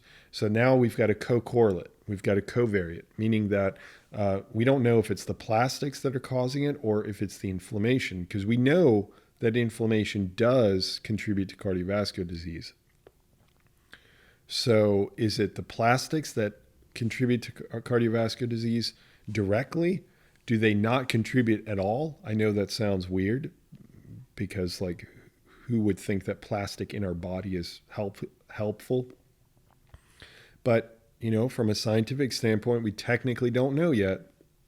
So are plastics actively causing the heart disease, or are plastics increasing the inflammation, which that is then increasing the heart disease?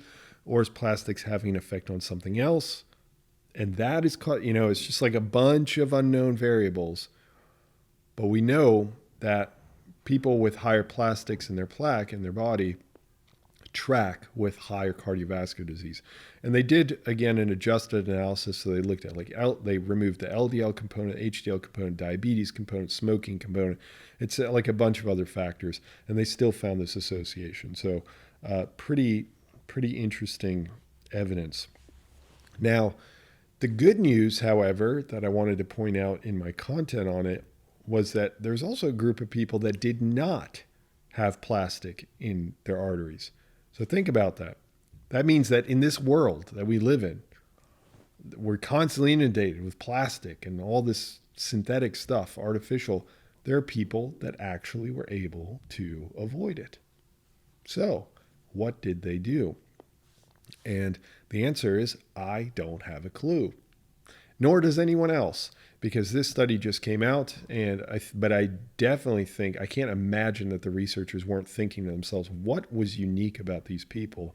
And that's probably going to be an area of investigation. So what I take away from this, of course, some people said, it's really creepy and it's scary to think that we've got plastic in our bodies and stuff. And I completely agree. However, I think that the bright side of this is that it's not just like a teeny tiny minority of people that don't have plastics in their body, but a large minority of people, which means that these people, there may be some genetic factor or maybe they're doing something, but I find it hard to believe that all these people are doing all the same thing that is causing them to be protected from this plastic that's found in their body. So it may be like the location, or it may be something really ubiquitous that only applies to these 40%, that does not apply to the 60% that did have plastic in their arteries. So there's a lot to cover there. And so my takeaway is it's actually a positive. I'm not saying it's a positive that there's plastic in our arteries, definitely not. But it's a positive in that we have hope that even in this world of all this stuff constantly being exposed to, there are many instances of people being able to avoid all of that and experience a lack, or just like have a normal functioning body. So I think that's really intriguing, and I think that there's going to be research on that in the future. Okay, Ron Rice had this to say. Okay, so to get this, I made a joke in my video. I know, me, make a joke. I made a joke in my video talking about is probably kind of concerning for most people unless you're the Michelin Man, because I was trying to think of something like synthetic that would probably be unbothered by the fact that it has plastic in its body. And Ron Rice wrote in response to the joke, "My client, the Michelin Man, has asked me to assure you he consists entirely of rubber, contains absolutely no plastic, and deeply resents this aspersion cast upon his character." Well, dear lawyer Rice, I deeply apologize to your client, the Michelin Man. Marilyn Anderson. It's all combined into one word, so it's kind of hard for me. Marilyn Anderson, 88. My father worked for a glass company. The day my mother set our table with new modern plastic plates, he fell to his knees in tears. Wow. Jumped up and tossed the plates out the front door like frisbees. Okay, that's a dramatic response, but it seems like maybe it was warranted, though. Maybe he knew something that no one else knew at the time. But good for him. Tom7471, filtered water in stainless steel bottles, no nonstick cookware, no plastic wrapped frozen dinners, no disposable plastic bowls, dishes, forks, spoons, and knives. This cuts back at least some of the amounts of plastics that we ingest.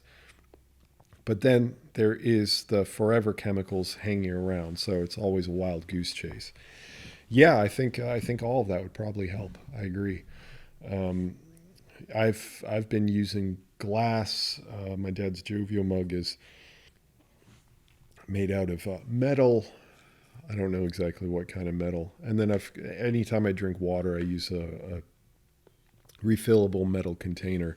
And actually, I changed that because of the phthalates. So I looked up phthalates and their effect on insulin resistance, and found the evidence convincing enough. So that's why I did. But now, an additional reason to avoid plastics as much as possible. It's like whatever's reasonable.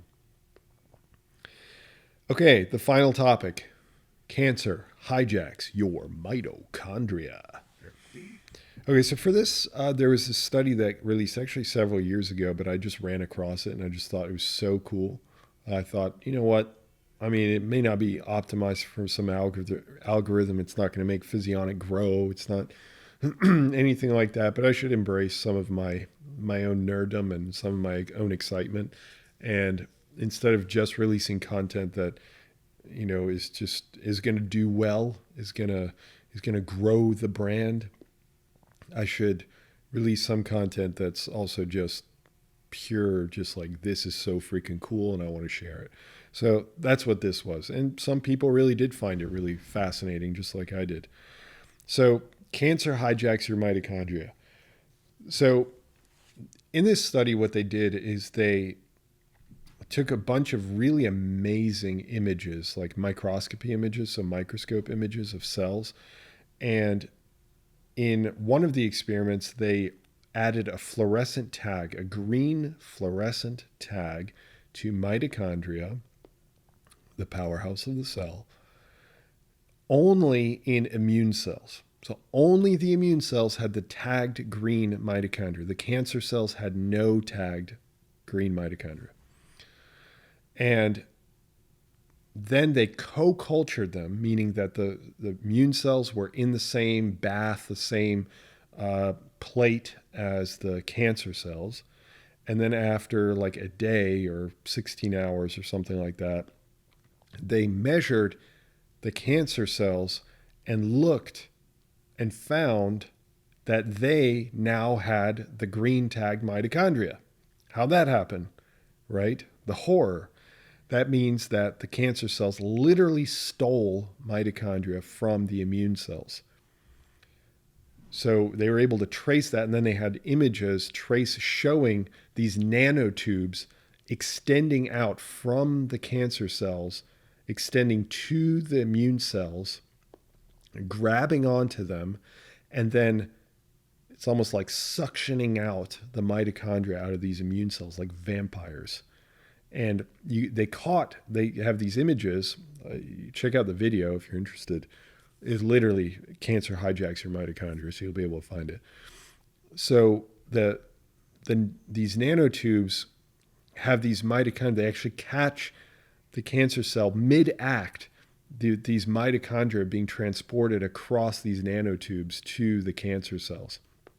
Now, mitochondrial respiration, or the activity of mitochondria, increased in the cancer cells and decreased in the immune cells, again indicating that this was true, that they now had these functional mitochondria within the cancer cells. So that was really mind-blowing. And the way that they're able to do that is through what's known as these exocyst complexes. So the mitochondria get packaged into these vesicles, and then these complexes get released by the immune cell, and they cross across the nanotube bridge and then enter into the cancer cell. And then you have the regular motor proteins within your cells like kinesin and dynin that literally walk the mitochondria to different regions of the cancer cell to supply energy, or at least that's supposedly what happens. And it was just an incredible study. Really, really cool. The images are so fascinating. Anyway, the comments.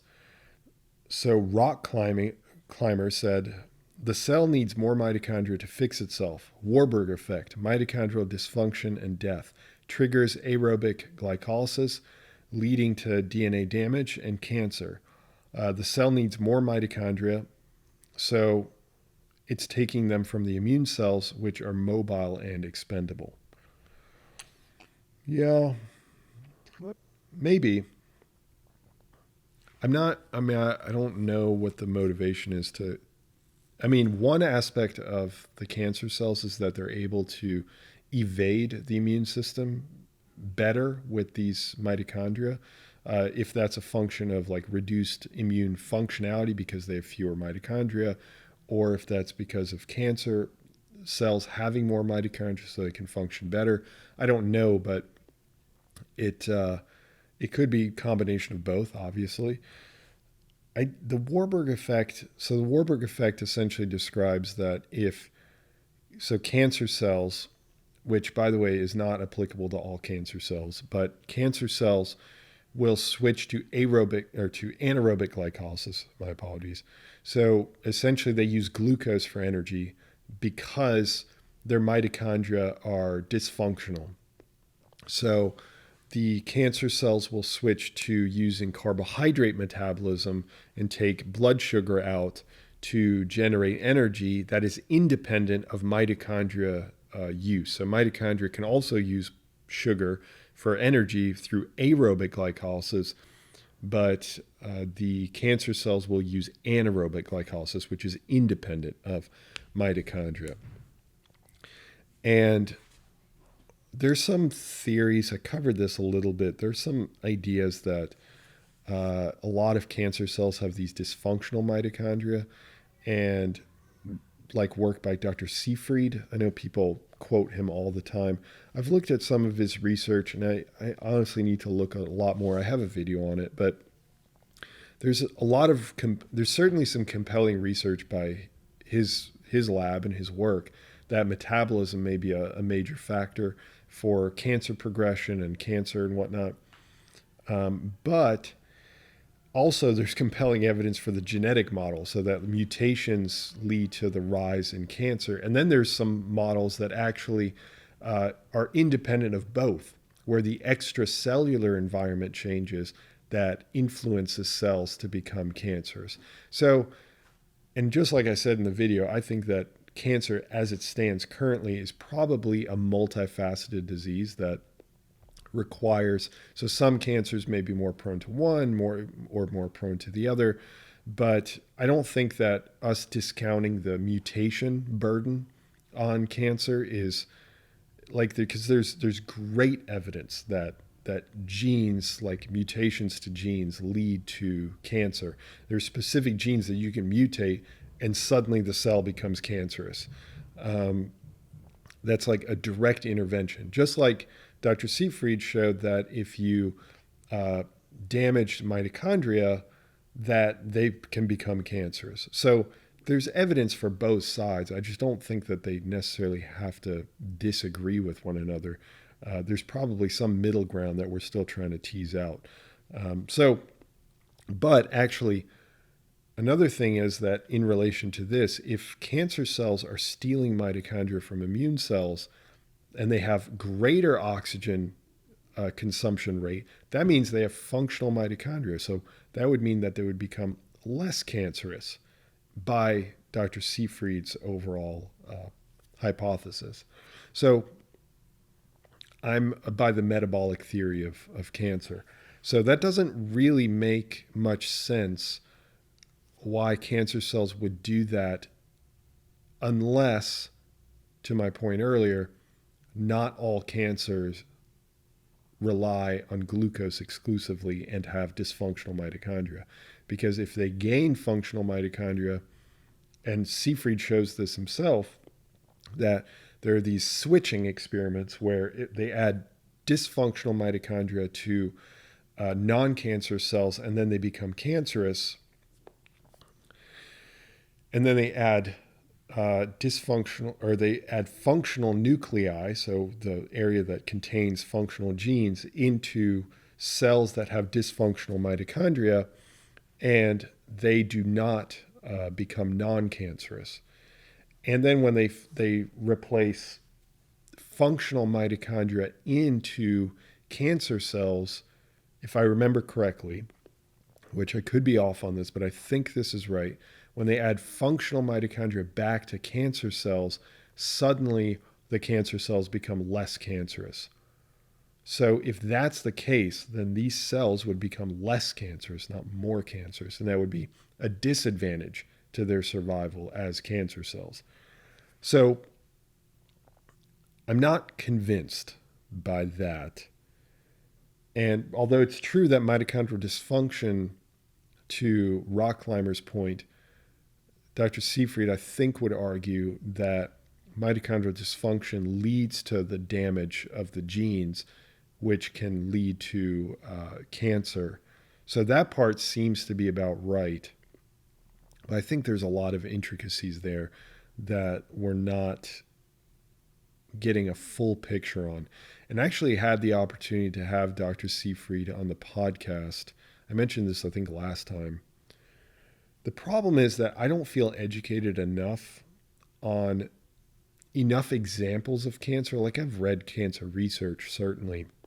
I've learned extensively about cancer in my studies, but that still doesn't mean that, like, 'cause there, as I mentioned way earlier, there's so many different types of cancer and they all behave in different ways. There's different genetic mutations, there are different metabolic changes. It's just like so complex of a field that I would need to really dedicate a lot of time to read a lot of those studies to be able to really have a kind of a pushback conversation and just kind of ask the appropriate questions that need to be asked. I don't want to just listen to a person's side when there's such a prominent field related to genetic manipulation or genetic mutations that lead to cancer, that I would want to just have a conversation and be like, okay, well, I guess maybe it's metabolic, because then again, the audience,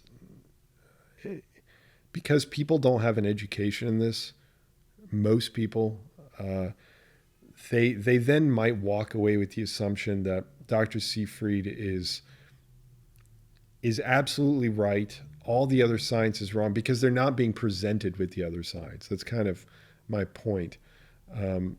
And I'd like to have a discussion with Dr. Seyfried, but it needs to be when I'm more educated.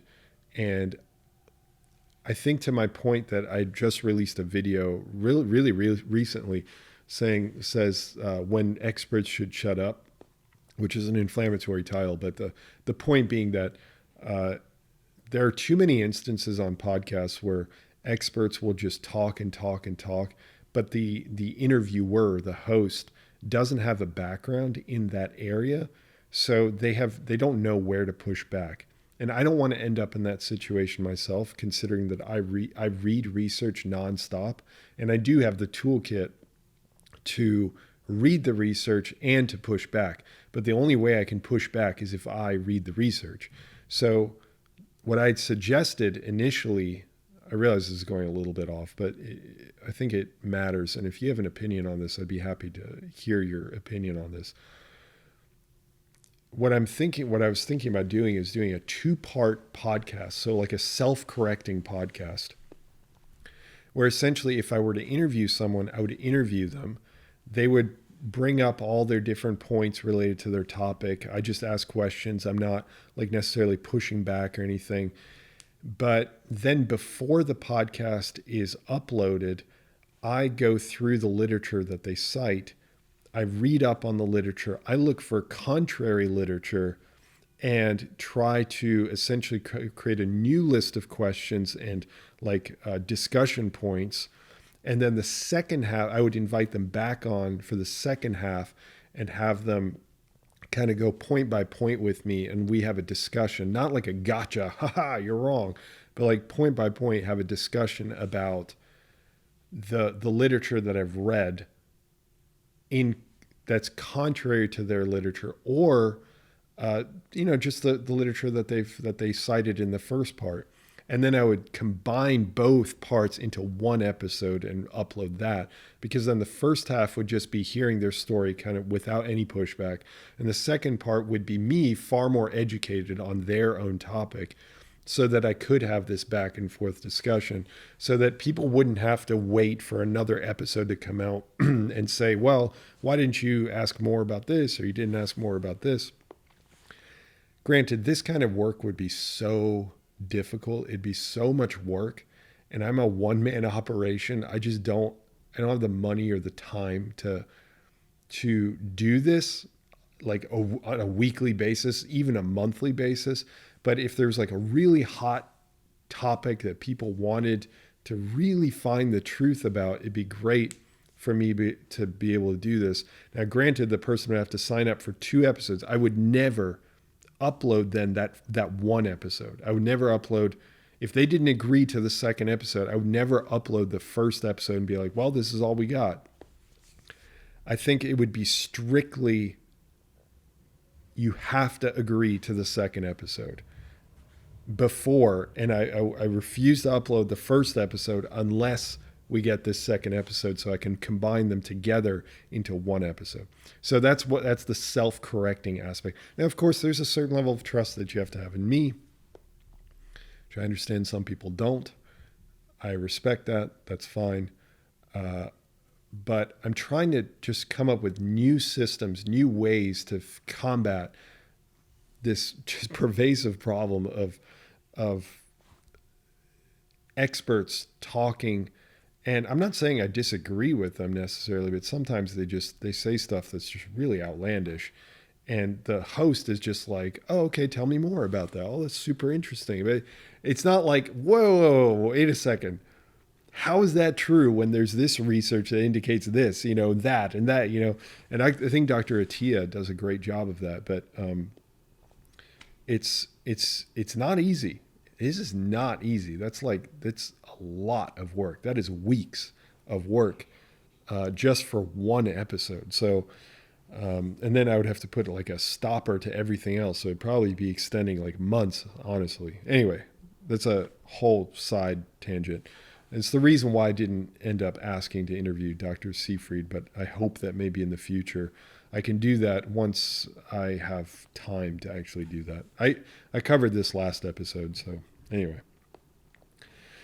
Let's move on to the next comment. Holy Hannah, which, by the way, is a Physionic supporter, so thank you, Hannah. I deeply appreciate it always. I love when you get excited about the mechanisms of what's taking place. I do the same, LOL. Yeah, well, that's why I uploaded that video about cancer and hijacking mitochondria, because it's just such a cool paper that I just had to share it. It's kind of weird how your videos always seem to match where I am in my journey. Just learned that I've not one, but 84 mutations in my mitochondrial DNA, 90 counting the 6 haplotype indicators, including a low-grade, slow-growth cancer that I've spent my entire life masking and adapting to, that should have killed me over a decade ago. Wow, okay. This video is great and allows me to further understand why my immune system is cranked all the way up and how it's helping me keep me alive. I genuinely wish I had more to contribute each month. Please, seriously, I'm incredibly thankful for whatever support I receive. And you, seriously, thank you so much. Your understanding of science helps validate my own and or redirects me when I get stuck on something. Thank you. Thank you, Hannah. And good luck with this slow growth cancer. It sounds to me like it may be early stage then. If it's slow growth, maybe stage 1, stage 2, which is a good sign. It means it's probably very manageable, maybe even able to completely get rid of it. Mutations in mitochondrial DNA. Yeah, unfortunately, that's something that we all suffer from over time. Just depends on which mutations actually end up occurring. And again, thank you. The last comment is by TXL301MD. Thanks for covering this one, Nick. I actually corresponded with Bo Lee. Okay, so for context, this is one of the researchers of the paper that I was just describing with cancer stealing mitochondria. The lead researcher there at UPenn. So far, they are struggling to find targets for the GTPase inhibitor and other compounds like L778123. I didn't mention this, but in the paper, they used an inhibitor of the nanotubes to see if they inhibit the nanotubes, do the immune cells invade into the cancer and try to kill the cancer more aggressively? And the answer was yes. The problem is that inhibitor is not specific to just nanotubes. So we don't actually know if it's specifically the nanotube, the dissolution, the elimination of the nanotube specifically that has this effect, or if it's something else that has this effect. But at least they tried something, and it did increase the aggressiveness of the immune cells to then fight against the cancer. So far they're struggling, so that's this L77, et cetera.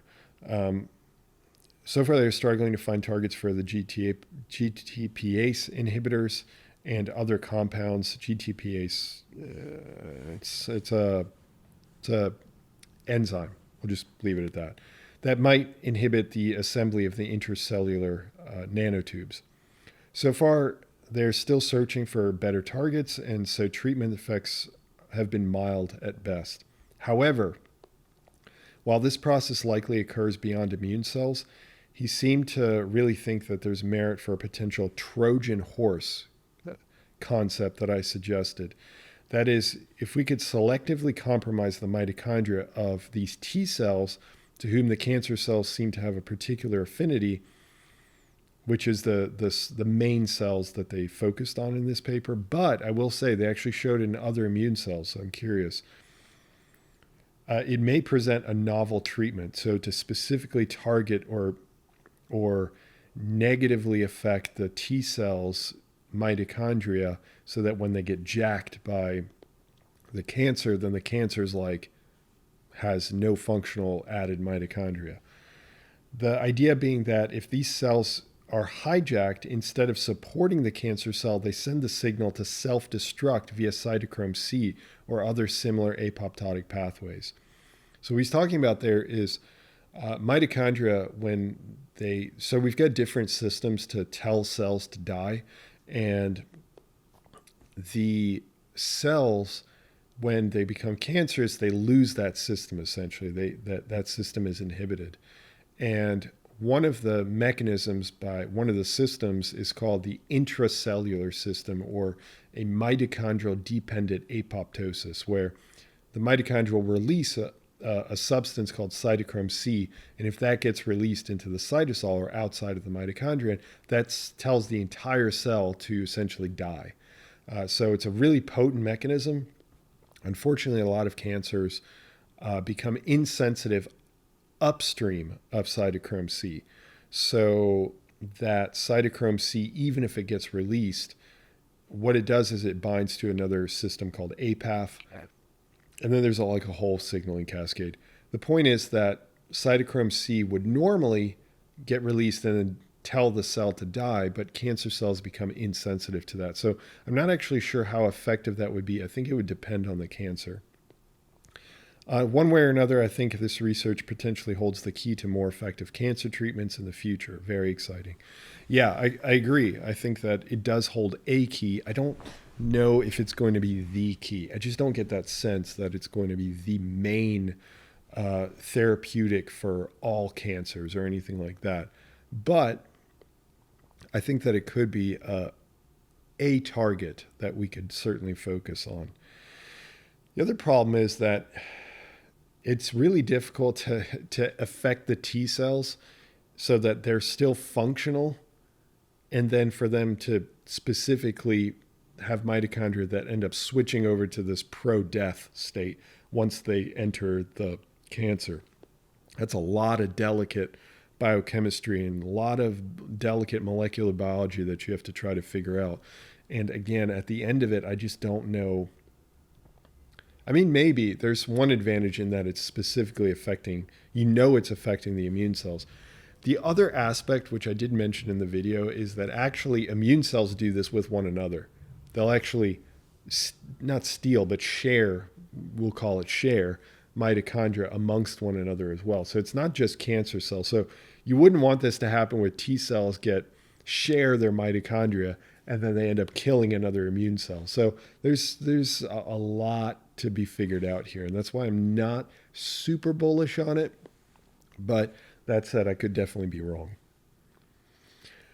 Okay, guys, we got to the end. Thanks for sticking it out with me so far, or up to the end. I've got a few housekeeping things. Last time that I released a solo podcast, I'd mentioned that we were on the verge, our lab was on the verge of submitting my first author paper. So the paper that I've done the last several years of work has been on this particular study. And that paper is now submitted. It has not been accepted yet. Hopefully, fingers crossed, it will be. We did get, so the way it works in the peer review process is you submit the paper, the editor then disperses it to like anywhere between 3 and 5 peer reviewers. And those peer reviewers then take several weeks to read it, analyze it, check it, all that. And then they come back with either, hey, it's good, you're good to go, we accept your manuscript, and it'll get published. Or the reviewers will say it needs major revisions, like we actually don't recommend that you resubmit here because it's going to be so much work. We think you should go somewhere else. Or it can be minor revisions where they're like, we think this is really intriguing, but we would need a little bit more evidence to indicate that that's truly what's happening here. And what we received was, or the final one is that they just reject it. They're like, nah, this is just bad. We don't think that this is worthy of anything. Don't go anywhere else. This sucks. Which you really hope you never get that. Unfortunately, it does happen, and actually a good amount. Now, what we got was the light revision. So we got, this is really intriguing. We think that this has a lot of potential. Just make sure that you do these other experiments to really corroborate what's going on. So we were actually able to, and I was able to actually address all of their critiques, which isn't always the case, but we went point by point through every single one of their critiques and we addressed all of them. So we are going to be resubmitting soon, and then I'm hoping that they will accept the fee. So the results that we got are very much in line with everything that we had previously shown already with the previous data. So this is corroborative data to what we had already come out with. So very exciting, and I'm optimistic that everything will go well. But I'm keeping my fingers crossed, as superstitious as a scientist can be. And hopefully the reviewers will agree, and I'll have my first author publication. I've been published in other papers, but this will be the one where I'm the main author, the main researcher. Finally, I had a final thesis committee meeting for anybody interested in my life in science. I had my final thesis committee meeting, which was very long and tough, but it went very well. So, progress is being made, and I don't want to give any deadlines, but things may be changing for me very soon. I'll just put it that way, in a very good way. So we'll see. I don't want to, like I said, I don't want to offer any deadlines because this has been so many years coming, but things are looking good. In terms of Physionic, I actually have a project that I'm working on behind the scenes. I probably will not be announcing it anytime soon, if at all, and which might sound confusing, but there's good reason for that. You'll probably end up figuring it out anyway, one way or another. But as it stands, things are going well, just trying to keep Physionic growing. My goal, once my PhD is over, whenever that happens, my goal is to try to keep doing Physionic. I'll have a lot more time on my hands, so I'll be able to dedicate more time to doing this kind of research. annoying you with these hyper long podcasts.